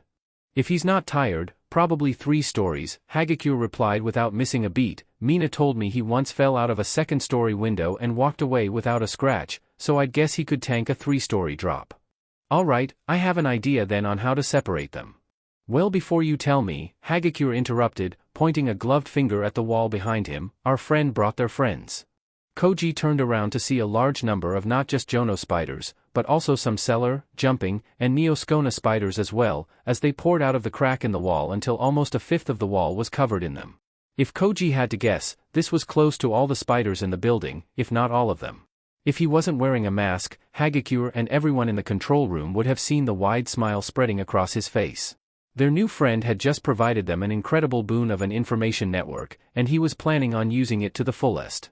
Once he was finished explaining the spiders' role and thanking them for their help, all he and Hagakure needed to do was finalize their attack plans with the little time they had left. Time to see how well the villain team can do. In the observation room, the class watched as Koda faced the camera without looking directly at it, and was gesturing as if speaking to someone. This confused many people, but when some of them looked to All Might, the #1 hero looked busy listening in, so they assumed whatever he was doing was fine. On the screen looking at the hero team, Kirishima looked like he was speaking to Mineta, but the diminutive boy was waving off the red head with a smug air to him. So, who's betting on who winning? Ashido said while looking around at the class. Ashido. It is highly improper to bet or gossip about the capabilities of our classmates. Ida exclaimed, chopping a hand in her direction. It's quite alright, young Ida. All Might said, stunning the boy and preventing his incoming lecture. I was actually going to get the thoughts of the class on the match, but young Ashido beat me to it. I want you all to be watching these matches and analyze the strategies used, both strong and weak points. So you're all free to speak among yourselves, and when the match is over and the teams return I'll ask for your insights. As All Might finished speaking, the class began discussing about their thoughts on the matchup, some people only with their partner while others sought out their friends. Well, Kendo said, turning to her partner, who do you think is going to be the winning team? Team J, Midoriya responded without hesitation. Kendo raised questioning eyebrow at him before saying, you sound pretty confident in that assessment. Care to share why? Confident in what assessment? Uraraka asked as she approached the two, Shoji walking next to her. Midoriya thinks that Team J are going to win, and he seems confident in his answer, Kendo explained, earning a surprised look from Uraraka and a questioning look from Shoji. Why do you believe Team J to be the winning team, Midoriya? Shoji asked. Stealth and recon are incredibly useful in a match like this, and Team J has that. Team E is at a disadvantage because of this, plus from what I'm seeing on the screen, Mineta is overconfident, Midoriya explained, while pointing to where said boy was still smugly grinning. Okay, I can understand that reasoning, Kendo said, but as much as I hate to say it, Mineta has a good quirk for capture and Kirishima has a great quirk for both defense and offense. Plus, I'm not too sure how well Team J will do in a combat scenario. Ah, come on Kendo, Uraraka said, pouting a little, just cause Kota's shy doesn't mean he can't fight. Besides, it's gotta be rough fighting someone who's invisible, so Hagakure has that as a big benefit. I completely agree Uraraka, Midoriya said with a wide smile. I will have to agree with Kendo in this case. Mineta's quirk is perfect for a capture-oriented exercise like this, Shoji said, smiling under his mask when Uraraka looked at him in mock hurt. My own teammate betraying me, she said dramatically, before descending into giggles. As the others kept talking, Midoriya noticed All Might was fiddling with the computer until he had all the various camera perspectives on the monitor. He was beginning to speak into a microphone on the console as Midoriya turned back. We'll see who has the most accurate assessment, he said while directing the others to look at the screens. All right everyone. Prep time is over, the heroes may now enter the building. Good luck everyone. All Might called over the speaker system. The hero team entered the building with the general idea of a plan rather than an actual strategy for the situation. During the planning phase, Kirishima had prompted Mineta on what they thought would be a good battle strategy, but he had waved off the question, asserting that they didn't need one. When prompted further, the diminutive boy explained that Kota's behavior indicated that he would be too timid to fight and would be easily captured by his sticky quirk. Mineta was sure that with the two of them together, they would easily be able to capture Hagakure with Kota unable to assist. I still don't know, bro, Kirishima said nervously as he looked around the halls. I feel like we should have done more planning, you know? I mean, isn't it a bad thing to assume how someone will act? If you are a hero, aren't you supposed to profile villains to try and plan how to act? Mineta fired back with a smug tone, stumping Kirishima. Well, yeah I guess so, but it still just doesn't feel right. Trust me, Kirishima. We are going to win this, Mineta assured, before mumbling quietly, I'll especially win if I can get a feel of Hagakure's invisible assets. What was that bro? We need to keep an eye out for Hagakure. Never know where she could be. Mineta exclaimed in panic. Oh, true. You're so smart bro. Mineta sighed in relief before the hero team continued their search. As they moved around the first and second floors, both boys had the feeling as if they were being watched. Even in places where there were obviously no cameras, there was still the nagging feeling in the back of their minds. Their paranoia was not helped by the silence that seemed to permeate the building, setting their nerves on edge even more. Both were acutely aware that an invisible punch could hit one of them at any point in time. As they made it to the third floor and started searching around, ready to strike at the slightest sign of movement, they headed down a corridor with windows all down the right wall, showing the front of the building. They carefully made their way down and as they got close to the end, Mineta looked forward after glancing around and almost ran face first into a spider hanging from some silk. The grape-themed boy shrieked in terror and leaped back in panic. Kirishima whipped around to look at his teammate, his forearms hardened, and yelled, Where is she? Mineta frantically pointed at the spider, and watched as Kirishima got into a combat stance facing where he was pointing.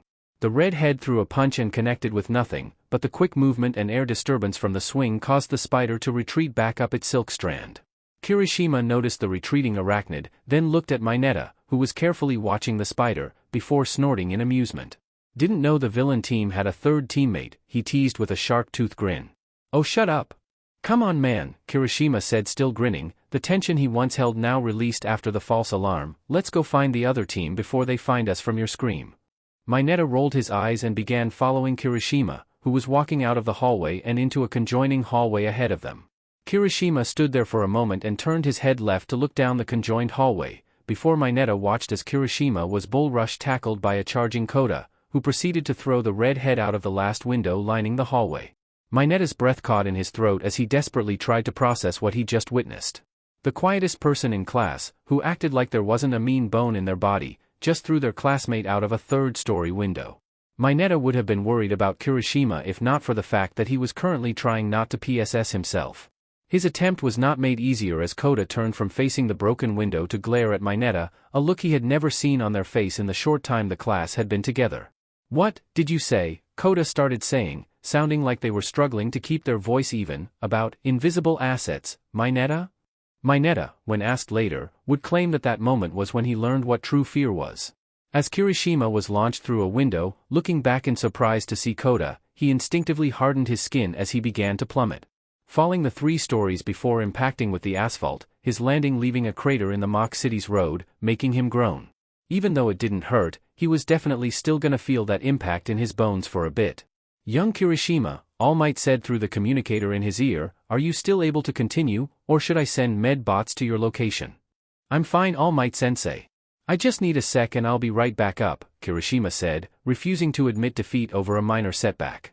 The red head pulled himself out of the crater, and winced at the damage he did, and hoped it would be all right with the school. He whipped around to the building when he could hear Mineta shriek in what sounded like terror from the window he was just thrown out of. Don't worry, bro. I'm on my way. Kirishima yelled as he charged into the building, making a beeline for the stairs up. He made it through 2 hallways before he tripped over something and fell, his impact lessened by his skin hardening. He was about to brush it off until he heard a quiet giggle behind him.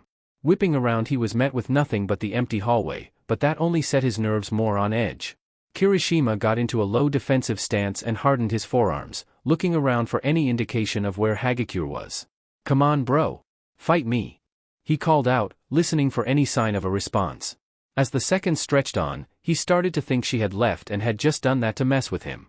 The sudden impact to the back of his left knee, making him involuntarily buckle under his own weight.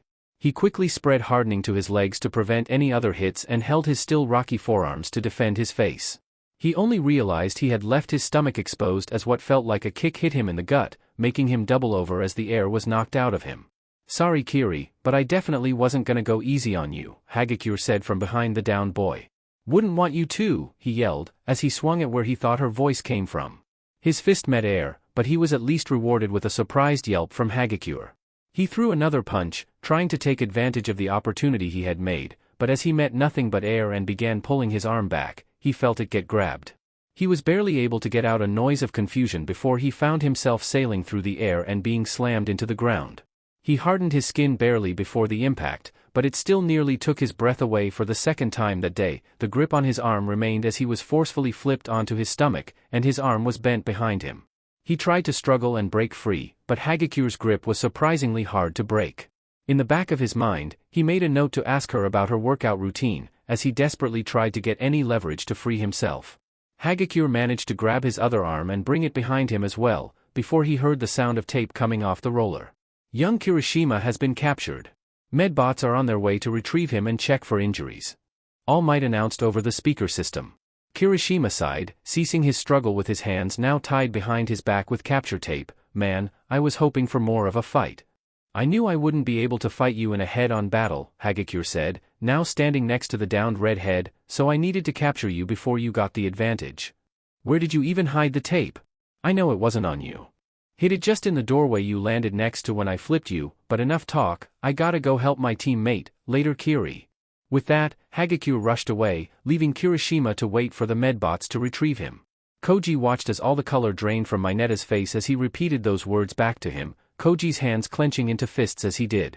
Where is she?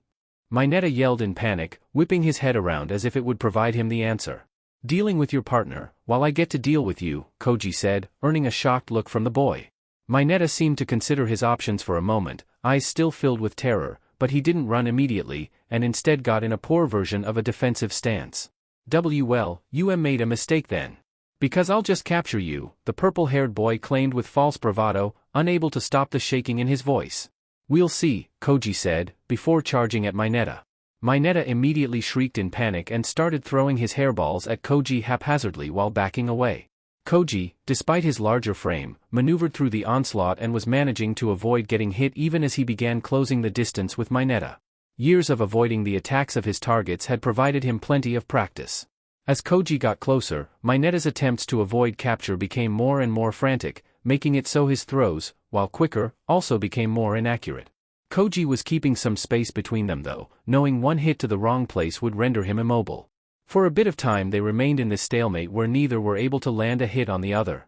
This was interrupted as All Might's voice called over the speaker system, young Kirishima has been captured.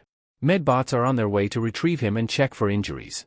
That announcement caused Koji to grin and Mineta to look like he was on the verge of a panic attack. This chase continued, with Koji ducking, weaving, and jumping to avoid getting hit, while Mineta was now almost completely ignoring precision and just throwing as many hairballs as he possibly could to try and stop Koji. After only a few seconds of this, however, Mineta pulled one of the hairballs and winced in pain as the spot began to bleed. In his panic he hadn't kept track of his quirk, and he had just reached its comfortable limit. Koji knew everyone had one, and if they expended everything too early, they were much easier to capture. This moment of pain was the opportunity he needed, because in that brief moment the volley of sticky hairball ceased, and he didn't have to fear capture. Koji closed the distance between himself and Mineta before the boy had a chance to get over his sudden pain. He reeled his arm back and, as the purple-haired boy began to open his eyes again and look up, Koji brought his fist down into his opponent's stomach. Mineta immediately had the wind knocked out of him and was launched across the remaining 10 feet of the hallway they were in, tumbling heels over head, and slammed into the back wall before falling to the floor. As Koji approached Mineta, breathing deeply from his impromptu dodging practice, the boy let out a groan of pain from his position on the floor but made no move to rise. Koji looked down at him, still feeling angry over what he had said he wanted to do to Hagakure, and felt like the one blow wasn't enough. He clenched his fists again, and wanted to throw another punch at the scumbag who wanted to be a sad excuse of a hero. Before he could even raise his hand, however, he was reminded of dark alleyways, where all he felt was anger and the feeling of his knuckles hitting flesh. He was reminded of adrenaline and danger. He was reminded of... Koji shook his head to try and dispel the memories that were clouding his thoughts. He crouched down, taking the capture tape from one of his pants pockets, and used it to bind Mineta's hands together. As he finished and stood up he was startled by All Might's announcement. Young Mineta has been captured. Team J wins. Medbots will escort young Mineta out of the building, so please do not impede them and return to the observation room. Koji stood above Mineta a moment longer, looking down at the pained form at his feet, wishing he could release more anger. Koda! Hagakure called out, causing him to quickly turn to face her voice before an invisible weight impacted with him. Your plan worked. We did it. Koji froze up at the feeling of Hagakure hugging him, a bright blush clear despite the half-mask he wore. He almost mechanically moved his arms to hesitantly hug her back, not used to people hugging him outside of family. It was strange, but not bad. I'd say our plan worked. I couldn't have done it without you, he replied softly, his blush deepening as he did. Aw, you're so sweet. Now come on. Let's go to the observation deck. Hagakure said with glee, as she grabbed one of his hands and pulled him away like she did when they had first gotten called upon to participate. Koda could only smile behind his mask as he rushed to match Hagakure's pace, but let her continue to pull him along. As All Might announced the end of the battle trial, Izuku tried not to seem too smug as he looked at Kendo. She was still staring at the screens in shock, mouth ajar since Koda first threw Kirishima through a window. Uraraka was still pumped about Hagakure's takedown and was muttering about how she could try to do that with her quirk. Izuku would wish her opponents a speedy recovery if she figured it out before her match. Shoji turned to Izuku, one of his hands transformed into a smiling mouth, and said, maybe I should listen to your advice in the future. Izuku grinned back, before looking back to Kendo, who still hadn't moved. Earth to Kendo? You with us? That seemed to shake her out of it as she turned to Izuku. Huh? Oh. Sorry, I was just so surprised by how efficient Kota and Hagakure were in that. I'm sure a lot of people in our class have had some form of training before coming here, Izuku said, hoping she wouldn't question them about said training. Welcome back, students. All Might announced, silencing everyone who was now paying attention to the 3 students returning, an impressive display from both teams involved. Kota and Hagakure had opposite reactions to the praise, where Hagakure cheered and thanked the symbol of peace while Kota hid his face in his hands. Kirishima seemed to brighten at All Might's words, but didn't seem to have the same energy as he did earlier. Now, who do we think was the MVP of this match class? All Might asked, getting a jumbled response as several people called out at once. My quirk isn't super hearing, so please one at a time, class. He called out, looking disoriented. Young Ida, you have your hand raised, so why don't you share first? Sir. From my analysis, I believe that Hagakure should be the MVP of this match since she was likely the one tracking the location of the hero team for Kota to ambush them and separate them. Also, it was highly dangerous of Kota to throw a classmate from a 3-story window without knowledge on his classmate's capabilities, Ida said, his reprimand causing Kota to shrink back. Hey! Hagakure cried out, sounding outraged and surprising the class. We planned that ambush there because I had the knowledge that Kiri could take a fall like that based off of info from a trusted source. And I wasn't even the one who did all the recon. I would say that me and Kota did an equal amount of recon, if not more, by him getting our friends to help out. What do you mean, friends? Ashido asked while Ida was rendered silent, shocked that his analysis had been completely wrong. Hagakure paused and shifted in place for a moment while Kota looked more anxious than normal, before she said, Kota's quirk makes it so he makes friends with animals really easily, so they helped us. The tension Kota had seemed to release as Ashido said, that's so cool. I wish animals would help me with stuff. With this new information, does anyone else have any thoughts on an MVP? All Might asked, trying to make sure his class stayed on track. Izuku raised his hand, and when he was called on said, Kota should be the MVP, assisted his teammate so that info gathering wasn't solely placed on her, was the one to execute the ambush which separated the opposing team, and preformed a successful capture of an opponent. Does anyone have any thoughts in disagreement with young Midoriya's analysis? When no one else moved to speak, All Might announced, well then, it looks like young Kota is our first MVP of the day. Kota looked stunned by the announcement and was blushing a deep red as people began to cheer for him. You may rejoin the class, but if anyone is injured, please go visit Recovery Girl. Now, next up for their battle trials are Team B as villains and Team G as heroes. Izuku started thinking that the universe really did have a sense of humor as he watched Yaoyorozu and Kaminari walk to the front as Team B was called. Seriously, what are the chances that all 4 of them got assigned to teams and just so happened to also be chosen as the villain teams? He glanced at All Might and briefly questioned if the symbol of peace knew, but dismissed it quickly, knowing they would have already been arrested if the man knew. He noticed Todoroki and Tsu were at the front of the room as well, and figured they were Team G. As the teams were lead out of the room, Yaoyorozu glanced back at the class, and briefly met his gaze. He mouthed, good luck, to her, which she seemed surprised by before she nodded and continued with All Might. Even if Izuku knew how capable she was still gonna have to face Endeavor's son, and Izuku had a good idea of how intense the number 2 hero could be with training.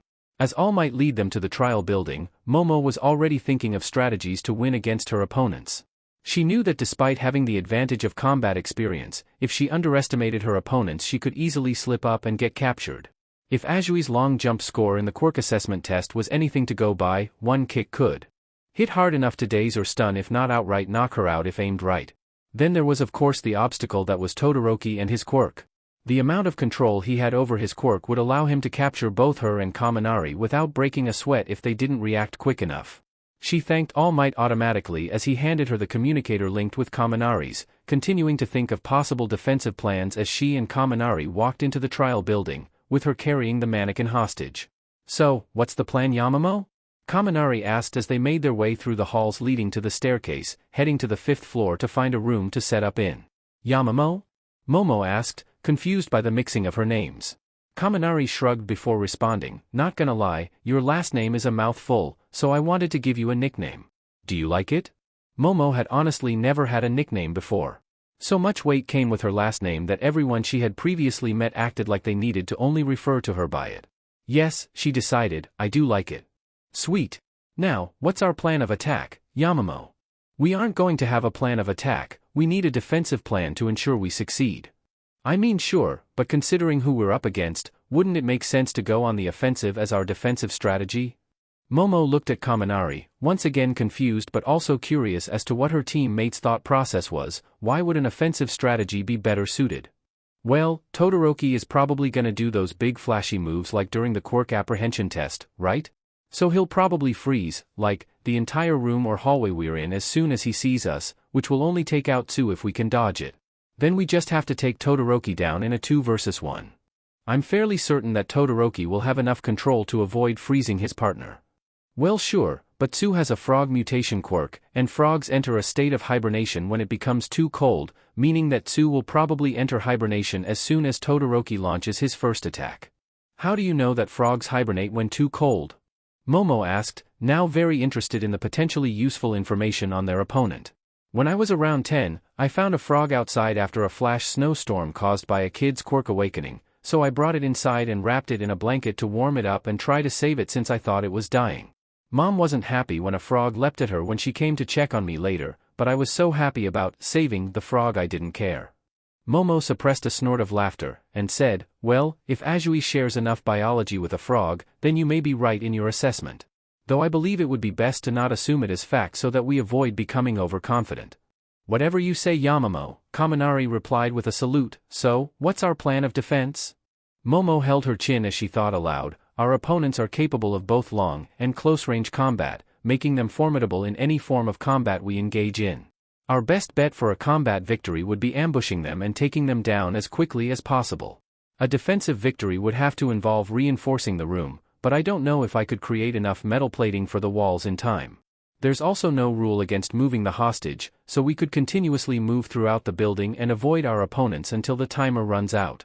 That, however, could lead to an underprepared encounter with our opponents, making it a risky strategy. My quirk also works best if I conserve my energy as much as possible, meaning staying stationary would be the most beneficial. Is there a strategy that benefits your quirk, Kaminari?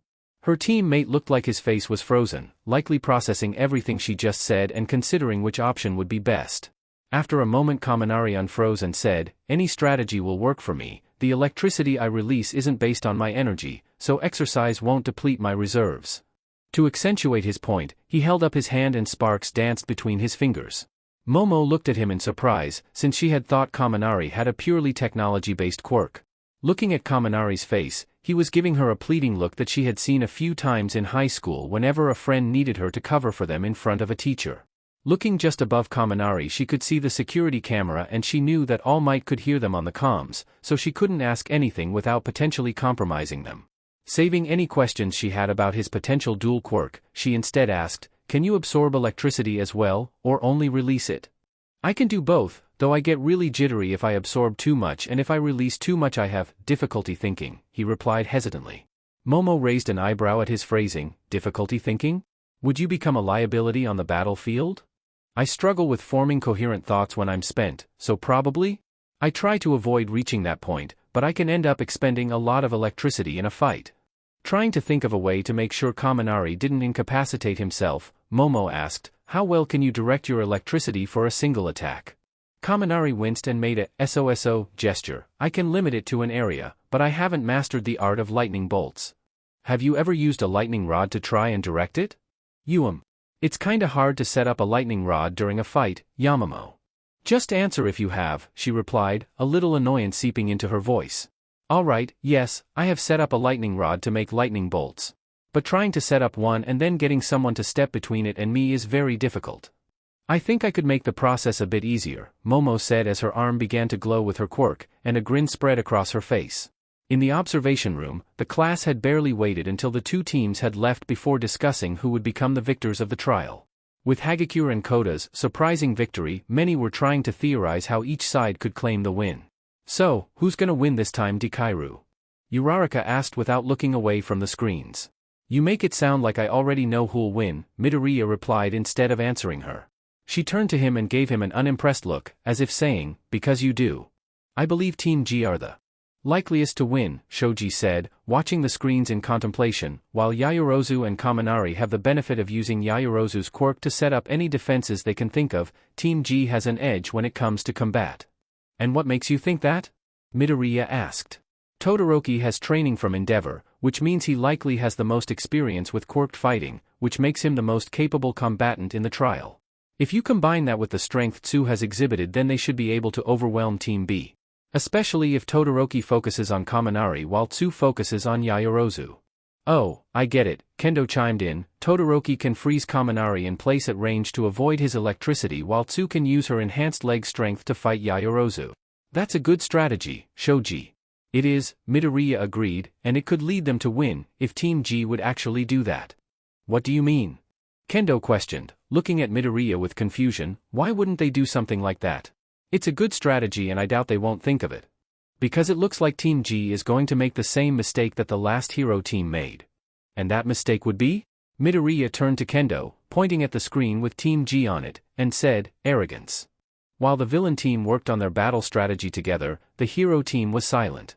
When Tsuyu had attempted to form a battle strategy with Todoroki, she was met with a blank look as he claimed her assistance would not be needed. Tsuyu had spent another minute or two attempting to get her teammate to work with her, insisting they needed to work together for the assignment, but the split-haired team continued to deny the notion.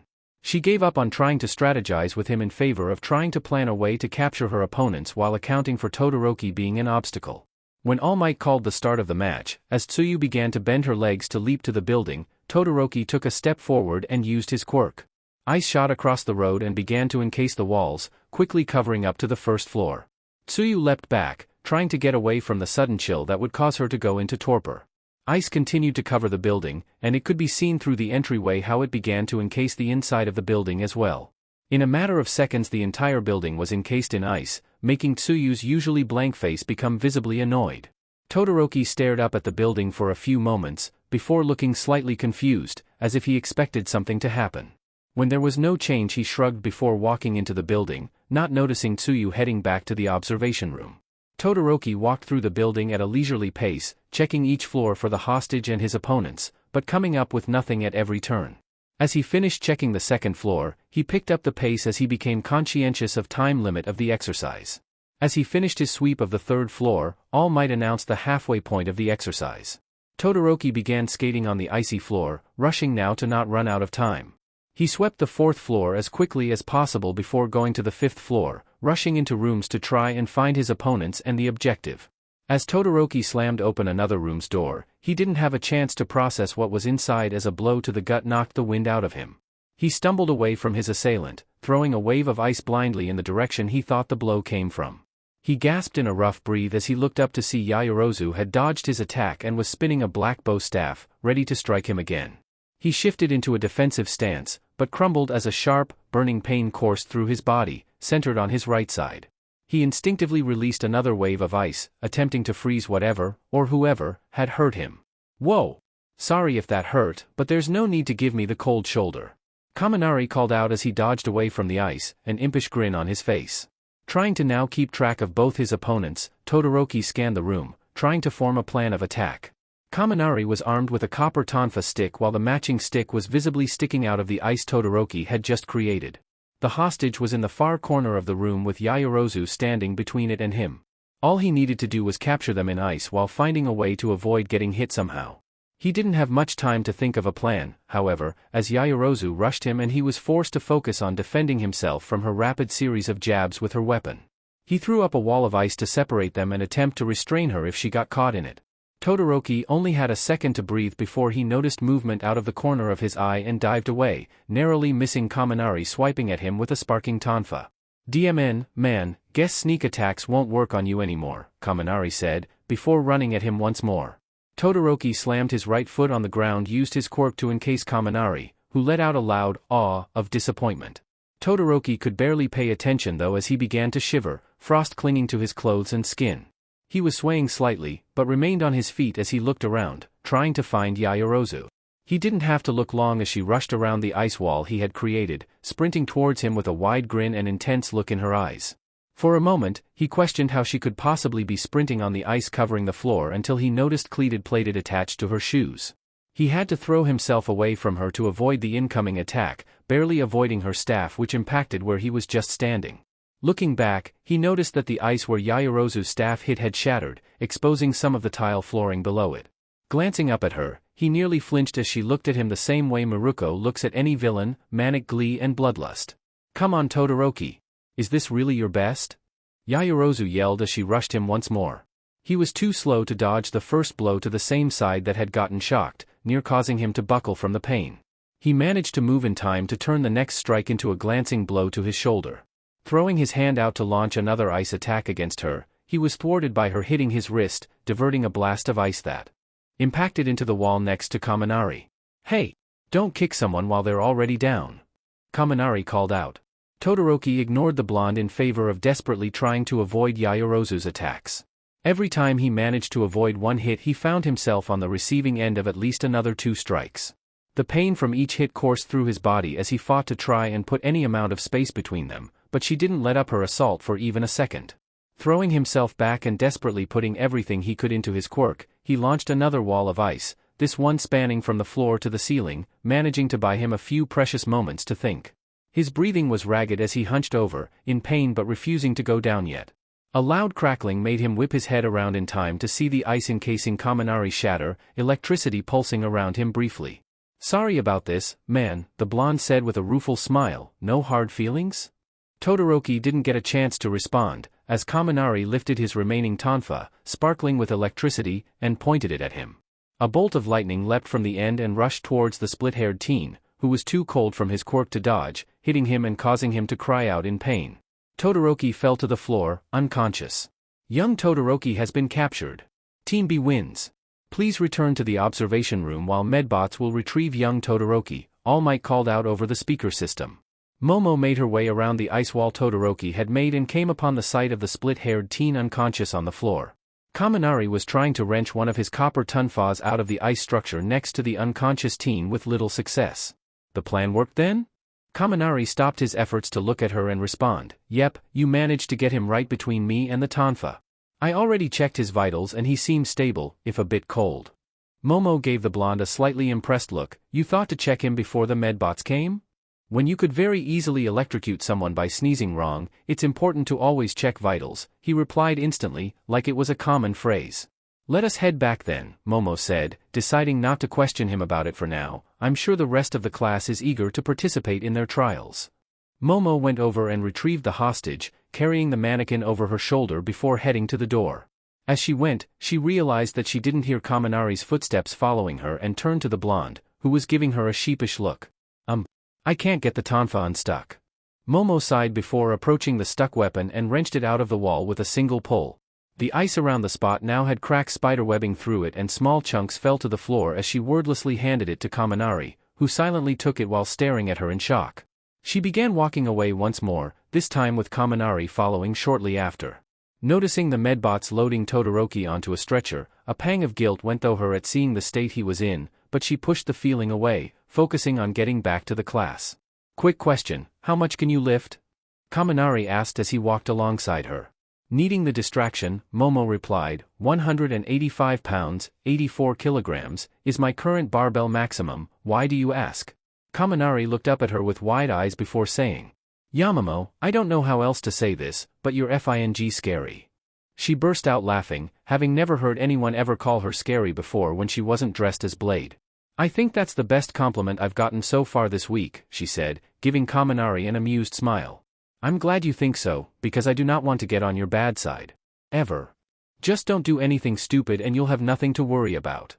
Kaminari looked at her at horror as he exclaimed, "But I do so many stupid things."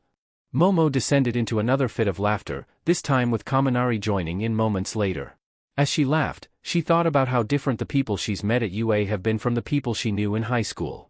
She had plenty of friends in high school, but speaking with them was always so dull.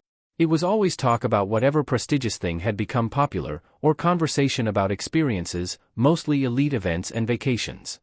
Momo at a certain point had even started going through those interactions on autopilot from how similar they all were, able to tune it out completely without anyone noticing. Never once has she gone on autopilot while talking to one of her classmates so far. Even more so, she enjoyed most of the conversations she had had with them. They were able to calm themselves down as they reached the observation room, All Might announcing their arrival with, "Welcome back Team B. You were both impressive combatants." Momo beamed with pride at the praise, barely believing her combat skills were being recognized by All Might himself.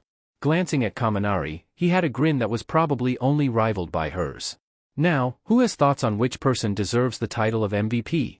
I know this analysis is going more limited since we only had 3 students able to participate, and one of them has been taken to Recovery Girl, but I would still like to hear your thoughts. Momo noticed that Azui was huddled with Uraraka and Shoji, wrapped in a blanket, looking a bit dejected. Kaminari must have been right and Azui was unable to participate due to the harsh cold of Todoroki's opening move. She now felt slightly less bad about the state they had left Todoroki in, hoping it served as a lesson that he should consider others before acting. If he hadn't launched that giant attack, he would have had Tsu watching his back and he might have actually stood a chance against them. It has to be Kaminari, Shiro called out. He got the hit at the start that weakened Todoroki a bunch and he hit that final lightning bolt move that took him down.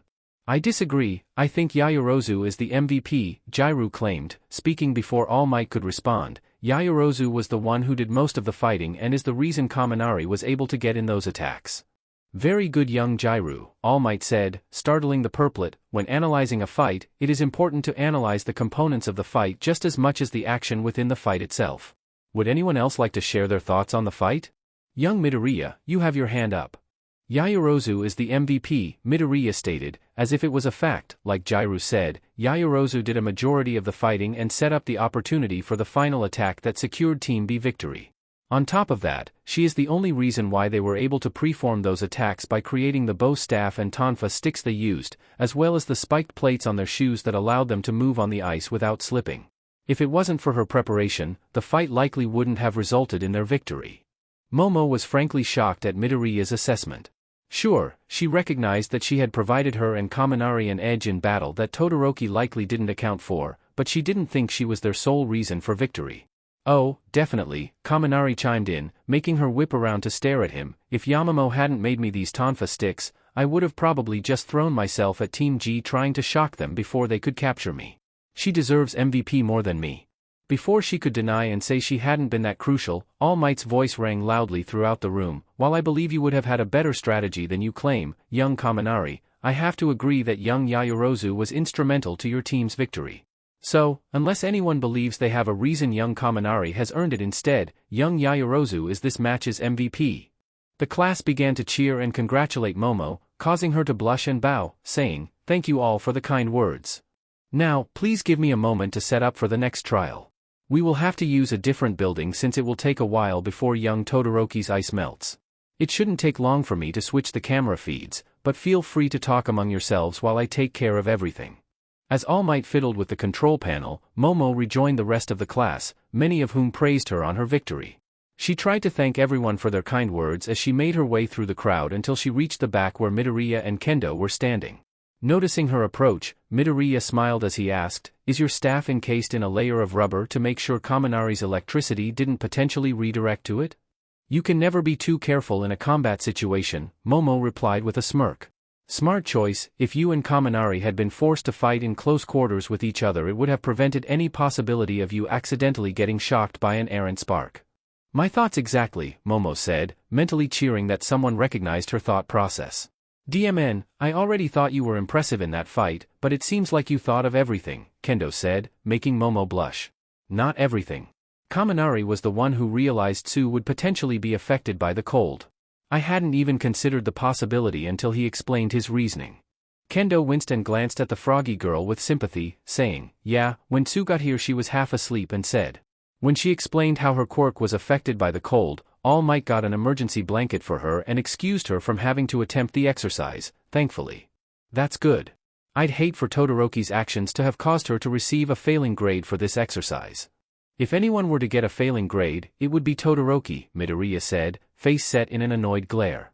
Kendo looked at him confused, saying, "I mean, Todoroki lost, sure, but I don't know about receiving a failing grade. Doesn't that seem a bit harsh?" He completely ignored his teammate during the planning phase because he believed he would be able to capture both Yaoyorozu and Kaminari by freezing the entire building. Then once he did freeze the building, he took his time searching it to the point where if he hadn't been knocked out the timer would have gone off less than a minute later, making him lose either way.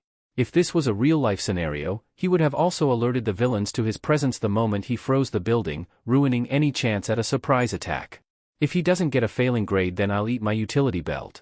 Momo was staring at Midoriya, surprised by how angry he sounded, but couldn't think of a single point he made that she disagreed with.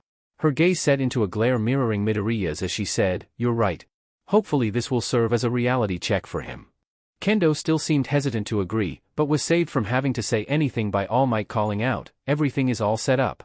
Now we may begin the next battle trial with Teams D as villains and Team C as heroes." "That's us," Kendo said as she began walking towards the front. As Midoriya began following after her, Momo caught his sleeve, causing him to turn to her. Before she said, "Good luck," and released him. He stayed in place a moment longer before grinning and saying, "Thanks, I'll need it," before rushing to catch up to Kendo. Momo was confused for a moment until she looked up and saw who they would be facing against.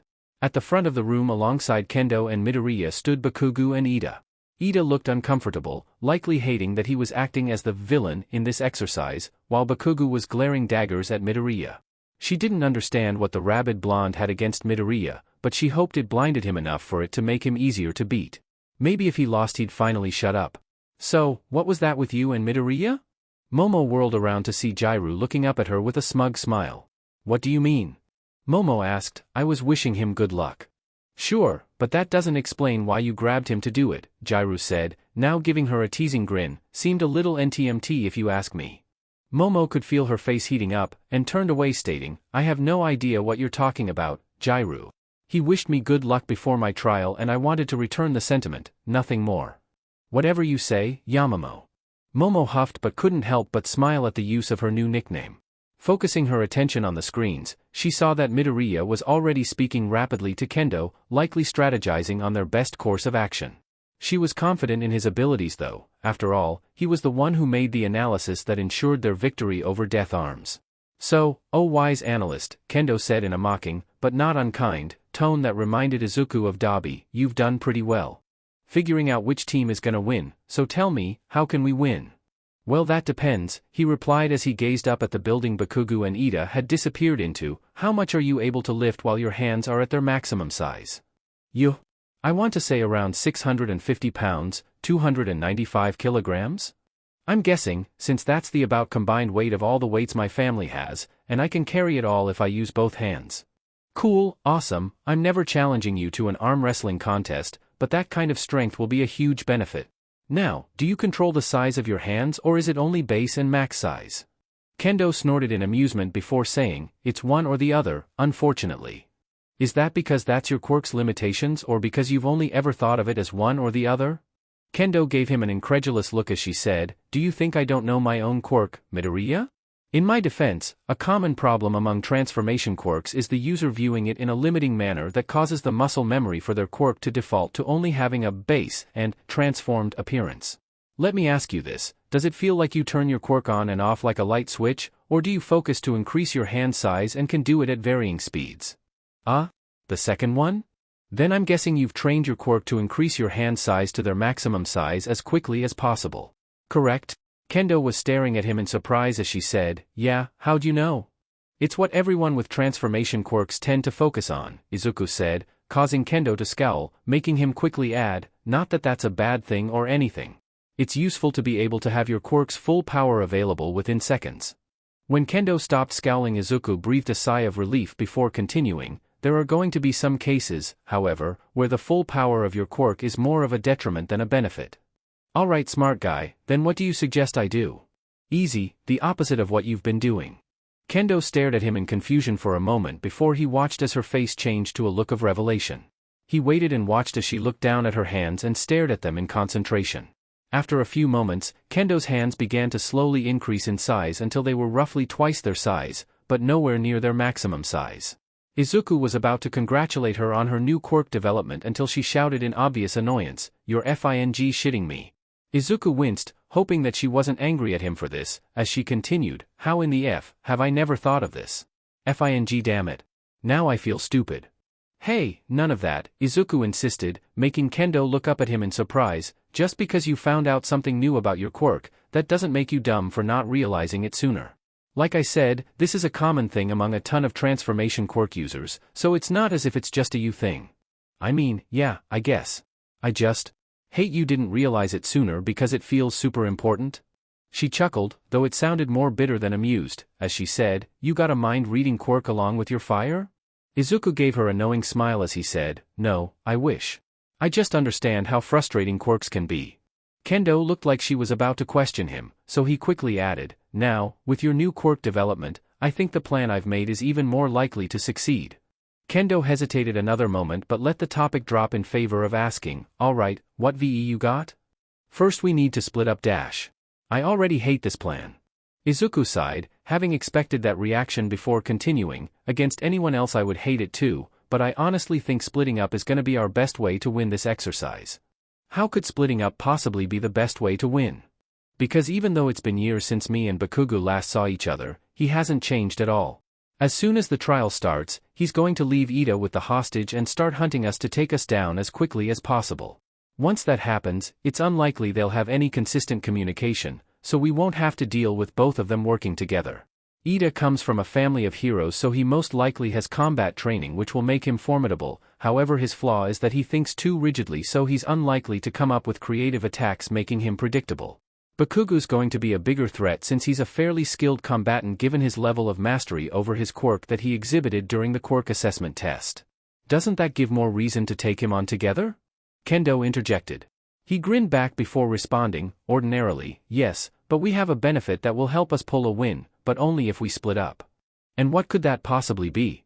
Izuku allowed himself to feel a little smug, but knew that he couldn't become overconfident or else suffer the same fate as the last two hero teams. "Because, I have something that will guarantee me an opportunity to take him down that no one else has."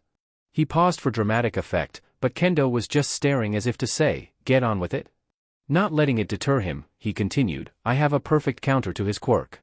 While Ida was desperately trying to form a cohesive plan with his teammate, Bakugu stood by ignoring him the entire time. The only thoughts going through the explosive blonde's mind currently was how he was going to pummel Midoriya into the ground as soon as he saw them. He was still fuming over Midoriya not telling him how they had been able to gain a quirk, and was fully intending on using this opportunity to pry the answers he wanted out of them. Finally getting tired of the constant tirade Ida was going on, Bakugu finally snapped, "Shut the F up, extra. I already know what I'm gonna fucking do. Just don't get in my way." Ida sputtered in indignation before replying, "That is no way to speak to your ally. We are meant to be working together on this exercise, so it is highly important we dash. It's highly important you shut the F up. I'm gonna go deal with Deku and the other extra while you FING stay here and out of my way.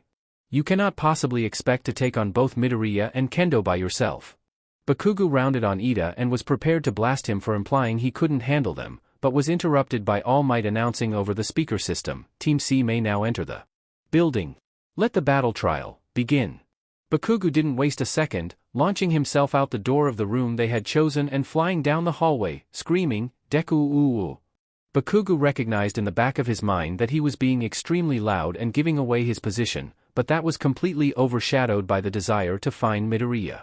As he blasted down hallway after hallway, it wasn't until he made it down to the second floor that he encountered his target.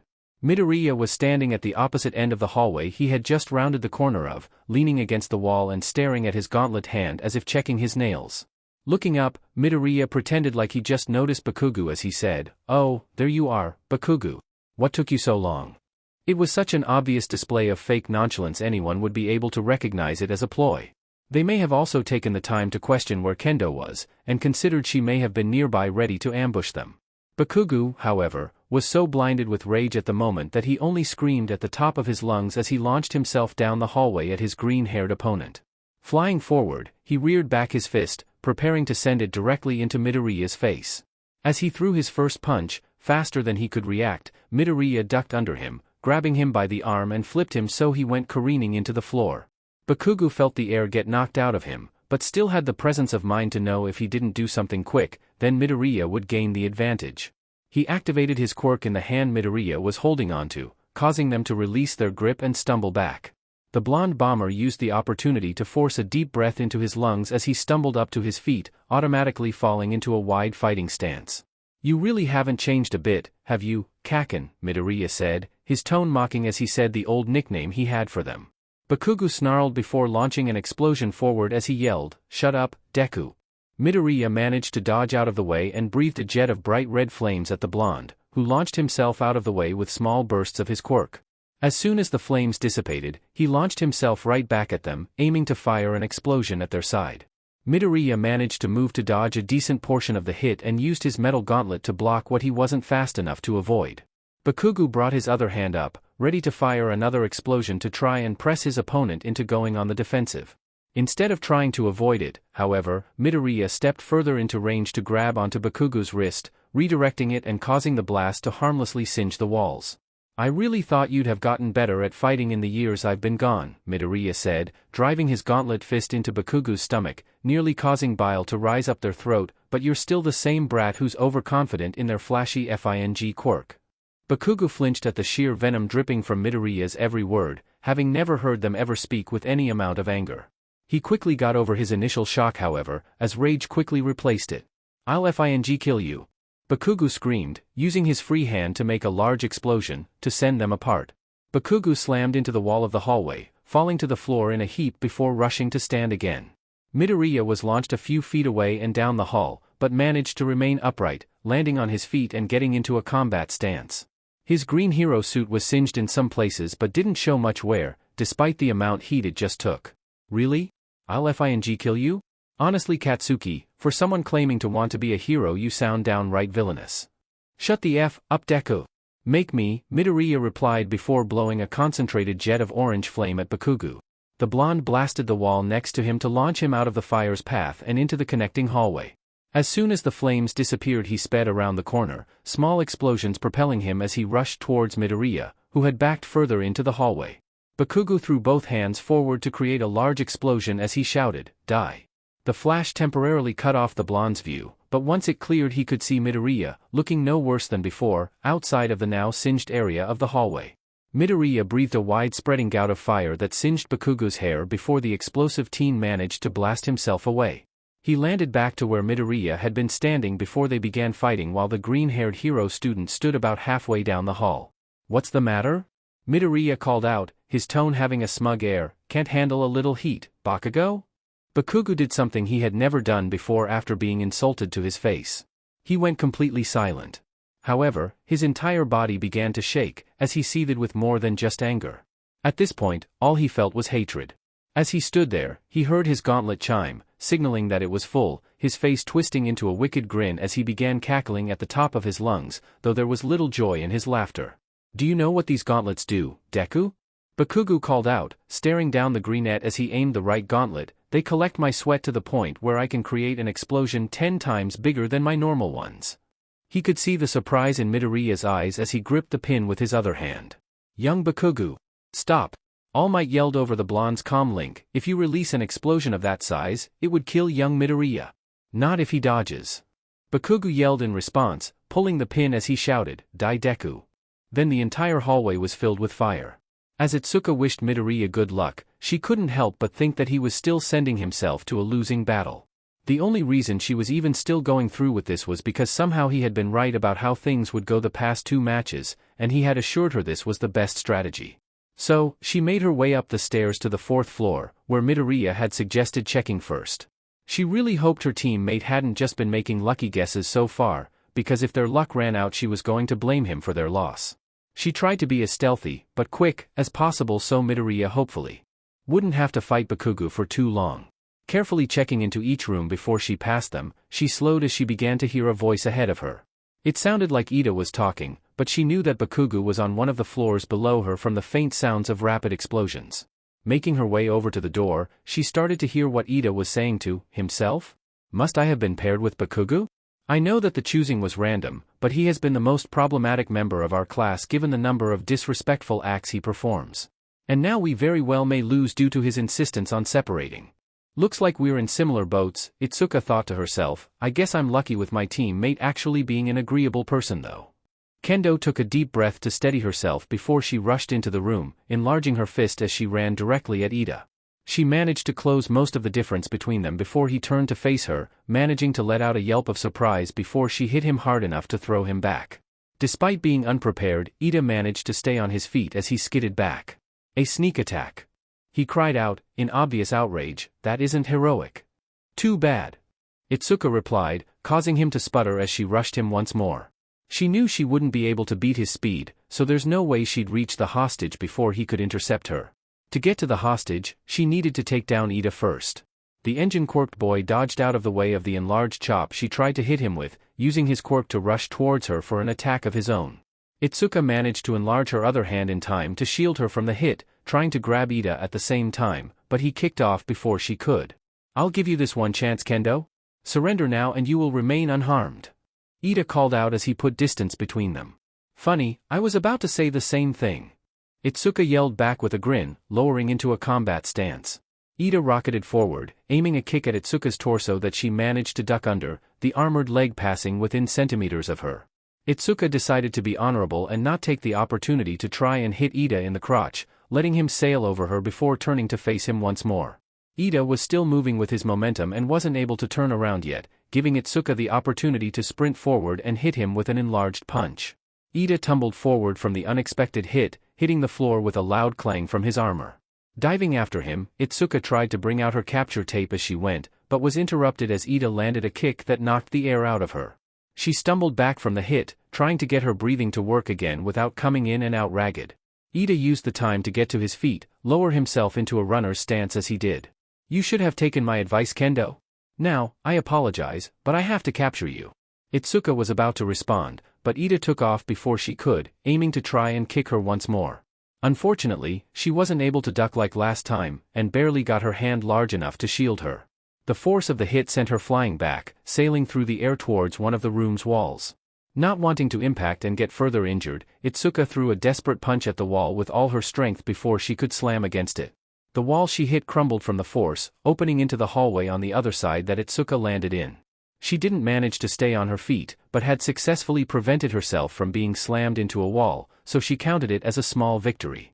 Getting up, she looked up just in time to dodge out of the way as Ida sprinted towards her to kick her once more, his foot hitting the wall behind her instead. As Ida cried out in pain and held his foot, Itsuka backed away further into the hallway. If she could get Ida into a more confined space, she could limit his mobility and potentially make it easier to predict and fight him. Unfortunately, her quirk was more of a detriment than a benefit in a confined space as well given the size her hands grew to. Hopefully her new trick from Midoriya would be enough to help her, or else she may have just screwed herself. Itsuka focused on slowly increasing her hand size, fighting the instinct she felt to grow them to their full size the entire time. She could feel them growing, but it felt painstakingly slow as she watched Ida reorient himself to face her down. Trying to think of a way to buy more time, she hid her hands behind her back as she called out, "Are you okay, Ida? Do you need to see recovery girl or is your foot alright?" Ida froze but quickly stood straight and began chopping his hand as he said, "I appreciate your concern for my well-being despite being on the opposing side, Kendo. It shows a dedication to ensuring the safety and health of others that is highly admirable." Itsuka nodded along but was barely paying attention, having to use almost all her focus on controlling her quirk. Her hands were now about double their size, but she still didn't know if it would be enough to fight Ida. "Now, while I appreciate your good sportsmanship, I must attempt to capture you once more. I hope there will be no hard feelings after this though," Ida said as he began to rev his quirk. Itsuka's hands hadn't reached 3 times their size yet, and she still wasn't confident they would be enough to take on Ida. But, as he raced towards her down the hallway, she had to at least try or else she was definitely screwed. As Ida kicked out towards Itsuka she ducked under the strike once more, however this time she reached out and grabbed onto his ankle with both slightly enlarged hands. Using all of her enhanced strength in that moment, Itsuka pivoted and used Ida's momentum against him to slam him into the floor. The speedster let out a cry of surprise and pain as she pinned him on his stomach, using the capture tape to tie his hands together while he was still stunned by the hit. Without waiting for All Might to confirm the capture, Itsuka started running down the hall to the opening she had made in the wall. All she needed to do was get to the hostage and the trial would be over and Midoriya wouldn't have to fight Bakugu anymore. She only got a few steps away before an explosion shook the building, causing her to stumble from surprise. She sprinted towards the hostage room with a newfound fervor, desperately hoping that explosion wasn't as bad as it sounded and Midoriya was okay. Bakugu coughed as smoke invaded his nose and mouth from the aftermath of his explosion, the entire hallway obscured by the gray haze. His arm was sore from bracing against the explosion, causing him to wince every time it moved. Despite the discomfort, he was still smiling as he began to laugh once more, though not as unhinged as it was previously. "How's that for heat? Huh, da dash?" A gauntlet fist appeared from out of the smoke, punching Bakugu in the face. The blonde stumbled back, holding his now bloody, broken nose as he looked up in disbelief. Stepping out of the smoke was Midoriya, his suit blackened but intact, and his mouth guard and goggles protecting him from the smoke. How? Bakugu whispered. I figured out something interesting about your explosions, Bakugu, Midoriya said, his voice clear despite the guard he wore. Did you know they don't produce the same amount of force as most other explosions? If they did, then me and every other person you ever launched one at would have suffered considerable internal damage the moment you hit. The thing that makes them dangerous, however, is they produce more heat and fire than normal explosions. Midoriya chuckled a little before he continued, at least, it would be dangerous for most people since they aren't immune to fire like I am. Bakugu's jaw was slack as he continued to stare at Midoriya, who said in a sickly sweet tone, you know. I used to think the reason I didn't have burns after you'd beat me up was because you were going easy on me. But it turns out, it was my quirk the whole FING time. The greenette rushed towards Bakugu once more, who tried throwing his hands up to fire off more explosions. The quick movement, however, caused pain to shoot up his arm and made him falter. Midoriya used the opportunity to throw a haymaker into Bakugu's stomach, using their free hand to grab onto the blonde's outfit to bring them down into a grapple. As Midoriya forced Bakugu to the ground, he brought out his capture tape, the explosion user crying out in pain as he went down. With quick movements, Midoriya pulled Bakugu's arms behind him, ignoring the yells of pain it caused, and secured them together with the capture tape. As he breathed a sigh of relief, All Might's voice called over the speaker system, Team C are the victors of this exercise. I need all students to report back to the observation deck immediately. As both teams returned to the observation room, the first thing Izuku noticed was how the entire room was dead silent. Not a single classmate was talking, all of them instead staring at him and Bakugu. Not that he blamed them, of course, he would probably be having a similar reaction from seeing him tank the largest explosion Bakugu had at his disposal. The second thing Izuku noticed was how All Might's usual smile was replaced with a disapproving frown. Young Bakugu, All Might said, anger near palpable, do you care to explain why you thought it was acceptable to ignore direct orders from me not to fire your gauntlet at young Midoriya after I specifically said that it could kill him? TCH, he's alive, ain't he? Bakugu responded, trying to act disinterested. This was apparently the wrong thing to say, as the number one hero scowled at Bakugu and announced, class will unfortunately be ending early today. Everyone is dismissed except for young Bakugu, who will be coming with me to speak with Principal Nizu. What? The blonde bomber cried out in obvious outrage, why the hell do I dash? Young Bakugu, if not for the fact that young Midoriya is still alive and uninjured, you would already be locked up at the police station for attempted murder at minimum. Now, be silent. Bakugu clamped his mouth shut, now staring up at All Might in shock and no small amount of fear. Everyone else was quick to move to the locker rooms to avoid potentially attracting the symbol of peace's ire as well. As Izuku rushed into the boys' room, he couldn't help but feel a little bit of vindictive joy from Bakugu getting in trouble, considering this was probably the first time it had ever happened. Yo, Mito, you okay? Izuku looked up to see Kaminari in front of him, looking him over like he was seeing a ghost. That last hit looked. I'll be honest, I thought you FING died. Izuku winced as he said, yeah, I didn't know he was packing that much firepower, but thankfully Bakugu's explosions are mostly fire instead of concussive force. How did you even manage to withstand that blast though? Even if it was mostly fire, you still should have gone flying. Izuku flicked both wrists and a throwing knife appeared in each hand. I stabbed these into the floor and held on for dear life. Kaminari nodded, but was now looking at him with even more concern as he said, just, don't do something like that again? I don't know if my heart can take that much anxiety. Uraraka seemed to be having an even worse time than I was though. Izuku's eyes widened as he whispered, oh, before rushing to change out of his hero outfit and into his uniform as quickly as possible. He was the first of the boys back in uniform and out the locker room, preparing to find and check on a potentially angry Uraraka. He didn't need to look far, as a blur side tackled him and sent him careening to the floor. Don't you ever scare me like they again, you Suma Beach, do you fucking hear me? Uraraka exclaimed as she shook him back and forth. I'm sorry, he managed to get out, starting to become dizzy. Uraraka stopped her shaking to pull him into a hug, whispering, you just became my best friend. You ain't allowed to leave me. Izuku chuckled as he returned the hug and said, I have no intention of dying anytime soon, Uraraka. DMN right you don't. He laughed again and this time Uraraka joined in as well, her grip on him relaxing but not completely releasing him. Well, what do we have here? Uraraka and Izuku both turned to look up at the impish grin of Ashido, who was standing next to them. Is there something going on between you two I should know about? The pink-skinned girl continued, wiggling her eyebrows. Izuku looked at the position he and Uraraka had fallen into when she tackled him to the floor, and realized she was basically now straddling him. A dark red blush spread across his face and he was about to sputter out half-formed denials, but Uraraka beat him to the punch by calmly stating, "Nope, Dikairu ain't my type." DMN, not even a little bit of a blush? Ashido complained in mock annoyance as she pouted. "Nope," Uraraka declared proudly as she stood up and offered Izuku a hand up as well, which he gladly took. "Well then what is your type then, Uraraka started to look nervous, so Izuku decided to try and save her by saying, "Why? You interested in one of us, Ashido?" The pink girl began to sputter out attempts at denials as she began to turn a faint lilac. "Yeah, Ashido. Which one of us caught your eye?" Uraraka said as she leaned toward the girl, while Izuku did the same, both of them giving teasing grins. Ashido's face was now a quickly darkening shade of purple as she said, "Oh, wow, would you look at the time, I'll see you guys tomorrow," before running down the hall towards their classroom. Uraraka and Izuku burst into laughter as they began making their way to the classroom at a much more leisurely pace.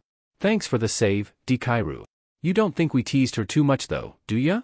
"Nah, Ashido's just not used to people teasing her back. She'll probably be fine by the time we get back to the classroom." "That's a relief," Uraraka said, before turning to look at him. "You wanna go hang out somewhere since All Might let us out early? I know of a great cat cafe if you're interested." "My treat. I can pay for myself, Dikairu. Think of it as part of my apology for scaring you, how about that?" "Fine. But only this once." Izuku smiled as he and Uraraka went and gathered their things before heading out of UA. When Izuku walked through the door of his home, it was later than when he usually got back from school, but he had made sure to text his family about where he was and why he would be late. He and Uraraka had spent hours at the cafe just talking and enjoying each other's company as well as the many cats at the cafe, helping them both relax after the unexpected stress from the day. He just hoped that she would get the chance to do her own trial, though he had faith UA wouldn't let any of its students fall behind. As he was about to announce his arrival, his mother called out for him to join her in the living room, setting off warning bells in his head. While he was happy that Mom was home from working at the ER, he knew that if she wanted to speak to him and she wasn't cooking dinner, he had probably F'd up somehow. Inko Midoriya was a master at multitasking. She needed to be while working as a nurse and being a mother of 4 children, to the point where the only time she wasn't multitasking was when she thought it was necessary to give something her full attention. If she was putting off cooking to talk to him, then Izuku needed to figure out what he could have possibly done and apologize for it now. Taking a deep breath and walking into the living room, he was met with his entire family in the room, which only heightened the dread he felt. The last time there was a Midoriya family meeting was when Himiko had nearly gotten arrested for assaulting someone who insulted Dabi's scars.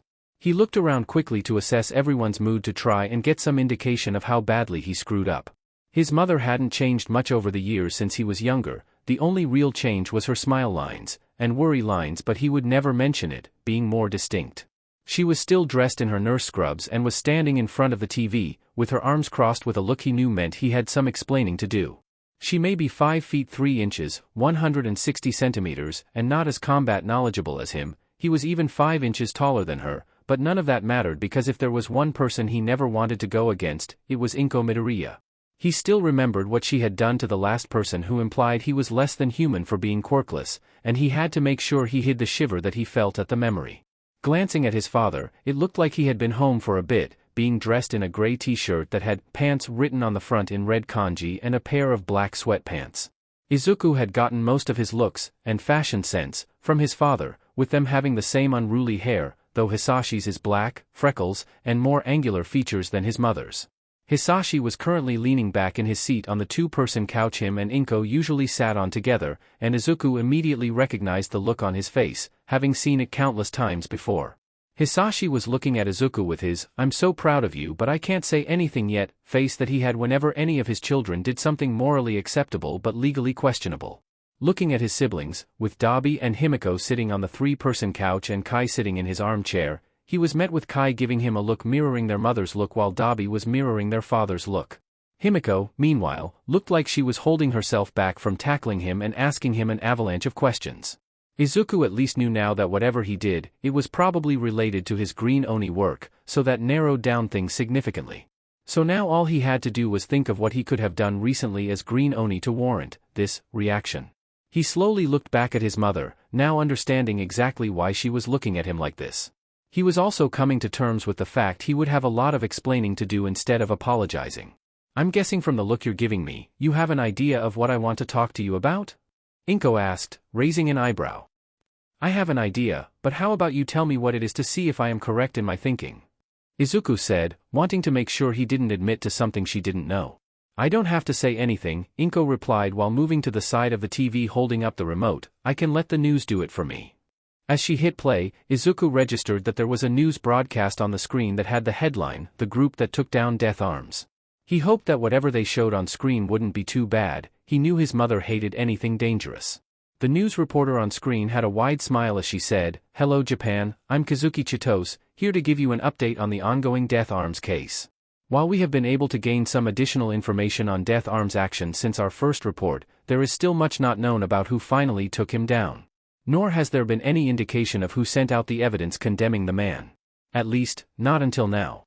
We now cut to the recording of a press conference held earlier today by the Mustafa chief of police as well as the lead detective handling the case. The image changed now to the view of a large press conference room with two people sitting at a table at the front of the room, a large TV screen on the wall behind them, with the rest of the room being filled by a number of reporters sitting in rows of chairs. Izuku immediately recognized Detective Tsukachi, and ignored the uncomfortable feeling that was too much like guilt in his chest, looking away at a man he assumed was the chief of police. The man was wraith-plain looking, the only distinct feature being his bright red hair pulled into a bun, and he was wearing a plain black and white suit. "Thank you all for your attendance," the man with red hair said into the mic in front of him. "I am Chief Horikoshi Kenji of the Mustafa Police Force. With me today is Detective Tsukachi Naomasa of the Mustafa Police Force. We are here to give a public report on the suspected assailants of the former pro-hero Death Arms, as well as the potential danger they pose. Detective, if you would." Detective Tsukachi stood up, holding some papers in his hand as the TV screen behind him came to life. The individuals who are responsible for the assault and battery of the former pro-hero Death Arms are three villains that have already been on the police force's radar and are all considered dangerous individually and even more so as a group. The villains are known by their codenames Hellhound, Green Oni, and Blade. As the detective listed the names, images appeared on the TV side by side, each one an image of each alliance member named while they were mid-sprint. Izuku immediately knew this was taken when they were ditching Kaminari's van, probably by a security camera. As the Green Oni picture appeared on screen, his mother gave him a pointed look that made him shrink back. As Blade's picture appeared, the reporters in the room immediately began trying to question the detective, who remained silent as the chief calmed down the crowd. There was a jump cut to when all the reporters were calm and the detective continued. These three were not only seen fleeing the scene, but were also reported by Death Arms himself as being the perpetrators. It is clear that everyone is already aware of Blade, so my only comments on her will be that even though she had assistance, this marks her highest profile takedown. The two who assisted her are the bounty hunter Hellhound and the Yakuza member Green Oni. Izuku frowned at the limiting title. He was a lot more than just a Yakuza member, he was a vigilante and technically a Yakuza heir. Hellhound is proficient with close combat, information gathering, and stealth, and he has used all of these skills to previously only capture villains for other villains.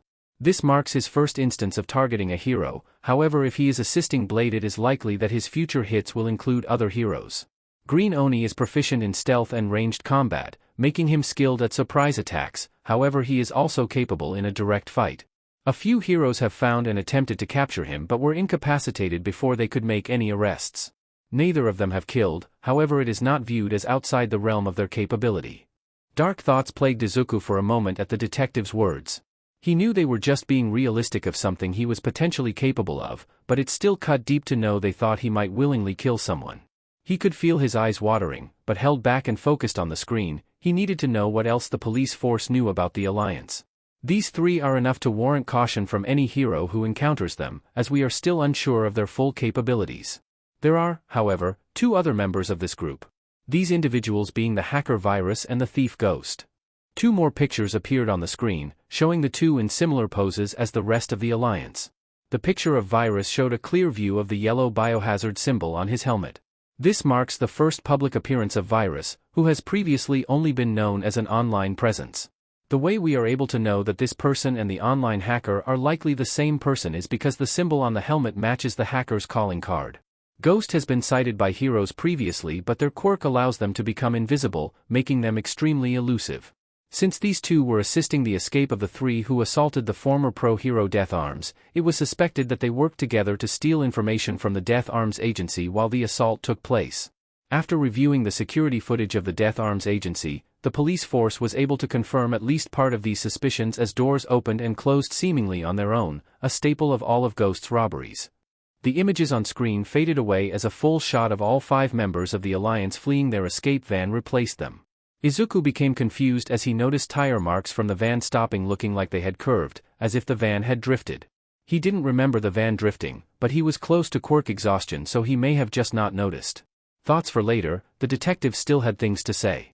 Due to their actions, including assault and battery of a pro-hero, grand theft auto, illegal quirk usage, and theft of classified documents from a hero agency. These charges as well as their previous charges has changed the rank of Virus and Ghost from D to C, Hellhound from D to B, and Green Oni from C to B, while Blade remains at B rank. As a group their collective rank is B, and their group is being referred to as the Yokai. Any information on members of this group or on the group itself should be reported to the police as soon as possible. When the detective finished speaking and began to sit down, the room of reporters began calling out questions in a frenzy. The view of the press conference was replaced once again by Kazuki, who still had a wide grin on her face as she began speaking. We now have a definitive answer on who not only took down the man responsible for multiple crimes against heteromorphs, but released the necessary information to make those crimes known. Now questions remain, whether their actions are truly villainous, or are they more akin to vigilantism? Are these villain rankings fitting for people who took down a villain in disguise? Will the yokai continue to take down heroes who have committed crimes? We will continue to follow this story and report any updates we can find on the mysterious members of the yokai. This is Kazuki Chitose, signing off for now. Silence reigned on the living room as Izuku processed everything he just heard. He was a B-rank villain now. The thought alone scared him, and it was a full reality. He turned to look at his mother, who was looking at him expectantly, probably waiting for him to answer why he had joined a villain group with no connection to the Midori no Bara. In my defense, Death Arms committed a lot of terrible acts and he was one of the heroes that didn't do anything during the sludge villain incident, Izuku said in a rush, hoping that she would become angrier at Death Arms than at him. That doesn't explain why you're with this group, Izuku. Inko exclaimed, why in the world would you make an alliance with Blade? She has a target on her back that's only beat by stains, which means you now have that target on you too. How do you even know you can trust this woman? She could double-cross you and turn you in. She wouldn't do that. How could you possibly know that? I can't tell you that, Mom. And it's not because I don't want to, he added, noticing she was about to object, but if I tell you, I break that trust with her and I don't want to PSS her off. But, she's not just doing this to hurt people, she's trying to make an actual difference in the hero system without killing like Stain does. All of the Alliance members are trying to help out in their own ways. Plus, we all know each other's identities, so a double cross would just end up revealing the double crosser as well, so there's that. You know who Blade is? Himiko yelled, as she launched herself off the couch to grab Izuku by the shoulders and begin shaking him. Does she have a cool scar on her face? Does she like the color red? Where did she get her katana? Is she cute? Do you think she'd like me? Come on Aizu, spill. Izuku couldn't even get words out as he became more and more disoriented by Himiko shaking him. He could hear Dabi laughing like a hyena close by, and Dad was chuckling as well if he was hearing right. Stop shaking him Himi, you'll knock a screw loose, Kai called out, his voice tinged with amusement. Himiko ceased her shaking and turned to their oldest brother, yelling, I need to know this Kai. As Izuku reoriented himself, he answered Himiko, no, yes, she made it, I'm not answering that, and maybe? His answers for Himiko seemed to be enough, as she released him and exclaimed, she's so cool. She made her own sword to fight bad guys. And she likes red too. Can we please get back to how Izuku joined a villain group? Inko exclaimed, sounding slightly panicked. Hisashi stood up and wrapped his arms around his wife, who noticeably untensed, and said, Inko, I know the idea of Izuku being part of a villain group is scary, but I know for a fact that he is capable of taking care of himself in a fight given he can kick most of our most skilled combatants' butts, including Rappa. I also know that Izuku is a good judge of character, something he got from you, so if Izuku is saying that these people are trustworthy, I am inclined to believe him. Izuku was about to thank him before Hisashi continued, though I think that it would be nice to see who our son is willing to work with. So, how about we meet them and see what they're like for ourselves? I suppose that could work, Inko replied before Izuku could interject, fine, if I'm able to meet with these people and see if they are decent, then I will allow you to work with them. Izuku plastered on a smile and said, "I'll see what I can do," as he mentally panicked over how he would convince the other alliance members, the yokai now, to meet his family.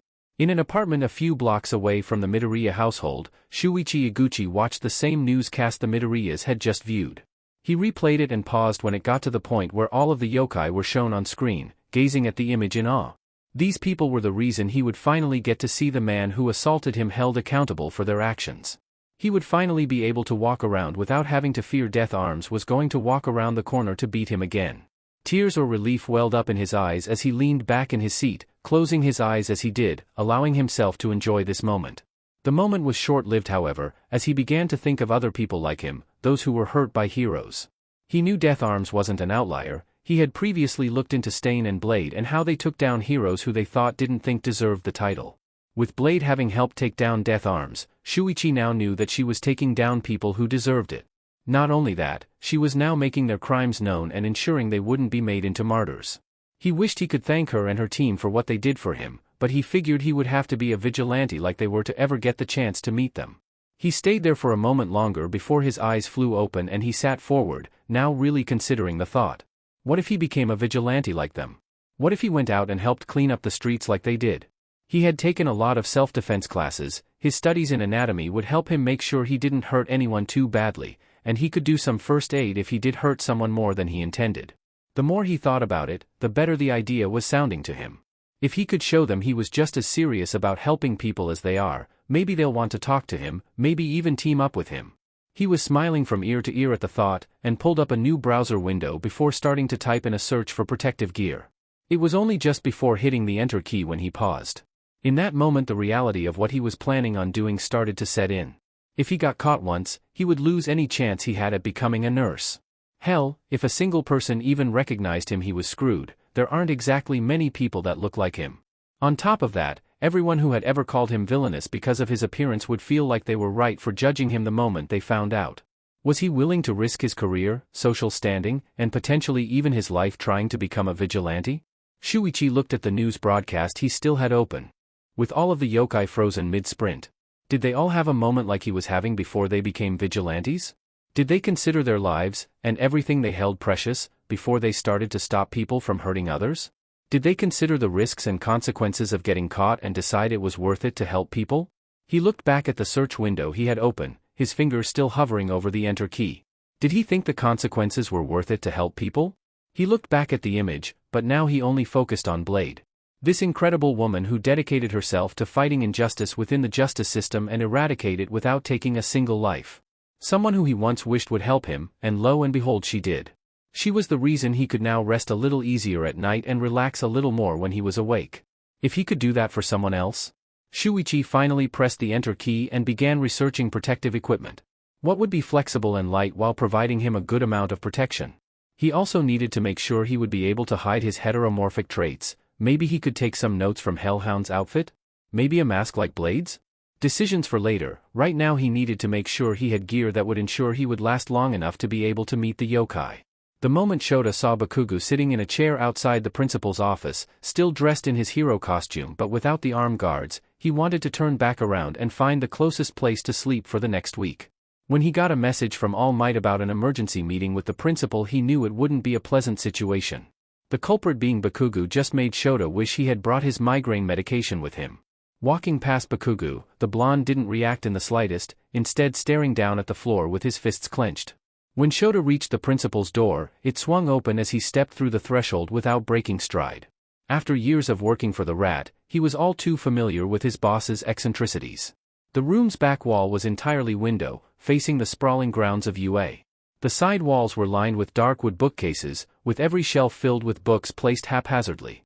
Shota couldn't help but compare it to Tsukachi's filing system, where everything is just strewn about, but they can always find exactly what they're looking for. The flooring was a dark slate tile with a large red rug in the center. The wall opposite of the window was painted the same color as the floor and displayed the various degrees, diplomas, and licenses Nizu had obtained.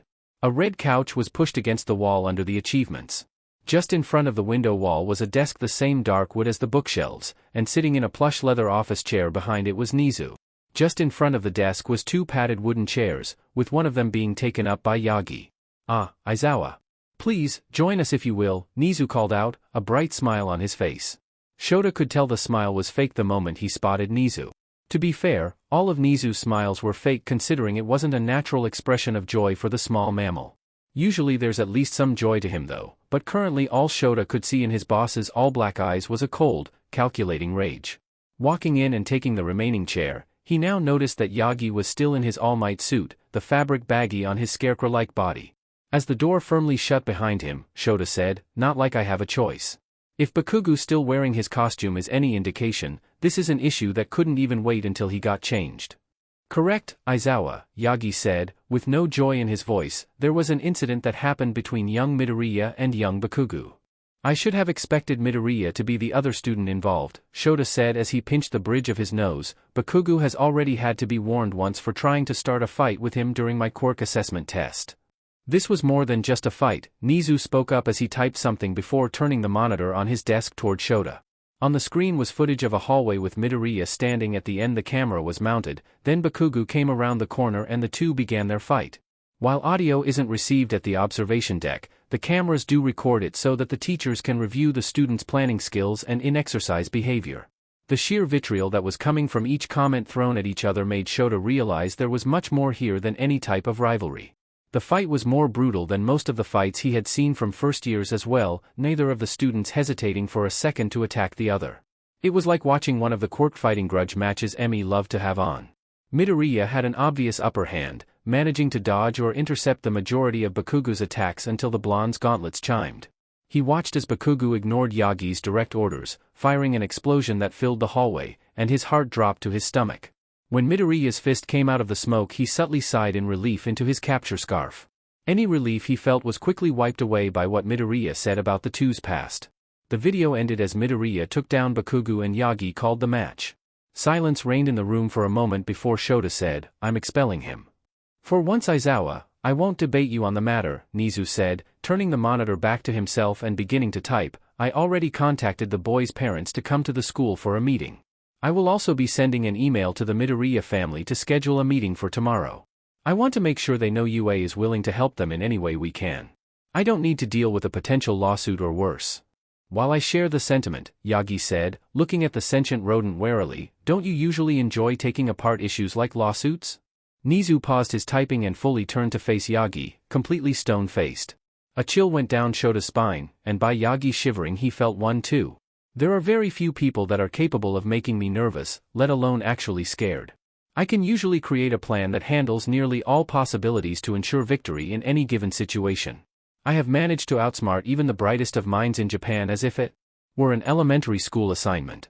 I even get into legal battles with the HPSC president for fun," Nizu said, staring into Yagi's eyes. "However, if there is anyone I refuse to test my wits against, it is Inko Midoriya." Shota knew he shouldn't say anything, but couldn't help but ask, "Why is that?" Nizu's dark eyes turned to lock with his as the rodent man said, with a shakiness to his voice, "Because she is the one person to ever make me question my intelligence," before whipping back to his computer to type with renewed fervor. Shota and Yagi shared a nervous glance, neither having seen their hyper-intelligent boss like this. Though Yagi looked like he was closer to a panic attack than just antsy nerves.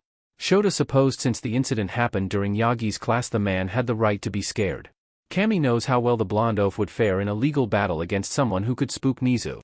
"Oh, good, the Bakugus just came through the front gate," Nizu said. "They should be here in only a few minutes with ectoplasm guiding them. Now, is there anything else that needs to be discussed before the meeting with them commences?" "There was actually," Yagi said with a frown, "something that young Mineta said during the trial concerned me. It was just as the exercise started. I doubt he knew that I could hear him when he said it." Shota still remembered the "never get a harem" comment Mineta made when he got last in the quirk assessment test. He had hoped it would be a one-time thing and hadn't given a warning. Managing to bite back a groan and, hoping he wouldn't regret his past decision, Shota asked, "What exactly did he say, and was it about anyone in particular?" "I believe I've already pulled it up," Nizu interjected, turning his computer screen to the pro heroes once more. They watched as Kirishima attempted to convince Mineta to make a plan, but the purple-haired boy insisted on their assured win, before saying under his breath, "I'll especially win if I can get a feel of Hagakure's invisible assets." "That's not continuing," Shota said with disgust lacing his tone. "He hasn't received a warning yet, but I'll pull him aside tomorrow and let him know the importance or respecting others." Actually, I would like to deal with the issue if you don't mind, Aizawa, Nizu said with a slight frown, and thank you for bringing this up, Yagi. We need to make sure everyone is able to feel safe while attending UA. Of course, sir, the two pro-heroes responded at the same time. The Bakugus are only a hallway away, Nizu informed them, if you two would move behind me? Shota stood with Yagi as the blonde buffed back up into All Might. It was still strange to see the man behind the smile, but Shota pushed aside the thought. They brought their chairs around to sit on either side of Nizu. Only a few seconds passed before Nizu pressed a button under his desk to open the door, revealing the surprised Bakugu family. Ah, the Bakugus. Nizu called out, I am Principal Nizu, and my associates are Katsuki's homeroom teacher Aizawa Shota and UA's heroics teacher All Might. Please, come in and have a seat. We have much to discuss. The family of three stepped in and made their way over to the couch, with Katsuki sitting in the middle and his parents sitting on either side. Shota could see where Katsuki got his looks from, with his mother looking near identical to him down to their glare. The father seemed the opposite of his wife and son, glancing around the room with a wary look. Katsuki's father spoke first, bowing his head in respect. Hello, I'm Masaru and my wife's name is Mitsuki. Mitsuki didn't give a verbal response, but bowed her head to them upon introduction. She seemed to be holding herself from speaking, eyes darting between Nizu and Masaru. Masaru continued, you mentioned that Katsuki may be facing serious punishment of suspension or more, but didn't state specifics. We'd like to know what he could have done to warrant this. Before I answer that, I would like to know if Katsuki understands why he is here, Nizu said, gaze fixing onto the young blonde. The boy froze for a moment before he scowled and said, how should I know? All I did was fight Deku during the battle trial. Only a single pop went off before Shota activated his quirk, causing Katsuki to flinch and stare at his hands. Hold on a second, Mitsuki spoke up for the first time, Deku is what you called Izuku before the Midoriyas moved. Brat. Did you hurt Izuku? Mitsuki was looking down at her son with a furious scowl, but Masaru held her closest hand and said, let's see what happened before we say or do anything, Mitsuki. She turned to her husband, face twisted in a snarl, but he didn't react in the slightest and met her gaze with a calm look of his own. It only took a moment for her scowl to soften to a glare as she turned her attention back to Nizu. I think it best to show you what exactly happened, Nizu said, as he turned his monitor to them and played the battle trial footage. As the video went on, there was a noticeable shift in both the Bakugu parents' demeanors. The glare that seemed permanently set to Mitsuki's features shifted to mounting horror as she watched her son launch an attack that he was told would be deadly. The calm that Masaru had was replaced with a cold anger not unlike the one he saw in Nizu's eyes, but there was pain with it too. On Katsuki's face was the first emotion Shota had seen other than anger, fear. The elder Bakugus sighed in relief at Midoriya's reappearance, but their relief was wiped away by what Midoriya said while Katsuki was pale now and looked like he was about to be sick. The video stopped as All Might called the match, leaving the room in silence. Would you like another chance to answer the question I asked earlier, Katsuki Bakugu? Nizu asked, but the blonde boy remained silent, staring at his hands once again. All Might, could you by chance tell me what exactly Katsuki did wrong? Of course, sir. All Might replied, frowning down at Katsuki. Young Bakugu not only went against the direct orders of his instructor, which is punishable by detention. His actions endangered the life of a student who he did not know would be able to resist his attack. The intent of using lethal force with a quirk would place charges of attempted manslaughter at minimum and give Katsuki a villain rank of D. The Bakugu parents were both staring at the number one hero in open horror, but Katsuki didn't raise his head. Nizu picked up from there, saying, currently, the only reason Katsuki has not been arrested is because the Midoriya family have yet to press charges. Though they have been informed of the incident, and as a pro-hero, I am obligated to provide any school resources that would aid an investigation, such as the footage you just saw. However, until the Midoriyas decide whether or not to press charges, Katsuki is going to be placed on house arrest. Tears were flowing from Mitsuki's eyes as she gripped Masaru's hand. The brown-haired man was now stone-faced with grim acceptance, nodding as Nizu spoke. Now, there is still one more issue, Nizu continued, Aizawa, if you would? Both parents turned to Shota as he said, as Katsuki has been previously warned about his behavior around Midoriya, this marks his second recorded incident. UA has a three-strike policy, but given the severity of the actions committed, the course of punishment found appropriate is immediate expulsion from UA University. Both parents accepted the news with an understanding nod, neither meeting his gaze. Katsuki was now hunched forward, elbows on his knees, continuing to stare down at his hands. Shota was questioning if the kid was even processing what was being said at this point. An expulsion from UA will also result in a black mark being placed on his record, meaning he will be barred from joining any other institution's hero course, Nizu added. We understand, Masaru said, voice coming out at a near whisper. We apologize for the actions that Katsuki has committed. Please let us know if there is anything we can do to help make reparations to the Midoriya family. For the first time since the verdict had been given, Katsuki whipped around to look at his father. He looked like he was about to shout, but flinched and shut his mouth at the glare his father gave him. When Katsuki went back to looking down at his hands, Masaru turned back to Nizu and asked, "Is there anything else we need to know, or you need from us?" "Two things actually," Nizu replied, given the concerning comments said by Midoriya. Regardless of whether charges are pressed by the family, an investigation on Katsuki's previous schools and his actions at these establishments will be opened. In the meantime, Katsuki will have to be fitted with a quirk-suppressing tracking anklet until he is either formally charged or the investigation is completed without any significant findings. A detective will be at the gate to transport Katsuki to the police station where he will obtain the anklet. You will be able to ride with him or follow in your car if you drove here. Both parents nodded and stood, Katsuki standing up a moment later with a glassy look to his stare. Probably dissociating, Shota thought with a pang of pity that he quickly squashed down. After the family left the room, the three heroes sat in silence, taking in what had happened. Then All Might deflated in a puff of steam back into Yagi, killing any tension. With a sigh, Shota stood up and dragged his chair back to its original place, saying, "I need to go fill out the paperwork to complete the expulsion process." Yagi. The blonde man turned to Shota in surprise. "Yes? Make sure you fill out the incident reports for both Bakugu and Mineta." "Oh. Of course, Aizawa. I'll get to work on those immediately." Shota just gave a nod before walking out of the room and to the teacher's lounge. He'll also need to let Hisashi and Emi know he'll be staying later to get it done. He could already hear the complaints the two would have over staying later, even when it will only be an hour or two. He would never understand why he fell in love with the two most irrational people he knows. The next day? As Izuku took his morning commute by train to UA, he tried to think of a way he could possibly convince the other yokai to meet his family. Kota would probably turn down the offer outright, Yaoyorozu would slice him before leaving without a word, then Hagakure and Kaminari. Okay, they would probably agree to join, but convincing the other two was still going to be an issue. His phone buzzing pulled him out of his thoughts. Reaching for it, he realized it was actually Virus's communicator going off in his backpack pocket. Pulling it out and opening the Messages app, he saw it was Hagakure typing in the chat. "The Alliance. Ghost, has anyone else seen the news report about us?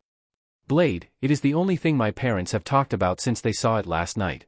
They've made their opinion on what the yokai did very clear. Hellhound, there's been a news report about us? Hellhound, also, the yokai? Green Oni, it's what the police have started calling our group. Virus, I personally don't like the name and think we should rebrand ourselves. Ghost, you're just mad you didn't think of it. Virus, shut up. Ghost, called it. Carrot. Izuku snorted and smiled. It seemed Hagakure was just as expressive over text as in person. Blade, I see nothing wrong with the name. Ghost, I like it too. Virus, come on guys. Green Oni, I, personally, think it's a great name. Virus, oh of course you do. Hellhound, looked up the report, one website even had security footage of our escape. Sick drift Virus. Virus, thank you. Hellhound, I think the name fits too. Virus, fucking damn it. Fine. Virus has changed chat name to the yokai. Virus, happy? Green Oni, yes. Ghost, yep. Virus, good. Now does anyone have the answers to the math homework due today? Blade, are you seriously using our communications channel meant for covert operations to get the answers for a homework assignment? Virus, in my defense I was looking for info on the heroes from the list you sent me to see if there was anyone who could be a good candidate for a takedown. I even found a lead. Blade, tell me who and what they did and I will send you my answers. Virus, Uwabami has been participating in the trafficking of endangered animals for the purposes of high-end exclusive fashion and exotic pets. Izuku would have shouted in surprise if he wasn't surrounded by people. He knew that Uwabami was rather vain and only participated in rescue efforts she was assigned to, but this was a level of cruelty he would have never expected. Even with there being conservation efforts using quirks to help with population numbers, many animals were still facing extinction mainly due to poaching. The law was so strict about it that anyone found to be trafficking or poaching endangered animals got a villain ranking of D regardless of whether they used a quirk or not.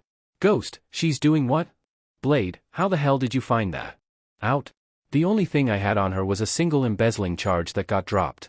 Virus, oh, she's been embezzling from the charity money her agency receives too, but I found out she was doing the animal trafficking after I hacked into her security system and saw a caged iRemote cat in her agency's basement along with a number of empty cages.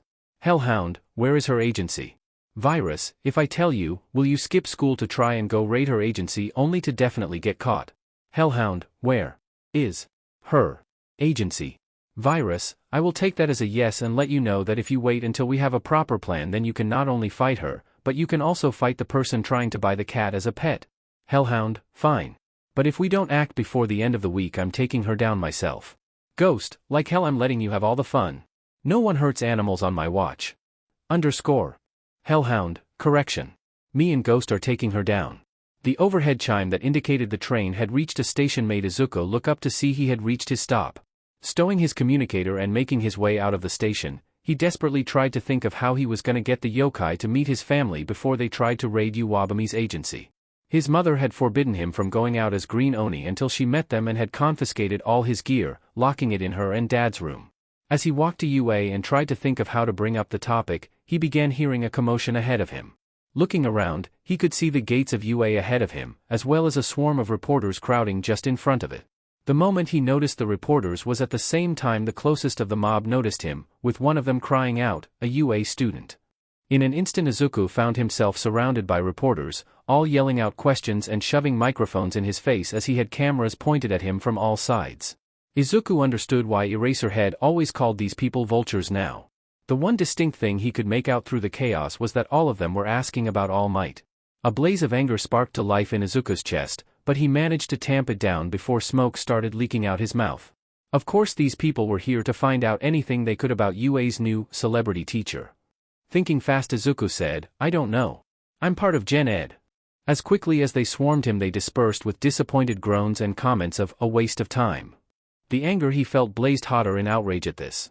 Sure, he was happy to be left alone, but this is how they decided to treat people who weren't in the hero course? A faint trail of smoke managed to leave the corners of his mouth as he grit his teeth and marched through the front gate. Izuku didn't flinch when he felt the fire suddenly snuffed, instead saying, Morning, Aizawa-sensei. Midoriya, the underground hero, greeted in return, good work with the reporters, but remember to keep your cool in the future. Sorry, sir. Just don't like how they reacted.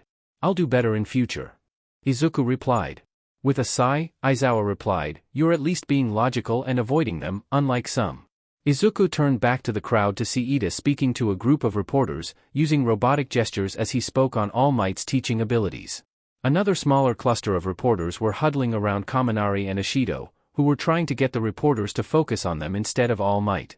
You head inside. I'm gonna need to get those three and give them an impromptu media lesson, Aizawa said as he approached the crowd of reporters. Izuku did the smart thing and began heading inside, making his way to the 1A classroom. When he arrived, most of the class was already inside, with everyone chatting as usual. The only people he noticed acting oddly were Koda and Hagakure, who were sitting in the back and taking turns writing on a piece of paper before passing it back to the other. Izuku was willing to bet his limited edition Maruko poster that they were making plans on how to take down Iwabami. He made a mental note to talk to the two about how making villain plans at UA was a potentially disastrous idea. Continuing to observe the rest of his classmates as he made his way to his seat, Izuku realized that Bakugu was nowhere to be seen. He knew that the feral blonde would never willingly miss a day of school or even be late, especially not now that he was at UA. Had he gotten suspended for yesterday? The classroom door flying open stopped Izuku from thinking more on the matter as Kaminari and Ishido both rushed in with looks of panic, followed closely by Ida yelling at them about running in the halls. Stepping through the doorway after them, Aizawa called out, "To your seats everyone. There's some important announcements, so we're starting early." As everyone scrambled to get to their seats, Aizawa continued, "First order of business, due to the incident that cut your heroics class short yesterday, those who did not participate will be completing the exercise today. Azui. Karo, yes Aizawa-sensei? You will also be given the chance to participate in the exercise today, as I was informed by All Might of what happened during your match," Aizawa said, making Tsu perk up and let out a happy croak. That being said, 3 volunteers from those who have already participated are needed to act as a teammate and 2 opponents for the match. Kirishima's hand was raised before Aizawa had finished speaking, making the tired man sigh. That's one. Who else? Ida was the next to raise his hand, calling out, "Aizawa-sensei." If it's alright, I would like to participate as I feel I did not perform as well as I expected of myself. All you had to do was raise your hand, but sure, Aizawa replied. Now, final volunteer? There was a moment where no one moved and everyone looked around before Kendo sighed and raised her hand. Aizawa marked down the 3 volunteers as he said, "You 3 will be assigned to teams by All Might and will be able to earn extra credit based on your performance, so treat it just as seriously as if this was for a grade. Understood?" With each of the 3 calling out affirmations, Aizawa continued, "Now, the second announcement for today is that you all will be selecting class representatives." There was a moment's pause before the room erupted into noise as nearly half the class began calling out and shouting about how each of them should be the class representative. Aizawa activating his quirk quickly. "Silence the room, this isn't some fun game. Whoever gets the role will be acting as the first impression of your class to the rest of the student body. They will also be tasked with the responsibility of acting as an in-class aid to the teachers for all of your classes going forward. It is best to choose someone who you all believe will not only help you, but will lead you. Understood?" A chorus of "Yes, Sensei" filled the room before he continued, "Good, now it's up to you all to determine who will be your class representative and vice representative. You have until the end of homeroom to do so?" "Aizawa-sensei," Ida called out, standing up with his hand raised, "is it appropriate to make such a significant decision while 2 of our classmates are absent?" Izuku looked around in confusion before realizing that Mineta was absent. He usually tried not to pay attention to the diminutive boy so he hadn't noticed earlier. Mineta is currently meeting with the principal and won't be back until first PRD, so it's unnecessary to wait for him, Aizawa explained. As for Bakugu, he was expelled yesterday. The class was dead silent at the news, with more than a few people trying to subtly glance at Izuku. The green-haired boy made sure to keep his face blank, but internally he couldn't help but celebrate. Call him petty, but knowing that his former bully lost his chance at becoming a hero due to his own actions was immensely satisfying. "Let him be a lesson to the rest of you," Aizawa said, catching the class's attention once more. "You are training to be heroes, and you are expected to act as such. I warned you all about what would happen if you failed to meet these expectations, and now you can see that it wasn't a logical ruse. Now get to deciding your representatives before I do it for you." With those closing words, Aizawa pulled his sleeping bag out from under his desk and laid down to take a nap. There was a moment where everyone was silent before Kaminari spoke up. "So, how should we pick a rep?" Ida was quick to reply, "The best way to determine would be to put it to a vote." The speed quirk user pulled index cards out from within his blazer as he said, "We can hold an election for the class representative, then an election for the vice representative. Does this sound agreeable to everyone?" While some gave their approval, Yaoyorozu said, "Would it not be easier to hold a single election, and whoever gets the second highest amount of votes would be selected as the vice representative?" "An excellent idea, Yaoyorozu." Ida replied, "Is this agreeable with everyone?" When no one raised complaint, the index cards were passed out. As Izuku looked down at the blank paper, he thought about who he thought would be the best fit as class rep. Ida showed at least some leadership skills with organizing the vote, but he was frankly too rigid to fulfill the role. Sure, you need to follow the rules, but when people can't talk to you without worrying about those rules, they aren't going to want to approach you in the first place. Yaoyorozu could be a better candidate since he knew for a fact that while she cared about doing the right thing, she would absolutely not hesitate to break some rules to do it. He also knew that she had experience acting as a class rep from their time at Somei High. Plus, he felt at least a little obligated to vote for his teammate. With his mind made up, he wrote down Yaoyorozu and waited until the votes were collected by Ida. After all the votes were collected and tallied, the results were written on the board. Aoyama, 1 vote. Yaoyorozu, 6 votes. Midoriya, 11 votes. Izuku stared at the board, mouth hanging open in shock, as he tried to process that over half the class had voted for him. All around him people cheered and congratulated him, making his face heat up at all the attention. "Good, you made a decision," Aizawa said as he sat up from behind his desk, still in his sleeping bag. "Midoriya, Yaoyorozu, you 2 will need to meet with me at the beginning of lunch so I can lay out the full responsibilities of your positions." "Yes, sensei," the 2 new reps replied. Getting out of his bag, Aizawa said, "Good, now all of you get ready for the day. It's nearly time for Ingli Dash." The door slamming open cut him off as Present Mike entered the room and yelled, "Who's ready for English class?" "Yeah." Aizawa sighed as he left the room without another word while Present Mike began his lecture. Izuku could barely pay attention as he was still reeling over being selected as class rep. At Somei he had never been popular enough to be considered for the position, and even if there was a class rep at Aldera he would have never been selected. Thinking about it, Yue was nearly the complete opposite of Aldra, and Izuku couldn't be more thankful for it. The only interesting point during the morning classes was when Mineta arrived a few minutes into English class.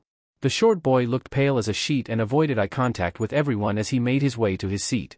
Izuku briefly questioned what Nizu could have said to get that kind of reaction, but quickly decided it would be best to never find out. After that, classes went as they normally did, and it didn't feel like long before it was time for lunch. Everyone started heading out after the bell rang until it was only Izuku and Yaoyorozu left. Getting up and walking over to her, Izuku said, "I didn't get a chance to say it earlier, but congrats, Yaoyorozu. I'm happy I'll be working with someone I already know." "Thank you, and congratulations to you as well," Yaoyorozu said with a polite smile. "It's no small feat to receive over half the votes possible." Izuku sighed as he sat in the desk next to hers and said, "I still have no clue why so many people voted for me." Yaoyorozu looked at him like he had said something idiotic and said, "Are you serious?" Izuku could feel his cheeks heating up as he said, "Why yes." He watched as she closed her eyes and took a deep breath through her nose before fully facing him. "Have you considered that maybe, just maybe, it's because you're a kind, intelligent, and generally trustworthy person?" Izuku felt like a deer in headlights and was extremely aware of the heat spreading across his entire face, managing to only get out, what? Yaoyorozu rolled her eyes as she said, "Oh please, don't act dumb, you've already displayed your intelligence with every piece of analysis you've made. And I certainly think that you've displayed considerable kindness with the notes you gave out to our classmates. After the Death Arms incident. How do you know about those?" "Jairu showed me the one you left for her," Yaoyorozu replied with a smirk. "It was a good mix of caring and entertaining. I just wanted to, let the people who were the most affected by the news know that they weren't alone," Izuku said, looking away towards the front. "And you not only noticing that they were affected, but also doing something to support them, is why people voted for you. It's part of why I voted for you." Izuku looked back at her with wide eyes as he said, "You voted for me? That's what I said, wasn't it?" "Right, sorry. I just wasn't expecting it. I mean, not that I'm not thankful. I am. It's just that, there were better candidates than me," Izuku stuttered out. "Like who?" Yaoyorozu challenged as she crossed her arms and leaned back in her seat. "Like you." Her eyes widened as she said, "Me? Of course. You're incredibly intelligent and already have experience as a class rep, plus you're naturally kind but know how to be harsh when necessary. You're an obvious choice. It's why I voted for you." "Wait, Yaoyorozu paused for a moment before saying, "Now that I think about it, it's obvious that you voted for me since you clearly didn't vote for yourself, and I doubt that you voted for Aoyama." Izuku chuckled as he said, "Yeah. Nothing against him, but I doubt he'd be the best fit for the job. Plus, I don't think I'd be nearly as happy to work with him as I am with you." Yaoyorozu smiled as she said, "Happy to be working with you too." The door opening caused them both to turn towards it as Aizawa walked in looking more tired and angry than Izuku had seen in a while. "Apologies to you both for not arriving sooner. The reporters at the gate were giving midnight trouble and I had to intervene." "It's no trouble, Aizawa-sensei. We were taking the time to get acquainted," Yaoyorozu said, already sitting up straight with a polite smile. It was still strange and a little disconcerting for Izuku to see her change behavior so quickly, like she was putting on a mask. "Good," Aizawa said with a nod. "It's important that you two are able to work well together." "There won't be any problem with that, Aizawa-sensei," Izuku assured. "Now, as class representatives you both will be expected to dash." Alarms blaring cut off Aizawa, causing both Izuku and Yaoyorozu to stand and get into defensive stances. "What is the alarm for, sensei?" Yaoyorozu yelled. "It means that the UA barrier was breached," Aizawa yelled back as he rushed over to the windows. Moving over to them as well and looking down, Izuku could see the mob of reporters rushing into the courtyard and heading towards the school. He also saw Present Mike sprinting towards the mob to intercept them. "You both stay here and wait until the rest of your class gets back," Aizawa ordered as he opened one of the windows, "and neither of you ever try what I'm about to do." With those parting words Aizawa jumped out the window. "Sensei!" Yaoyorozu yelled as Izuku cried out, "Eraserhead!"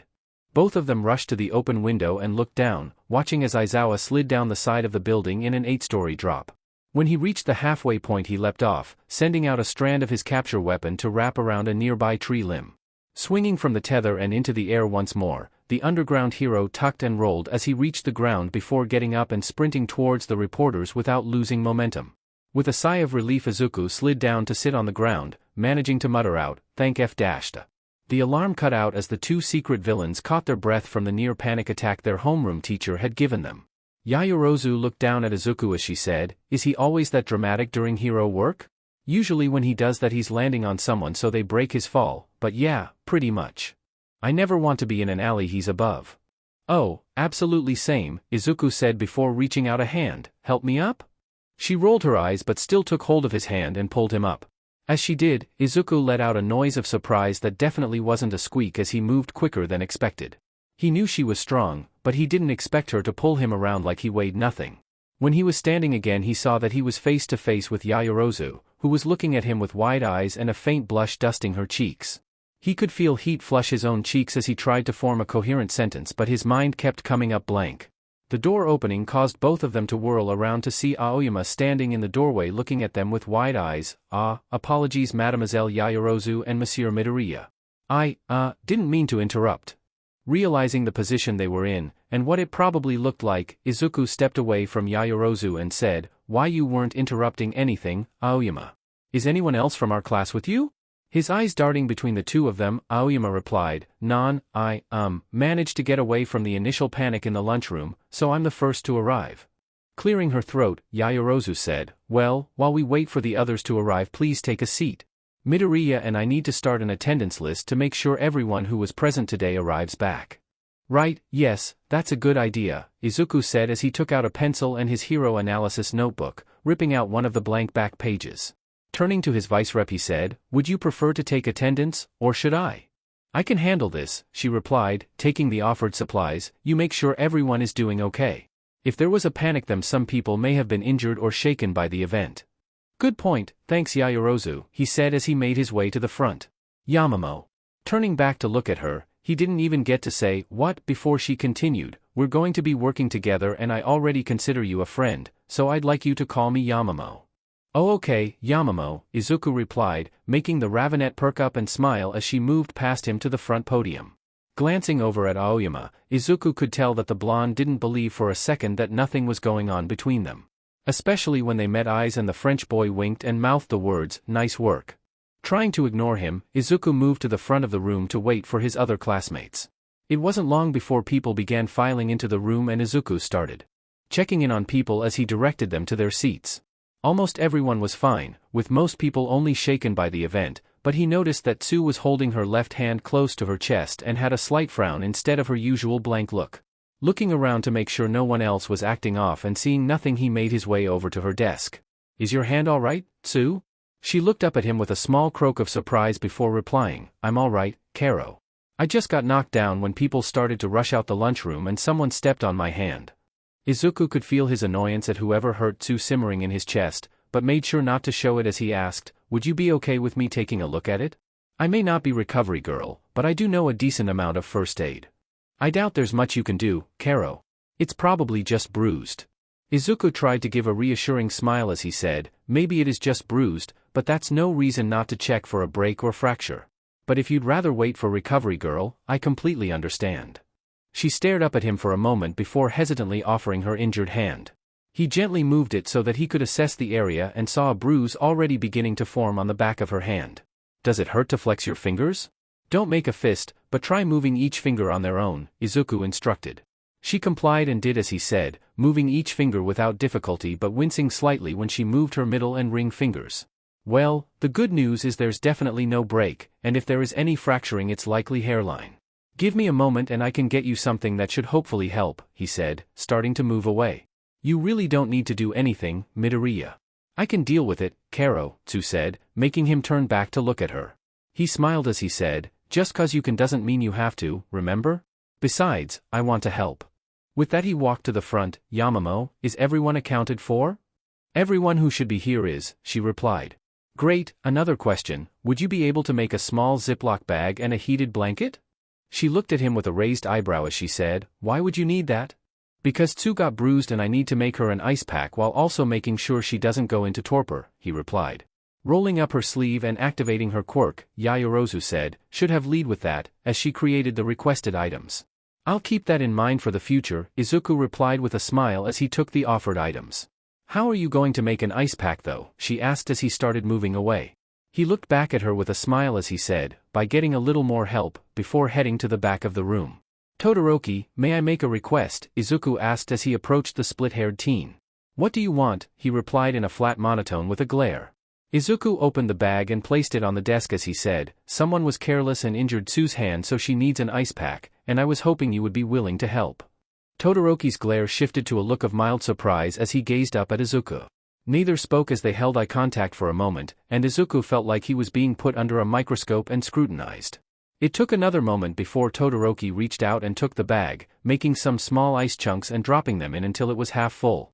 Turning back to Izuku, but no longer glaring, he said, "Will this be enough?" "This will work great. Thank you, Todoroki," Izuku said before taking the bag, sealing it, and heading back over to Tsu. When he reached her desk he held up the ice pack and said, "This should help with the bruise." Setting it down he then held up the heated blanket and said, "And this should make sure the ice doesn't put you to sleep," before holding it out. Tsu took the offered blanket and wrapped it around her shoulders before turning it on. Izuku could hear her make small happy croaks as she gently placed the ice pack on the back of her hand with only a slight wince. "Thank you for this, Midoriya, Karo," Tsu said as she looked back up at him. "Of course, I'm always happy to help," Izuku replied with a smile. "Let me know if you need anything else." He waited until she nodded before moving back to the front of the room. As he did, the door opened and Aizawa walked in, managing to look more tired than he did earlier. "Sensei, everyone is here and accounted for," Yaoyorozu said as she presented him the list she made. "I ensured that everyone was physically safe and any injuries were treated," Izuku said as Aizawa took the list. Their teacher looked with a start and said, "Injuries?"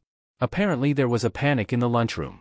Tsu got knocked down and her hand was stepped on, but I made sure it wasn't a break and applied some basic first aid, Izuku explained, though I think it would still be best to have recovery girl check. Looking over to the froggy girl, Aizawa said, "Azui, did you get a look at who did it?" Putting her free hand's index to her chin she replied, "They had a blue tail, like a bull's, but that's all I can remember, Karo." "Good to know," Aizawa said before addressing the entire class. "Now, is there anyone willing to go with Azui to recovery girl's office? Even though the situation with the barrier has been handled, I am not breaking protocol and letting her go alone." Both Ida and Kendo raised their hands immediately, making Aizawa sigh before saying, "Sort out who does it yourselves." "I've got this, Ida," Kendo said before the Bluinette could say anything. "You already saved the day in the lunchroom. I can go with Tsu to recovery girl." Before Ida could object, Kaminari said to Izuku and Yaoyorozu, "You two should have seen him." Everyone was panicking when suddenly Ida goes sailing through the air and slams into the wall above the exit. Then he yelled at everyone for panicking and told everyone about how it was just the press. Everyone stopped rushing around after that. "Well, it was important to calm everyone as quickly as possible," Ida quickly defended, "and I wouldn't have been able to have accomplished what I did without Uraraka's help. All I did was give you a high five. You were the one with the plan and info," Uraraka said. "If it was a training exercise, you would have been the MVP." Ida looked stunned by her words, opening his mouth like he was going to speak but no words came out. Apparently deciding that was the end of the discussion, Aizawa spoke up once more. "Kendo, you go with Azui. Once you're finished there it should be time for your heroics class, so report to ground beta directly after," Aizawa said before looking to the still stunned Bluinette. "Good work on assessing the situation, Ida. The second and third years that were present apparently need to be refreshed in the subject." The annoyance in Aizawa's voice as he talked about the upperclassmen would have made Izuku feel sorry for them if they hadn't been the reason Tsu got hurt.